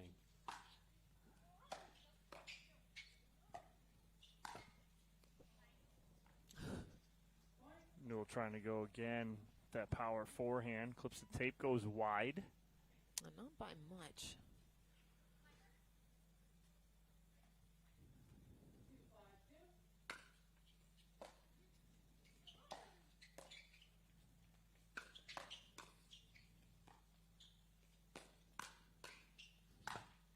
Oh, Newell was going right at the feet, but clipped the cord. Rainey's cracking up right there because she knows Yep. the ball's coming at her, but if it doesn't clip the tape, it clips tape and goes well out.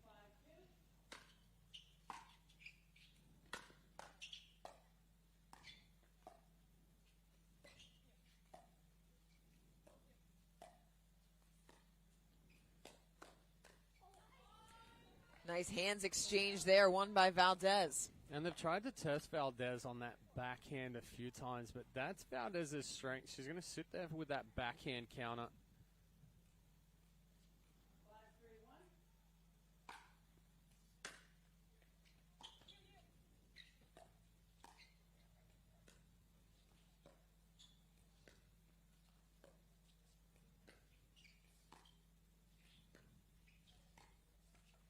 That time Newell can't make the pickup. Well, initially I think that Newell was expecting Valdez to take that. She didn't. Newell late comes into it.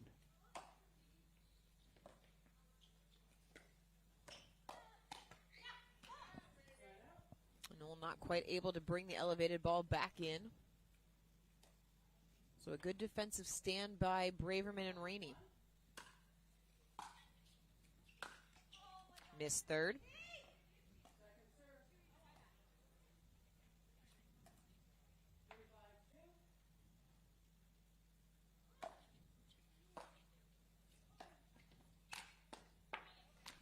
Newell going right at Braverman to earn the side out. But that was a better swing from Newell there. And the downside with Jana's power is that she has a tendency to get a little too big with the backswing. This one, keeping it a little bit more compact, taking that ball out in front. There's an example of too big. That was on you. That's all on you. Sorry, Jana Bear. Sorry, Chad. Newell and Braverman faced off the last time we were in Newport Beach in the women's doubles gold medal match. Newell and Emily Cedarquist topping Braverman and Megan Fudge.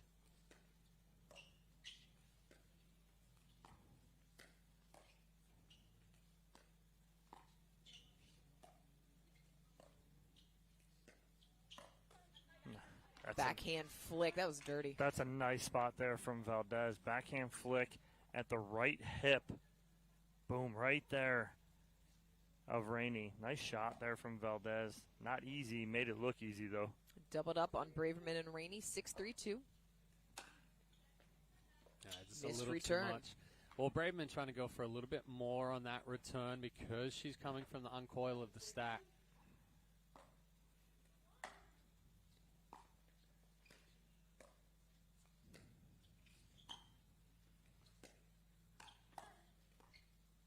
Nice. Good ball by Rainey. Yeah, great hands by Rainey. Reading the speed up from Newell. She sat heavy on her backhand and just countered that nicely.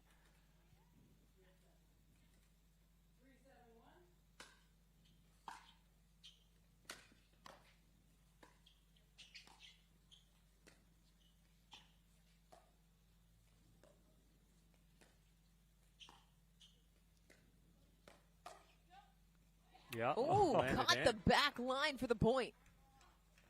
And actually helped Rainey there that she caught it just a little late. Didn't get as much paddle on it.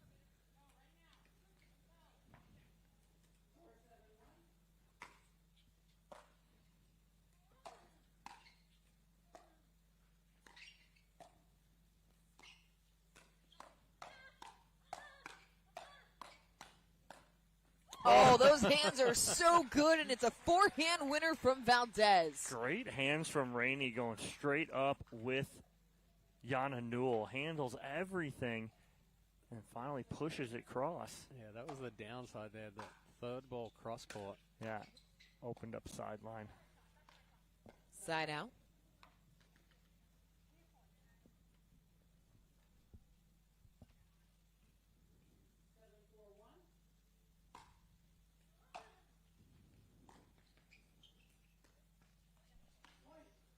Rainey almost ran into Braverman That's there in the backswing. backswing. Yeah. She was trying to get up. Well, the cut drop there from Jana Newell just kind of hung up in the air for a little bit more, and then it spun and sat up after bouncing the kitchen. That's a look only sisters can give each other.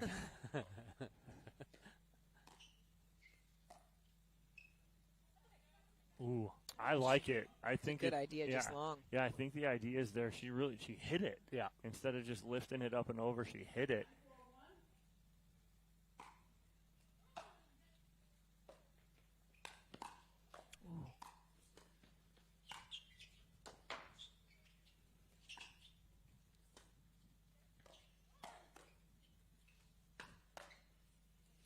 long off the paddle. What an exchange. Yeah, great gets there from Braverman. She was on her heels for about 3 of those shots, but works her way out. Gets back up. It's what she does better than most. Work out of trouble. It's still second serve on the way. It's been a good day for Valdez and Newell. They've given up just 18 total points coming into the semifinal. Well, that was quick math. That's not a lot. You math that well. She's been looking at it for like 5 minutes.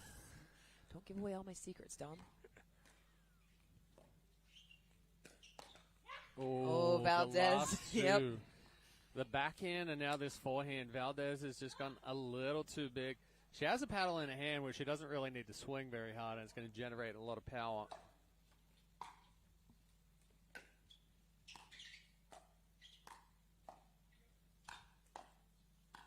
Nice dig.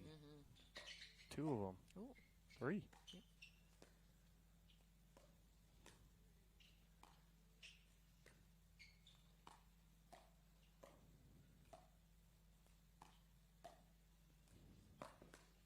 Oh, ATP kicks up and catches Braverman in the throat. Off of her own Off paddle. of her own paddle, though. A little extra theatrics. I don't know if you noticed, but Jana Newell's taken just a little bit off the last few balls that are up, like 50%. I think she's going to dial it up here again just a little bit.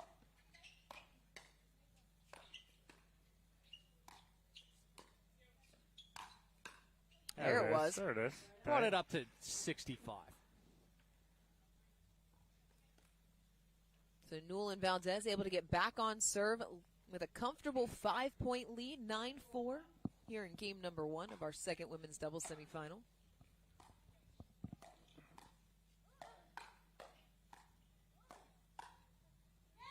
Nice. Sails just long, and guys, I gotta say, it looks like Rainey has settled in as this game has gone on. Yeah, she's taken a few more chances and not afraid to exchange Jana Newell right in front of her in the hands battle.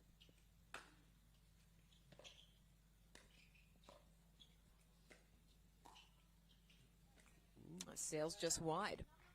So a good defensive stand.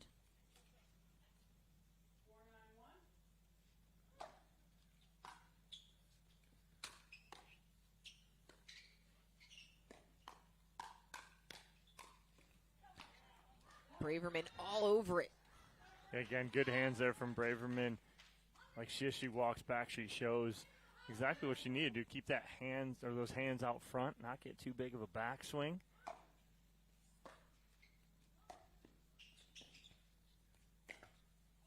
Oh.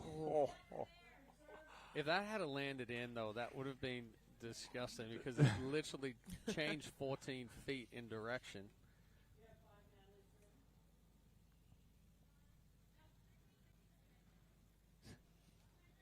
That's it. That's right. 5-9-2. Yep. 5-9. Yep.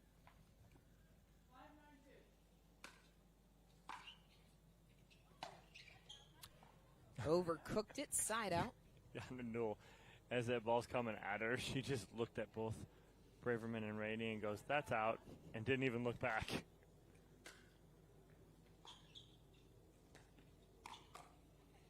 Newell going into the hip, and it earns her and her partner a game point. Yeah, nice cut drop there again from Newell. This one slides a little bit, creates the pop-up.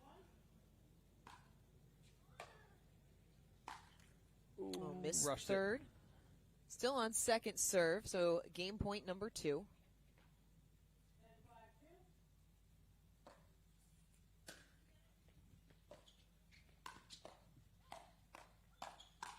Oh. Good defense from Rainey. Handling her own in the middle there as Braverman went for the earning. She was off court almost in the first row there hanging out. And Rainey handles her own, gets the side out.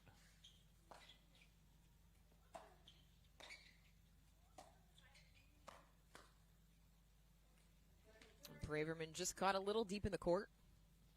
Tough to pick up off the shoelaces right there. Good ball from Valdez.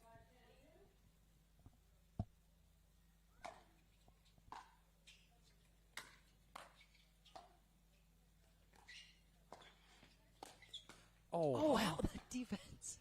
Oh, wow. Braverman, what a pickup. Slap it. Whew.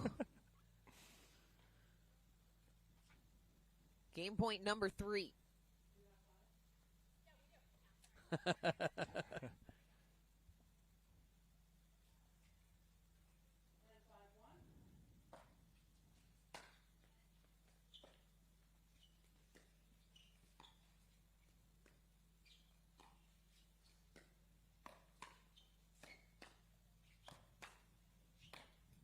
Back through the middle with the forehand, and game number 1 goes to Valdez and Newell. Game number 2 coming up next at the Tennis and Pickleball Club in Newport Beach.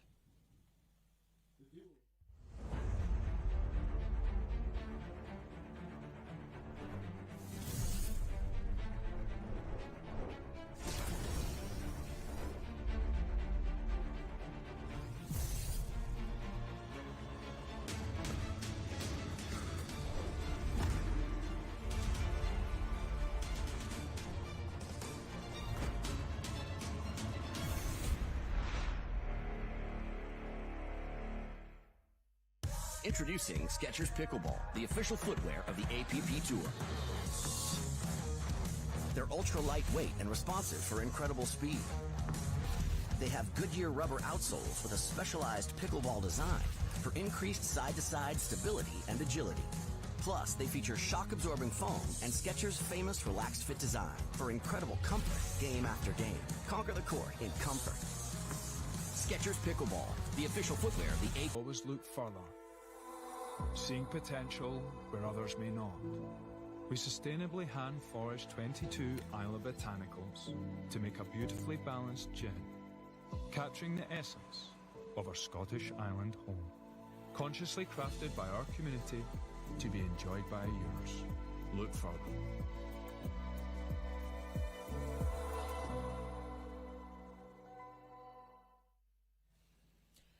The top seed of Simone Jarging and Amanda Hendry await on Championship Sunday. Yana Newell and Rihanna Valdez 1 game away from meeting them there after they took game number 1, 11-5. Fellas, your takeaways from the first game? I mean, impressive job, I think, from Rainey to step in and calmly, handle the pressure that she was given. But again, too much Yana Newell, I think, in game number 1. Try and find Valdez here for Braverman and Rainey. Well, I think Newell is still trying to figure out how hard she can hit a ball right now, too. She's still fiddling with the dial a little bit.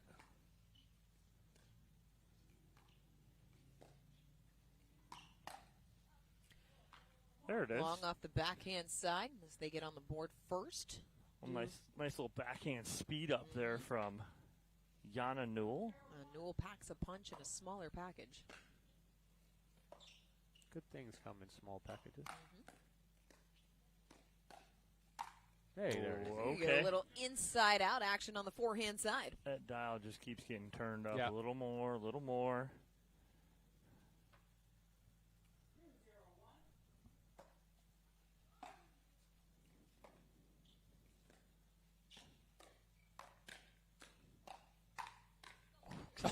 That ball kept getting higher and higher and higher until finally Valdez puts it away. I know you watch the eyes of Rainey and Braverman right there, and they kept getting bigger because the balls were getting up higher, and it's like, oh my gosh, protect myself.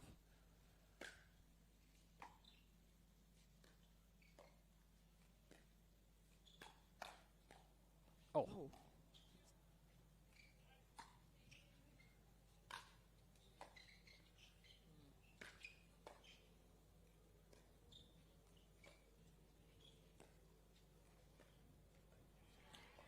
A well-executed point. I like the lob there from Rainey. Yeah, it was in a good spot, too. Perfect execution.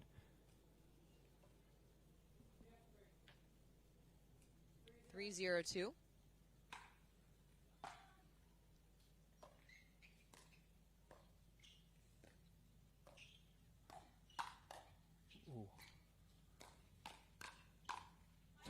Yeah.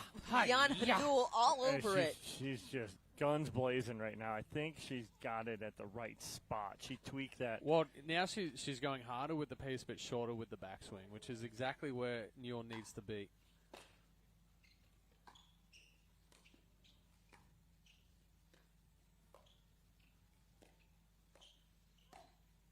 Yeah, What a roll from Rainey. Drops it in during the side out. Nice little misdirect there, inside out over the left shoulder of Newell. All smiles down there.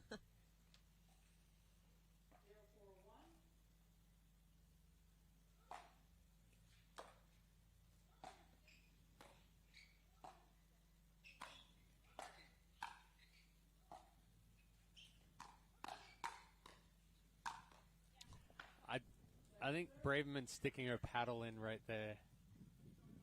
Yes, she's trying to protect Rainey, but actually ended up throwing Rainey off. She sticks the paddle in for one ball and then steps back out. Nice pickup. Ooh. And here's the thing, though, too. Rainey's getting confident. She's starting to pull the trigger on Newell first. You can see so it, you're yeah. seeing that confidence just build and build here.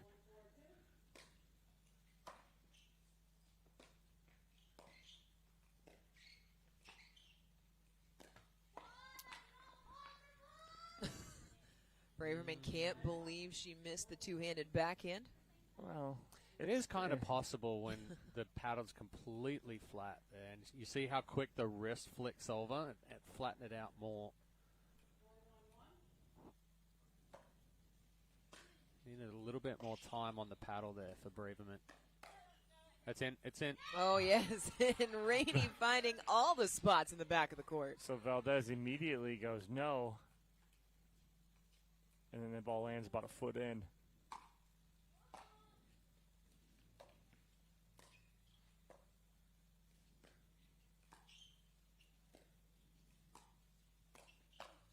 Ooh.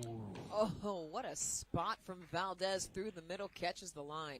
Well, Dom, you and I were talking about it before the break, and we're talking about how Valdez can't rotate as much as what we had seen from her in the past, part of that injury to the back. And it actually helps as far as she can't take a big backswing. She just relies solely on the extension.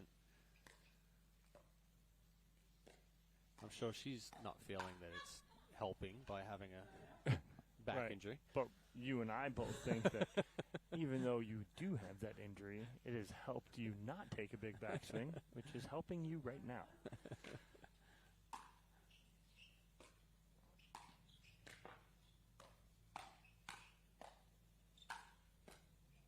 Yeah. Keep going.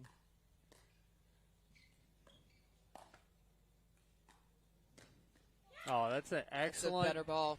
That's an excellent job from Rainey and Braverman of just getting balls back below the net, gradually working their way back up to the kitchen line so they're in a position to really put the pressure on Valdez there.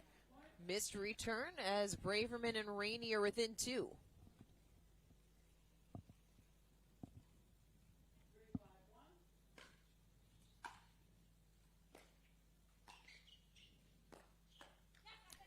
Valdez almost looked like she got caught unaware, as Newell and Rainey are going to take a timeout.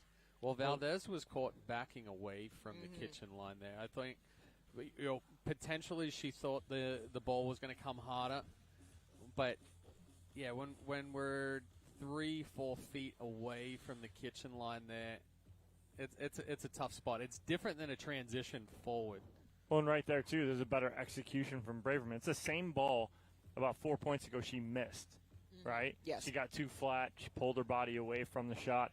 There she stayed down in squatted position, got the brush up on that ball, and actually executed that shot. That was what she was trying to do before. What's changed in this game? Is it that the level of Valdez and Newell has dropped slightly, or have Braverman and Rainey found their footing? Well, I think when it was 5-1, all of a sudden Newell and Valdez almost put it on cruise control. Got a little loose. Yeah, and all of a sudden just got a little too soft, right? They need to get back and put that pressure on now. There's no pressure from Newell and Valdez right now. Braverman and Rainey still on first serve.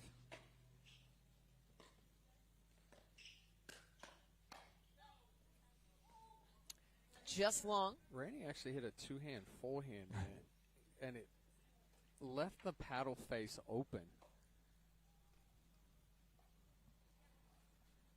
Trying to. Yeah, because she's sitting with a. Well, with I can a see Dom closed, moving his hands, trying to figure out how the mechanics. Ooh. Ooh. Oh. Well, Ooh, sitting with a closed face backhand, as you bring that paddle across, same hand position. Now the top edge is leaning into the body on the forehand side.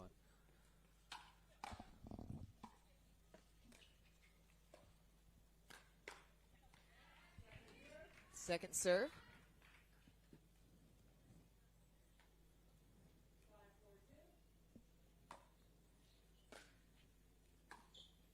Dom We got the paddle We got the owl paddle out to kind of. Well, I've just been. Is that paddle been sitting in here the whole time? No. I went and brought it in. He went and But got it's been sitting here this whole match. No. Yes. Oh, no, didn't realize. He had it hidden in the box. He's guarding it with his line. Newell finds the hip of Rainey. Yeah, good spot there from Newell. Rainey was sitting heavy backhand. Newell takes it outside the right hip.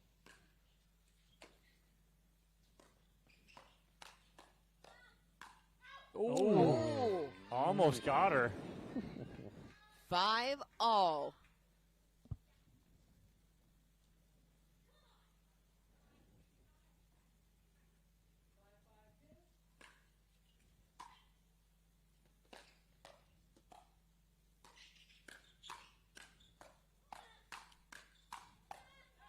Oh, what an exchange! I mean, the pace is getting quicker, and the hands battles are lasting longer. That's for sure.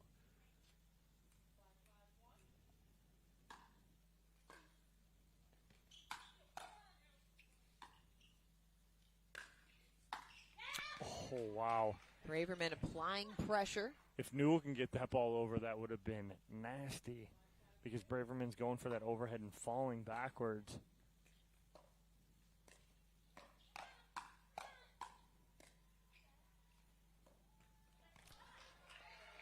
Rainey holding her own on the defensive side. Great job right there, handling everything that Valdez and Newell are bringing.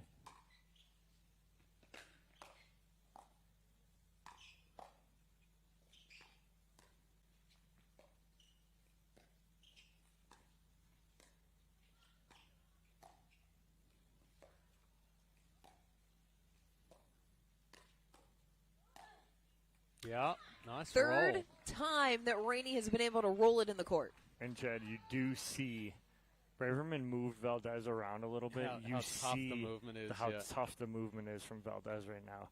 Just a little stiff.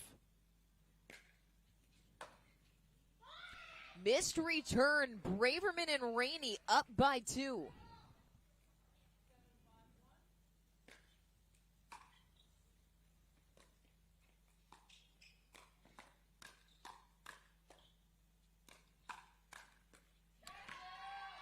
Three straight points.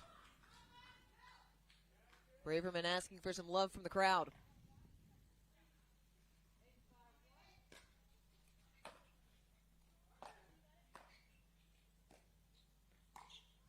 Ooh. Rainey jumped all over it, Yes. but got a little too excited. Hit straight down on that one. She wants that one back for sure.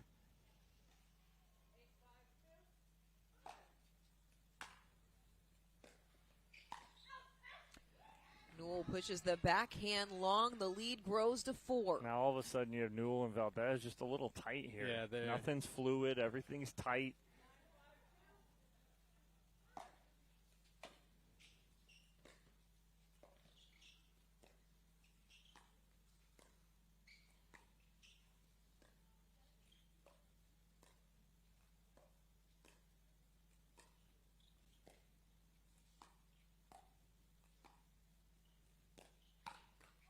Oh, Newell read it right to earn the side out. It was the last second read, too. She almost got there just a little late. She jumped to it and got there, though. So Newell and Valdez get back on serve, but with work to do, trailing by 4.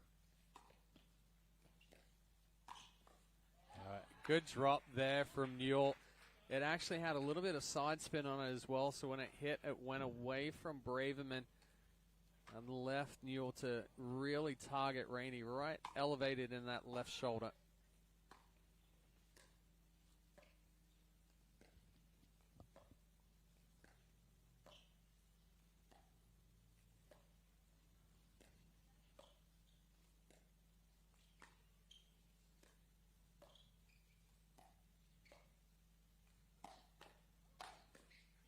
Great read from Rainey. I mean, you want to talk about feeling confident right there? Rainey started that. Yep. She started it, and she finishes it. Well, Valdez isn't putting a lot on those dinks right now.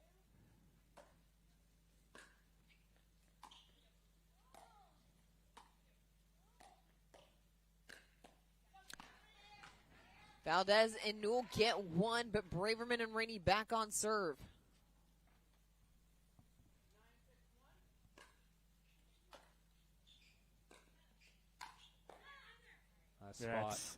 But that's Yana Newell getting big right there in the middle, and I think that's exactly what she needs to do. She needs to start getting big in the middle. Be aggressive. Oh. Good spot. And it brings up game point. Newell trying to come over a little bit more there in the middle. Rainey catches a sliding back to the left. Oh, Braverman missed the third, ran through it.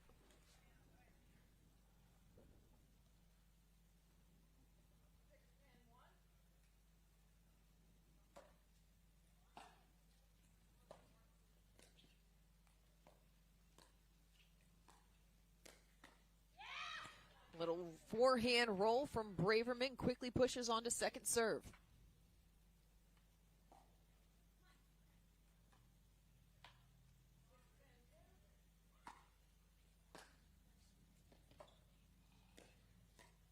Nice. Good roll back to back there from Braverman. Get back on serve, ball in hand, game point number 2.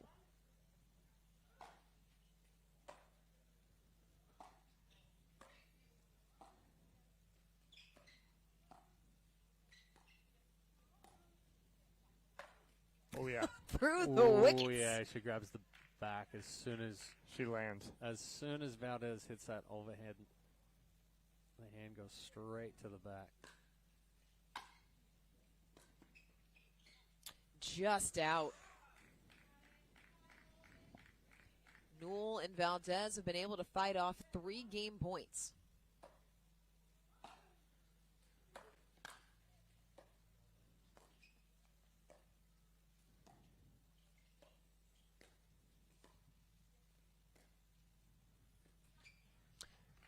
Just long. Braverman tried to expose that again. Yeah, she tried to test it a little bit again. It's a good idea, though. You got 4 points to play with.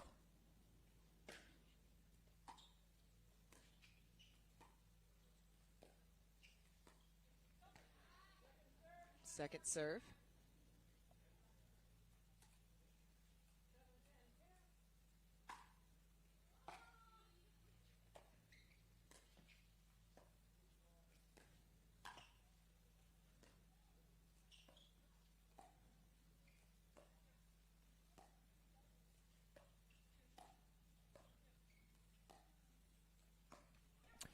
Valdez tried to pull the trigger to no avail, side out. Oh, tried to rush out of that point. The longer it goes and the more Valdez has to move, the tighter that back's going to get.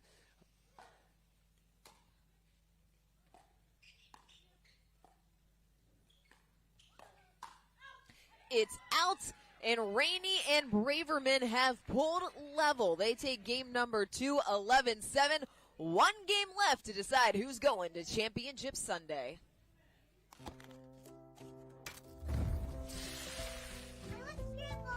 Nothing brings us together like Eggland's best eggs.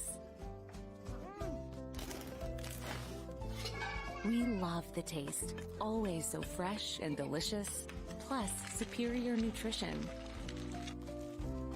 For us, it's eggs any style, as long as they're the best. Eggland's best. Need to sell tickets for an event? From Sports Illustrated's official ticketing platform, introducing Box Office. Managed ticketing for sports, festivals, fundraisers, and more, paid or free. And we go beyond the barcode. Introducing Super Ticket. Super Tickets are secured by blockchain technology and transform into exclusive digital content, promotions, and rewards between the event and guests. Cheaper, better, simpler, more secure. Sports Illustrated Tickets. Partner with us for your next event.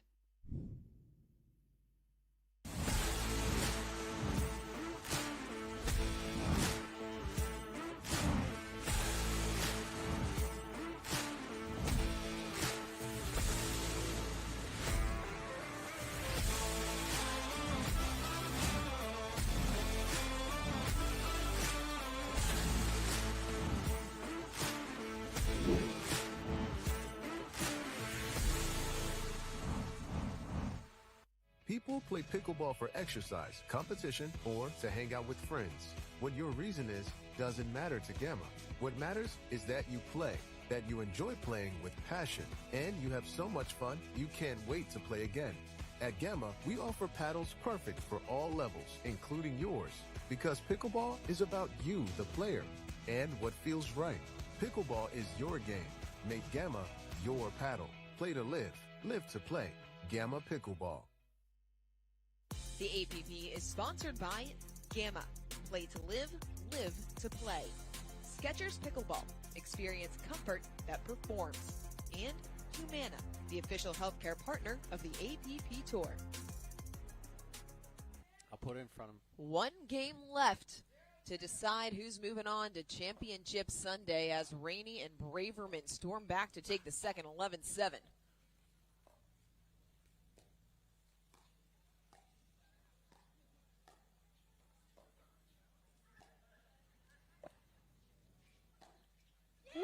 Forehand rolled through the middle. To say Rainey has found a little bit of comfort in this match is an understatement. Taking some chances right now.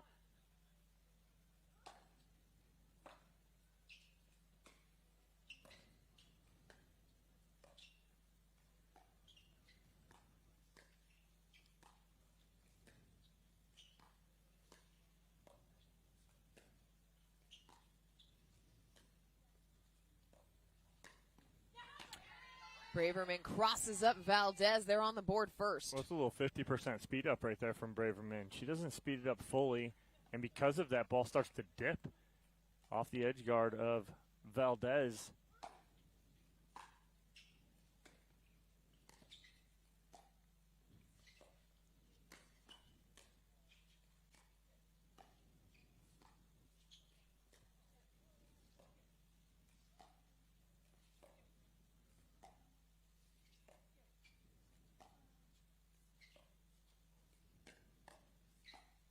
Great pickup.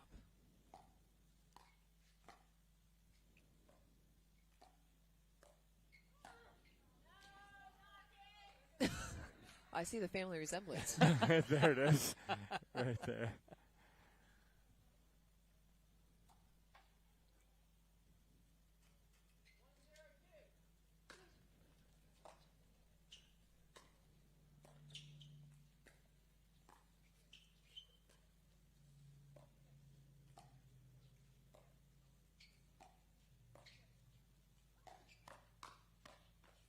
Ooh. Valdez No, poking finish it out in front. Side out. Yeah, I don't think Rainey or Braverman knew who hit it.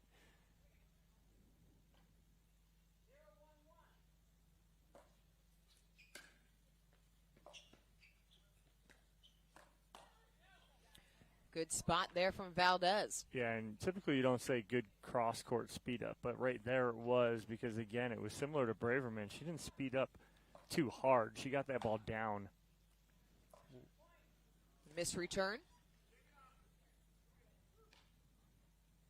That pushes Newell and Valdez in front.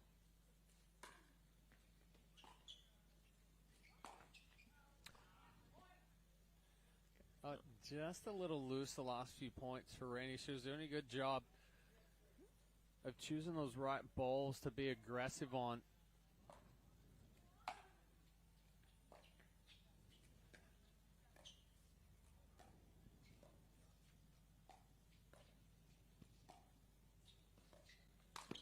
Yeah. The movement. See it? Exposed Valdez on the Ernie, did Braverman. She couldn't turn her body to pull that ball back cross court.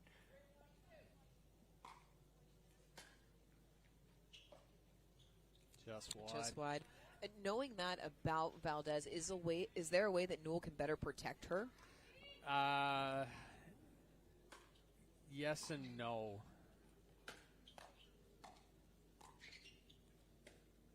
It's almost, if Newell gets the ball, she can go left foot at Rainey, but it's more so Valdez has to protect herself, not go too wide to Rainey so Rainey can create that sharper angle out wide to her.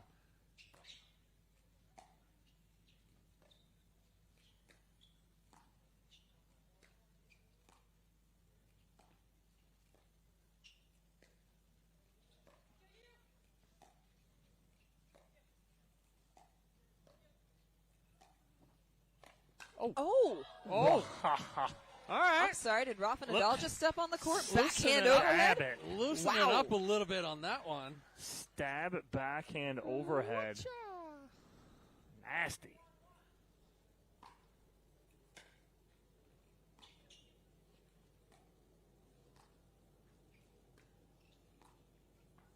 Oh, she good made it. recovery. Yeah, trouble. The ball floated so much that they tap paddles in the middle, looked at each other. Jill recovers, but pops that ball back up. My old basketball coach would have said you had enough time to have chips in a sandwich. Was he yelling at you for the shot you missed because no one was on you? No, that was just the people standing in the lane getting the 3 seconds call. See, that wide ball to Rainey exposes Valdez to that sharper angle out wide.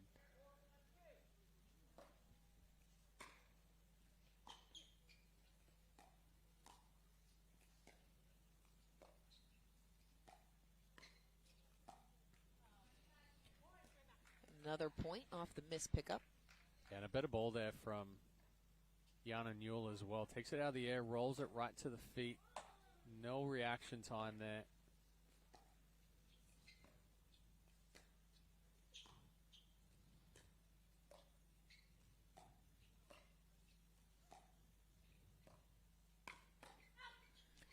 See, and if I'm Valdez, too, I'm not going hard cross-court. Yeah. Because you're getting it back and knowing she's going to struggle getting that, I'm going to go flat down the line or go into the middle with that dink.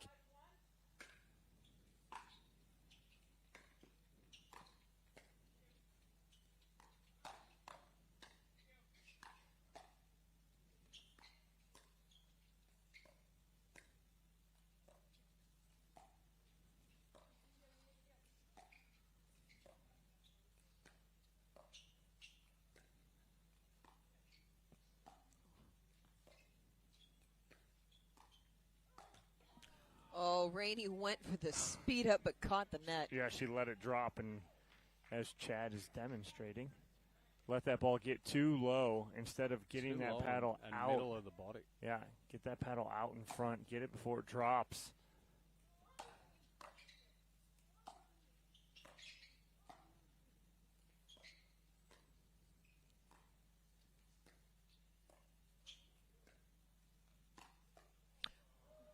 That's a great ball. Great ball by Newell. She goes right body up on Rainey.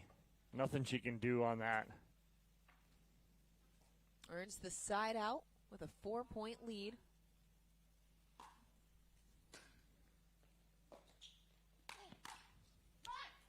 Ernie into the forehand, but too strong.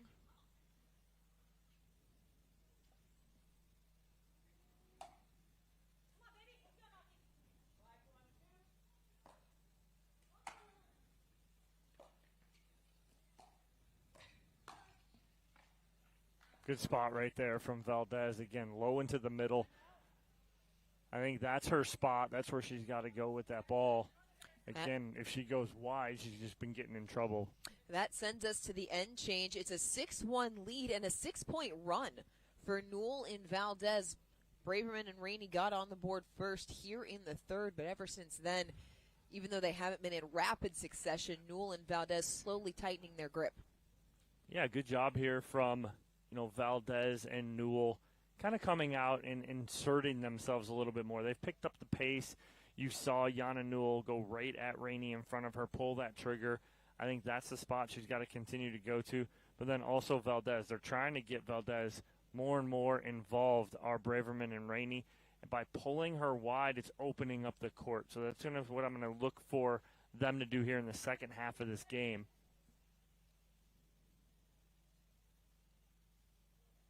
Early on in this match, it was Rainey who was the target, playing in just her second pro pickleball tournament alongside younger sister Jill Braverman, but since then settled into her own in game two, got a lot of confidence that was visible, but that level started to slowly taper off here a little bit in the third. Correspondingly, Newell and Valdez have picked up theirs. Yeah, 100%. And that's exactly what they needed to do. They know what they need to do to finish here to move on to Championship Sunday. Oh, and a ball. and ate her up. Yeah, just slid on her. So out of the end change, get the point. 7-1.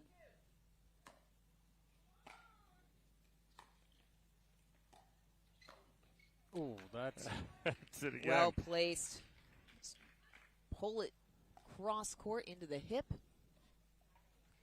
The lead grows to 7.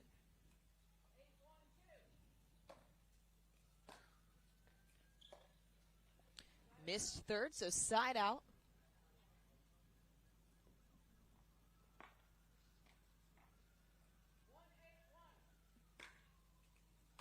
Oh, guy's got his flashlight over there.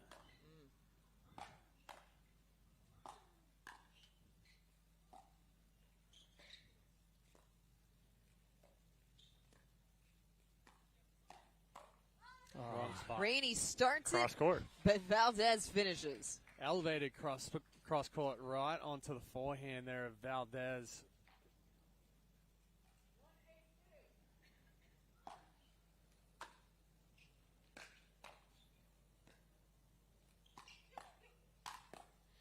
That's a big swing from Newell. Well, Newell and Valdez are playing a little freer now.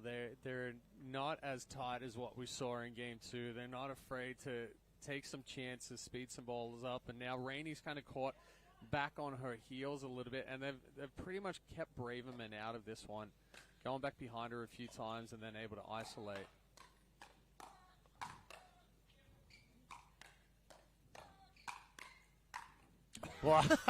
She fought off the first 3, but Newell gets the winner.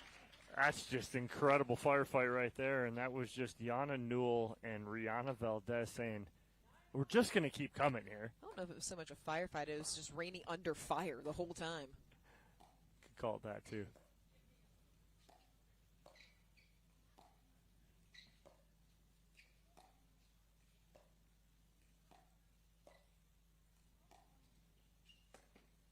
Oh! Kisses the back line. Hey, Yana, don't worry. She's got the backhand flick. You don't need to hit the overhead. Yeah, just watch. Let Rihanna do her work. What's the Rihanna song? Well, Take a bow. Obviously, Yes. she can turn to the left. It's the That's right. okay. It's going this way. It's the right. Because she knows when she goes to the right, the forehand, she's really going to hit it. Yeah. This is just a little flick. A little bit of magic from Rihanna Valdez brings up match point. And they have got some cushion. It's 10-1, still on first serve.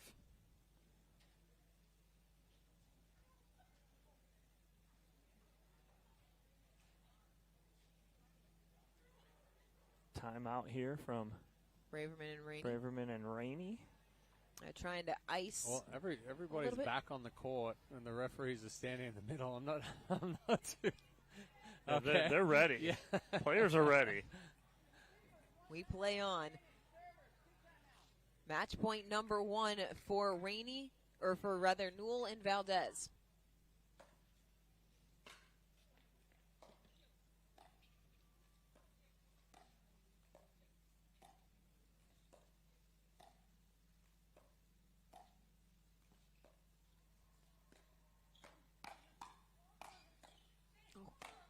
Oh. Braverman goes for the tweener, but it's Newell and Valdez that are moving on. They are through in 3 games. We'll hear from them when we come back here at the ALAPP Newport Beach Open.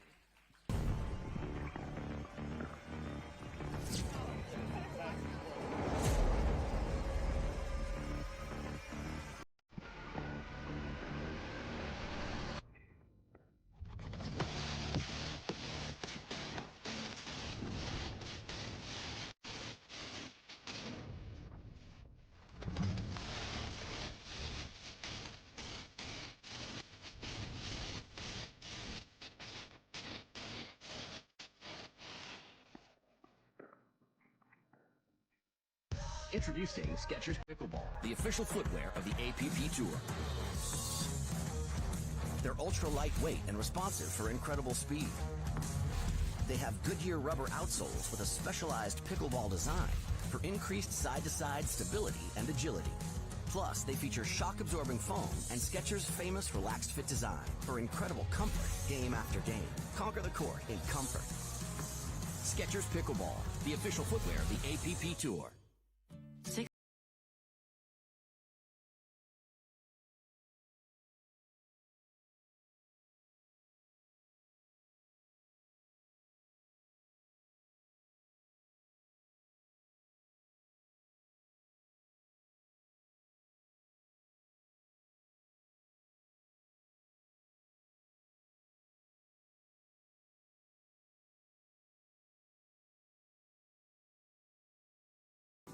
To be clear, Fulfill is a protein bar, not a candy bar. Don't let its creamy, chocolatey goodness confuse you, or the fact that you hide them from anyone with a sweet tooth. You saw nothing. I saw nothing. Fulfill. We swear it's a protein bar. The APP is sponsored by Aura Organic, rooted in science, powered by nature. Yola, for the champion in you. And Roots Farm Fresh, the cleanest, crispiest fries you'll try. Back here on championship court at the Owl APP Newport Beach Open. Rihanna Valdez, Yana Newell, you guys punching your ticket to championship Sunday. You take game one handily. Game two, they come back and they had an answer for you guys. What are you talking about between games 2 and 3? Just strategy. I think, Yana was trying to keep me on the game plan. I think I was, going a little all over the place at some points. But, just sticking to the plan, getting back on track, and feel like we did a good job of that in the third, kind of cleaned it up. And, Yana, it seemed like you were trying to go and speed up a little more in game 3. You did it in game 1. Game 2, you kind of like a little stagnant. Was it something you looked to do in game 3, speed up a little more and then finish? I think I was missing a few of those just because I wasn't going for it. I was a little bit more reserved, and every time we put a little bit more pressure, we were on top every time. So in game 3, I just started speeding up first, trying to stay compact, and it worked out great. It's our first time playing together, so we're still figuring out some things, but so far so good. All right, well, congratulations, ladies. Moving on to Championship Sunday. We'll take a break here on Championship Court. Next up, men's pro doubles bronze medal match at the Owl APP Newport Beach Open. People play pickleball for exercise, competition, or to hang out with friends. What your reason is doesn't matter to Gamma. What matters is that you play, that you enjoy playing with passion, and you have so much fun you can't wait to play again. At Gamma, we offer paddles perfect for all levels, including yours, because pickleball is about you, the player, and what feels right. Pickleball is your game. Make Gamma your paddle. Play to live, live to play. Gamma Pickleball. Since I've been using Leo Rubber, I've had way less problem on my AT band and hips. If I had to describe it in a few words, I would say it's a must, it's effective, and it's stylish. Nothing makes a gathering great like Eggland's best eggs. They're just so delicious. With better nutrition, too. For us, it's eggs any style, as long as they're the best. Eggland's best.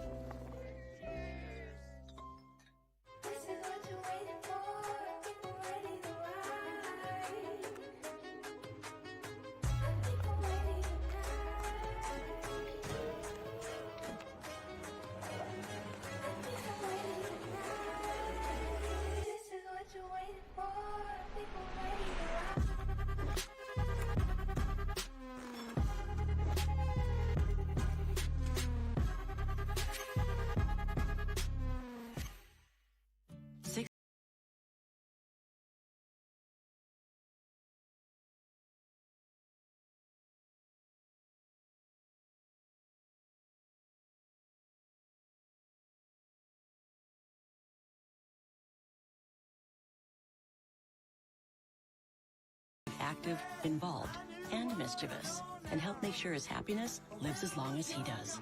That's why the younger you are, the more you need AARP. Introducing Persona IQ, the smart knee. Address your knee pain with a replacement that contains sensors which capture helpful information such as your range of motion, stride length, walking speed, and step count to ensure your new knee is performing at its best. It keeps you connected to your healthcare team so you can receive important reminders and personalized recovery guidance. It's not a GPS. It doesn't collect where you've been or where you're going. Persona IQ, a smarter way to regain mobility.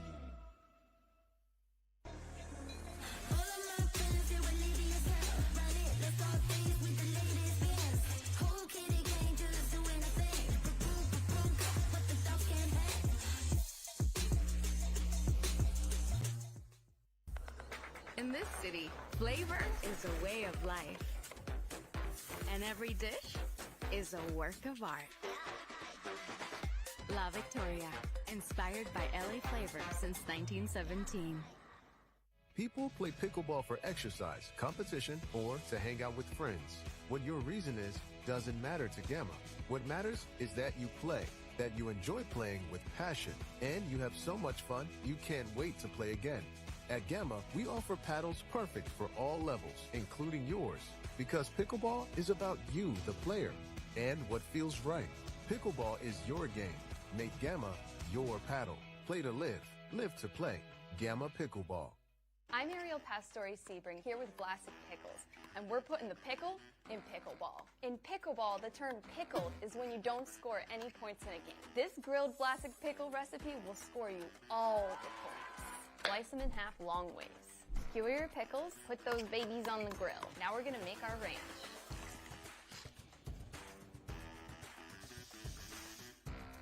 Roll in crushed potato chips. Winner's grilled pickles. Everyone knows standing still doesn't get you where you want to go. It's all about movement and progression, power, strength, innovation, expertise. On the court, off the court, and on the way to the court, you have to expect more out of yourself. And you should expect more of the company who makes your tires. Getting you more miles, traction, and safety is why we get up in the morning. Let's drive forward. Expect more. Fortune Tires.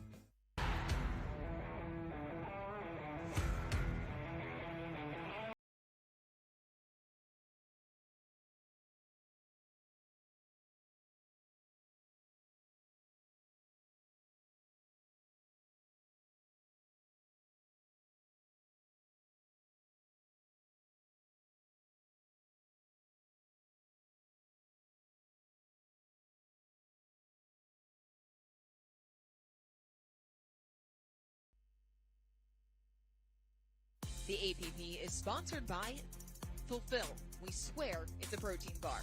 Humana, the official healthcare partner of the APP Tour. And Fat Tire. Crisp, bright, easy drinking. Welcome back to Championship Court here at the Owl APP Newport Beach Open. All about bronze medal match here. Winner gets bronze, loser gets fourth. It'll be Richard Livernies Jr., Patrick Kafka taking on Rob Nunnery, and Etienne Blaskovich. I don't know. Livernies is trying to say something to me right he's now. Just, I can't lip read. He acts like we're not working here. Yeah. So, Chad, Livernies, Kafka, Nunnery, Blaskovich. What are your thoughts on this one, and where are going to be your X factors? Well, I think Kafka and Livernies Jr. need to come out and be aggressive like they were in the semifinal. Stay a little bit more neutral in those hands exchanges. We didn't see Blaskovich and Nunnery be overly aggressive in the semifinals. They tried to take some chances down the stretch, but they're going to look for a little bit longer points. That's not necessarily something that favors Kafka and Livernies, so I think they'll be looking to end the points faster. Nunnery and Blaskovich looking to extend it. X Factor, Kafka, and Nunnery. Okay. But I agree with you 100% on if the points get elongated, advantage Nunnery and Blaskovich. Pace favors Livernies and Kafka. Yeah. Kafka was putting so much shape on his ball earlier today. Look for that again.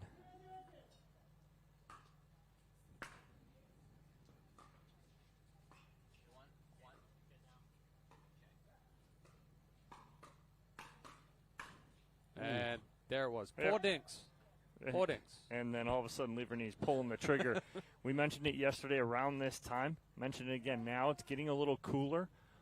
The ball will play a little faster now in the cool weather. Ooh, just catches the net cord there. Jumps out deep off the paddle of Kofka.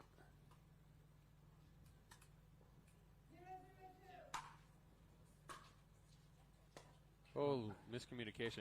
All right, a little bit of a feeling out process right now. For the partners. They sat for 2 hours, a little over 2 hours since the semifinals. Kofka and Livanese sat a little longer. That's good hands there from Blaskovic. Stays nice and compact on the counter.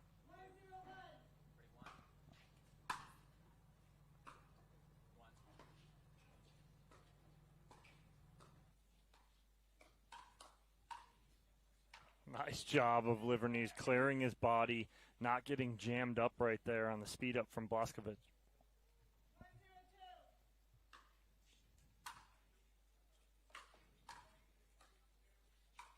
Oh, disgusting angle from Kofka. Sees it early, hooks the paddle, goes across that kitchen. That was the first drive that we've seen from Blaskovic in the last 2 matches.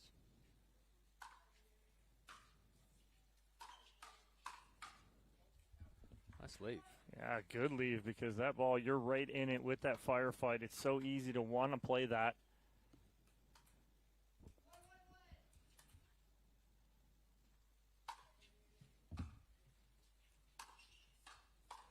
Oh, great read there from Liverneese. He was sitting heavy backhand, and ball came back to his forehand, popped up, puts that ball down the middle, winner.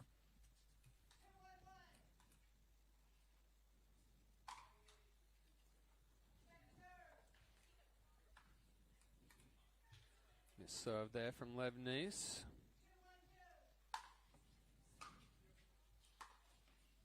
Ooh, little cross up. Oh. Yeah, I think that was a missed hand signal there between Nunnery and Blaskovic. Ended up in I formation. Kofka recognizes it. Nice and controlled passing shot right there. Freebie there on missed return to serve. And big serves here from Kofka. Ooh, that was the flick that we saw in the semifinals.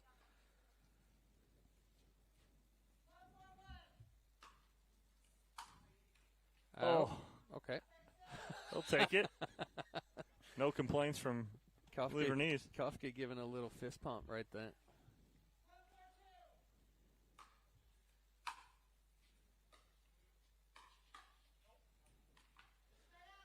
That's where Nunnery sits on that backhand counter, and he's looking at going flat with it, but because of the power of Kofka, really hard to keep that ball in.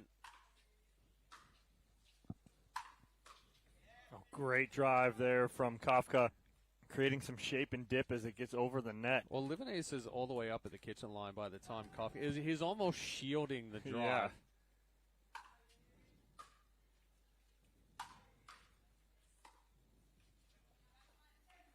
Ball kind of got behind him on that little drop right there. Step up. Go again. Oh. I was shocked he dropped that. He ran around that and got to the forehand.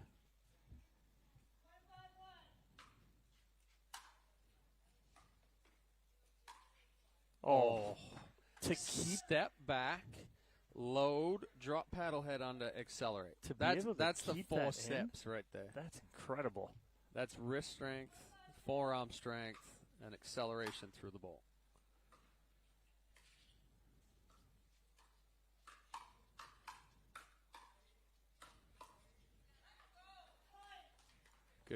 Good pressure there from Blaskovic. Started off with a reach in.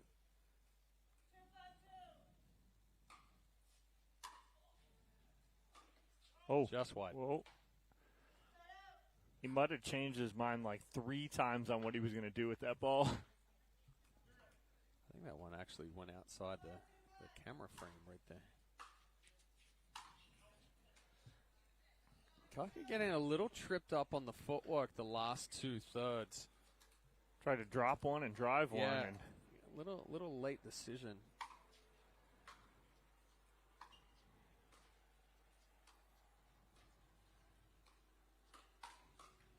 That's so good from Livernese again. Just keeping those hands out in front, not getting big. He's ready for that Blaskovich speed up. Where he was getting caught in the semifinal was sitting too far on the forehand. Mm-hmm. Here it's sitting a little bit more neutral, and it's just an open of the hand and punch.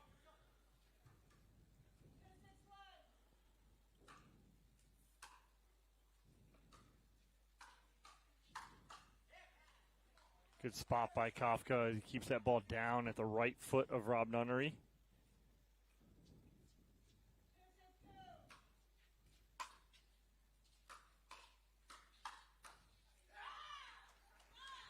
That's what I wanted to see from Blaskovich in the semifinal. Didn't do it once.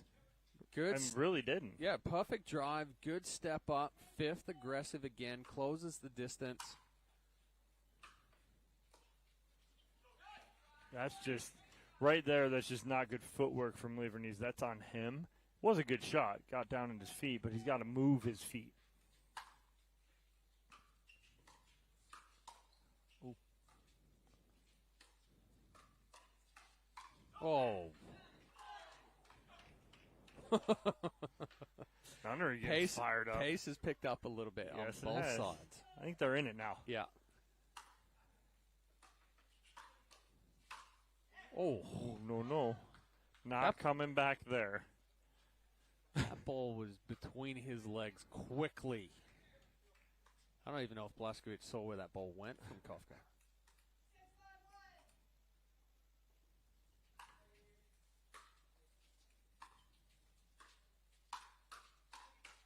Ouch. That backhand, that one-handed backhand there from Kafka. One step inside the baseline. Yeah.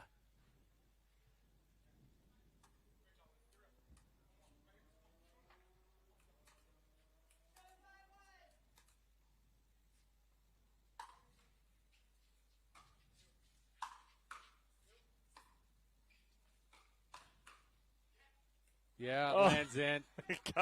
Shit. Kafka's like back in on the line. He's like, I could have hit it, but I thought it was going to be out, so I let it go. Drops back in right on the sideline.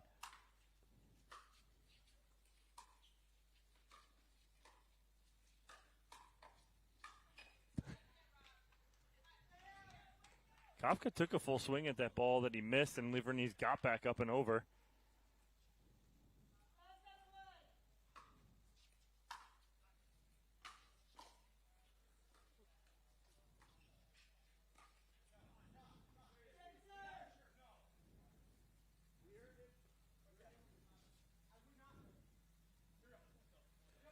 So, little dispute there. Nunnery thought that ball hit Livernese's shirt.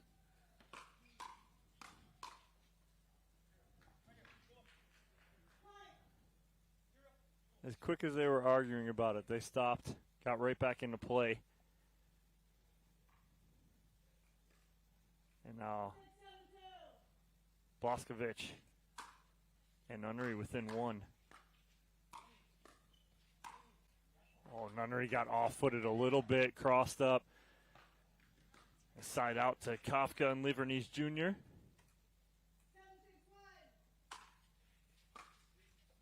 Big serve there from Kafka and Nunnery. A little bit of a misstep.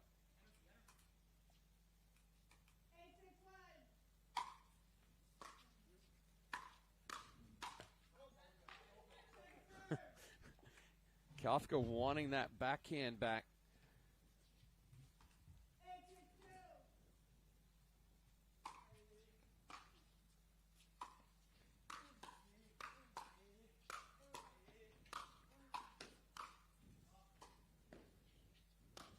Heads up. I had it. It was like off the wall. That was going to hit you in the chest. You're looking down at the screen. You didn't even see it. That was all me. I was like the kid, the guy who reached in last night.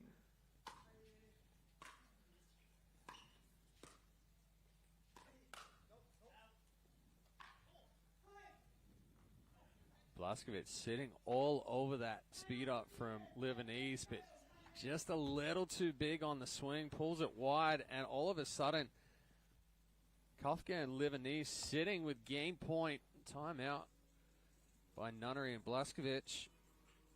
Yeah, it's been a game of runs, but all of a sudden you had Livanese and Kafka said, okay, enough. They were at 7, go on a 3-0 run here. You get the timeout from Blaskovic and Nunnery. If you're over there talking to them right now, Chad, what are you telling them? Well, that being Blaskovic and Nunnery. Again, it comes down to, hey, we know that Livanese and Kafka are going to be a little bit aggressive on this third. We're going to look for that fourth, get it down either to the feet or create an angle. But also on the side of Livanese and Kafka, they're playing aggressive, but it's a little bit more controlled aggression. In that little run from Blaskovic and Nunnery, they got a little loose. And they were going for just a little too much power on some of the balls that weren't there. Kafka's dropped a couple of the thirds.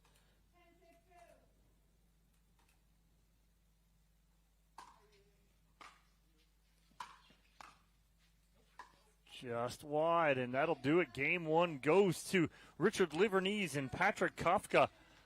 11-7. Nice little run there, 11-6. Nice run by those boys. We'll take a break. Have game 2 for you on the other side of this break.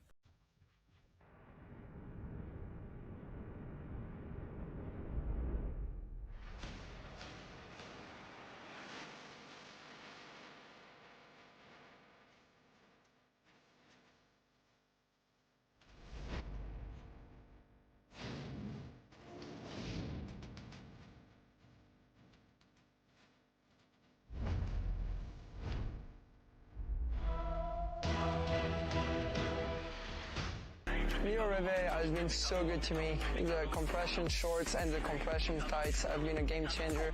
You play better with it, you feel stronger, and you recover faster. So it's the best.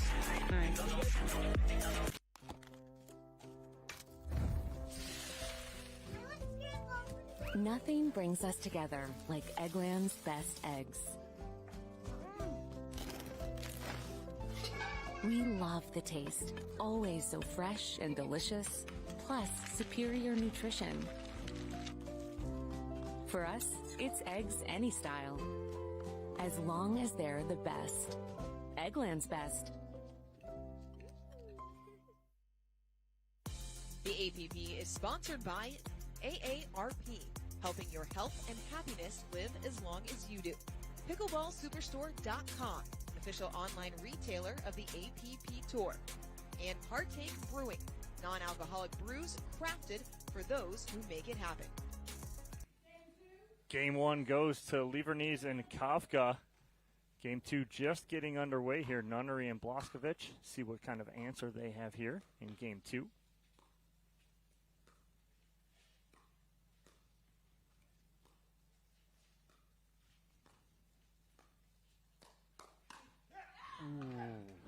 Well, that's going to be a change right here, right? If they're going to get back into this, they've got to kind of create some pace of their own. They did that early on, and I liked it. We'll see if they can continue that here in Game 2. Yep. Nunnery getting a little caught up there. It was a good fourth from Livanese and then a better 6 from Kafka.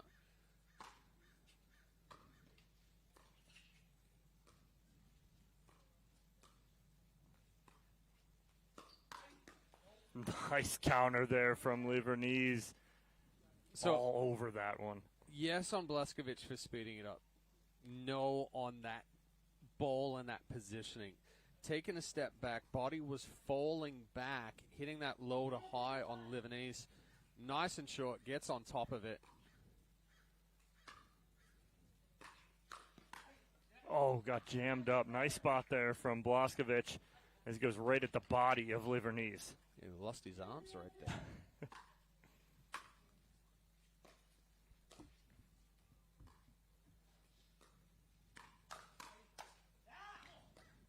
Another good counter there from Livanese. Kafka reaching in, left the ball up a little bit. Blaskovic put a good swing on it.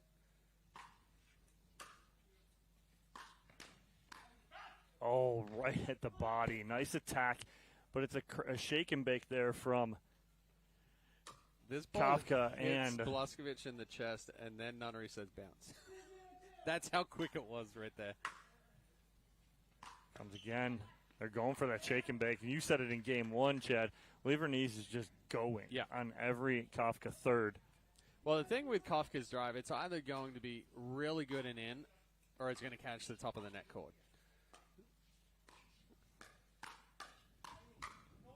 He's not going to leave any drives up. Right.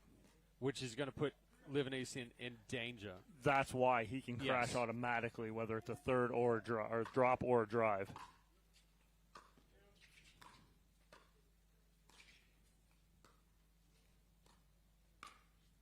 Oh, nice roll right there. There's the mixer on the backhand from Rob Nunnery as he goes over the left shoulder of Kafka cross body.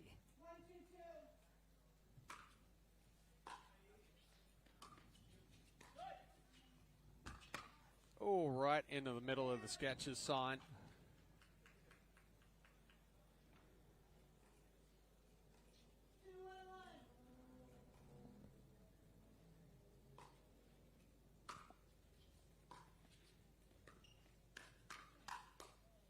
Oh, that ball's not coming back off the paddle of Patrick Kafka. Well, it starts off with the good drop there from Livernice. Gets that ball down, has a little bit of pace on it. Kafka comes in, reaches in, 1, 2, 3. Each ball got higher as it came back to him.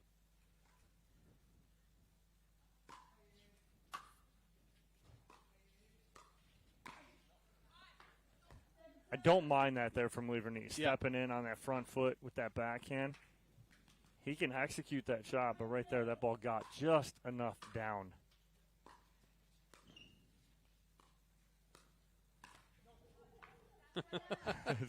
Kafka has the same reaction every time where he goes to speed up and just catches the net cord. He's like, oh, so close.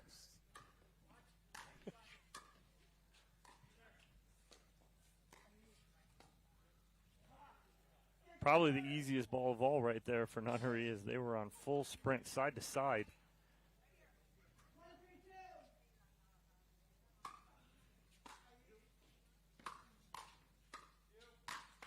Oh.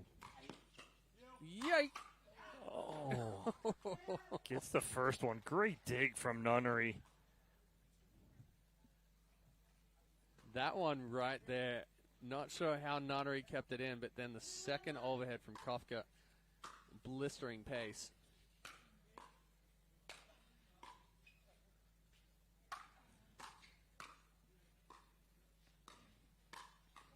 There's that one-handed step in there from Kafka. Again, puts so much pressure with that ball. If you want to talk about cranking, so you think of a throttle, and you're like cranking that throttle, and the paddle just flattens out, and then as he accelerates out through, then the face is almost parallel with the court as he's coming forward, and then the contact point is just. And he creates so much power, so much shape with it. It's absolutely incredible. Such a good job from Kafka. And you don't have many players in the game that can do that and actually hit that kind of shot. Especially, but you're talking about extensive tennis background. Oh, for 100%. Patrick Kafka. And, when he does crank that, it just fully loads the forearm and forward and up through that. We talk about if he does that with a big backswing, that ball is hitting off the back fence. Yes, because it's out of control. He keeps it short and compact. That's why baseball players struggle with the backhand. Yes. Just want to pull the bat back and rip it.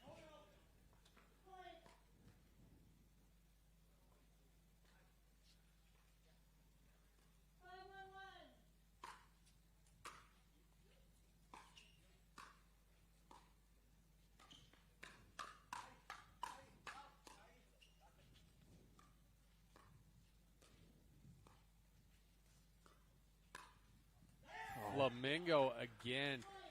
I talked about it in the semifinal. We were just discussing the one hand backhand of Kafka. Mm-hmm. and very few people hit that. Very few people have the strength to be full extension like Kafka is. In and that be flamingo position Yes. on one leg. Arm is full extended, and it's just the wrist and forearm strength that accelerate through the ball.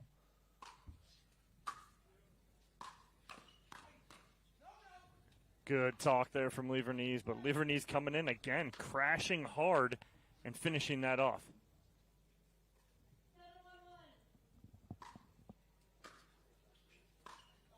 Oh, it landed in. Not only did Kafka have shape with the top spin, he had curl with the side spin. Blaskovic thought that ball was 6 inches out. It landed right inside the line. And Nunnery just trying to do a little too much right there. The first one I don't mind. Second one was really a tough ball to do anything with.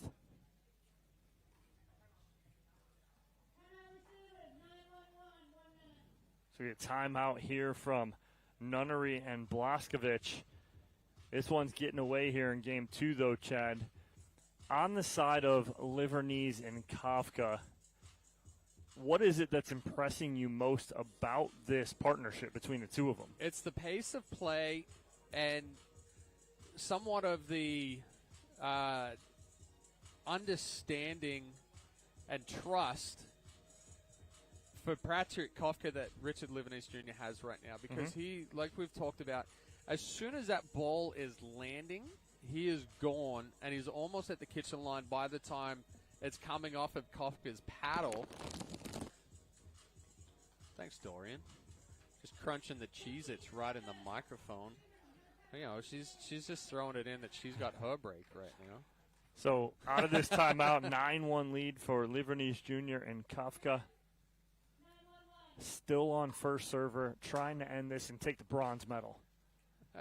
You know, it's okay. Why not, right? You got an 8-point lead. 9-1-2. Got a little loose for one. Reel it back in.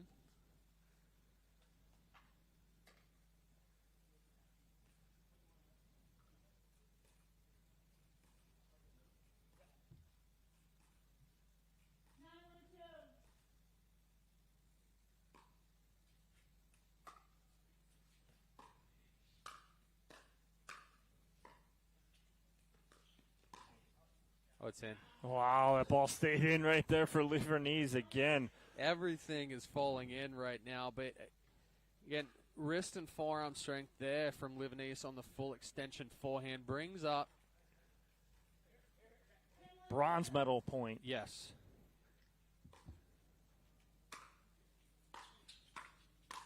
That one's out. Just a little flat. Yeah. So we fight off one, do Nunnery and Blaskovic. It's a little late getting there for Blaskovic.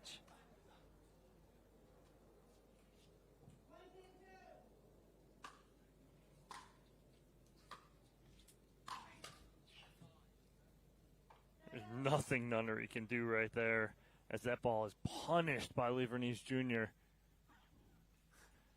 And it'll be game and match point number 2 here for Kafka and Livernies. Try and take the bronze medal.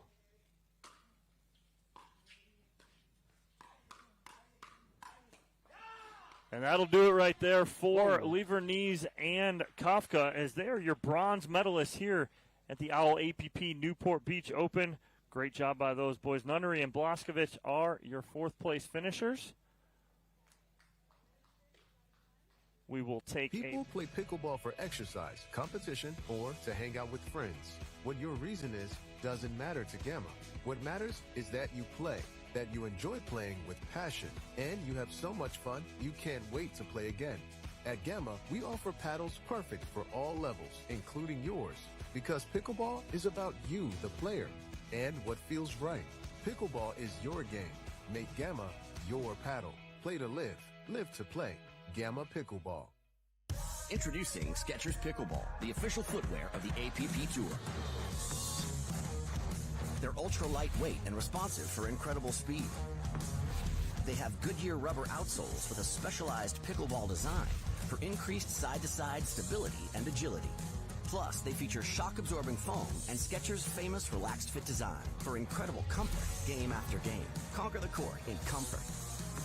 Skechers Pickleball, the official footwear of the APP Tour.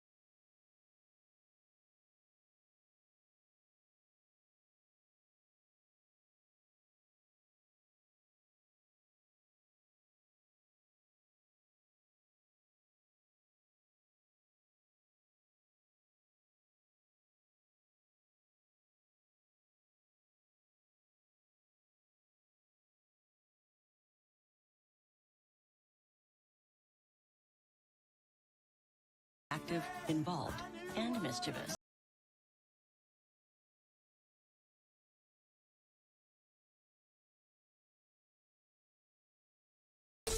Since I've been using Leo rubber, I've had way less problem on my AT band and hips. If I had to describe it in few words, I would say it's a must, it's effective, and it's stylish. Need to sell tickets for an event? From Sports Illustrated's official ticketing platform, introducing Box Office. Manage ticketing for sports, festivals, fundraisers, and more, paid or free. And we go beyond the barcode. Introducing Super Ticket. Super Tickets are secured by blockchain technology and transform into exclusive digital content, promotions, and rewards between the event and guests. Cheaper, better, simpler, more secure. Sports Illustrated Tickets. Partner with us for your next event. The APP is sponsored by Classic Pickles, official pickle of the APP Tour. Pro XR, official paddle of the APP Tour. And C&D Nets, the highest quality nets made in the USA. Welcome back to the world's first, the world's best, the APP Tour here at the LAPP in Newport Beach Open, as we welcome you back into championship court here at the Tennis and Pickleball Club at Newport Beach. Fellas, we have got a stacked gold medal Sunday coming up tomorrow. Rapid fire, each one of you gets one thought on the matches. We're going to start with you, Chad, men's singles. Ooh, I'm going to think that Grayson Golden gets his redemption and takes his second gold of the year. All right, Dom, women's singles. Jana Newell, she's going to be super tough to beat. Amanda Hendry, she's got a fighter's chance, though. Chad, that puts you back up for men's doubles. Men's doubles. I think Lang and Manthau just too strong and too much power. Women's doubles, Dom. It's a tough one right here, but I'm going Hendry Jarjing, the number 1 seed. They're going to be tough to beat. And then our Vlasic mixed doubles, guys. Each one of you get a thought on this one. Well, I'm a little impartial here. My next gen is Riley Bonnet, Richard Livanese Jr., both going for their first gold in mixed doubles. Christine Maddox, Max Manthau, I picked them early on the other day. I'm sticking with it right there. Well, we have a stacked gold medal Sunday, but a lot of that came from today's action. What's one thing that stood out to each of you the most about our men's and women's doubles today? Well, I think on the men's side, we saw multiple variations of the game. We saw some, a little bit slower pace, longer rallies, moving that ball around, and then you had Lang and Manthau coming out, really exposing that power, that shake and bake. So, tomorrow will be an interesting matchup in that sense as Lanier and Taylor play a little bit slower pace, and it'll be interesting to see how they handle Lang and Manthau. On the women's side today, Simone Jarjing and Amanda Hendry, they looked really good today. I like that partnering. It was great to see. I almost saw some life in Simone Jarjing today. Glad to have her back on championship court, but Jana Newell, Rihanna Valdez, they're going to give them everything they can handle. It was another action-packed day here in Newport Beach. For Chad Edwards, Dominic Catalano, our entire crew, I'm Dorian Kraft saying thanks for joining us. Have a great night.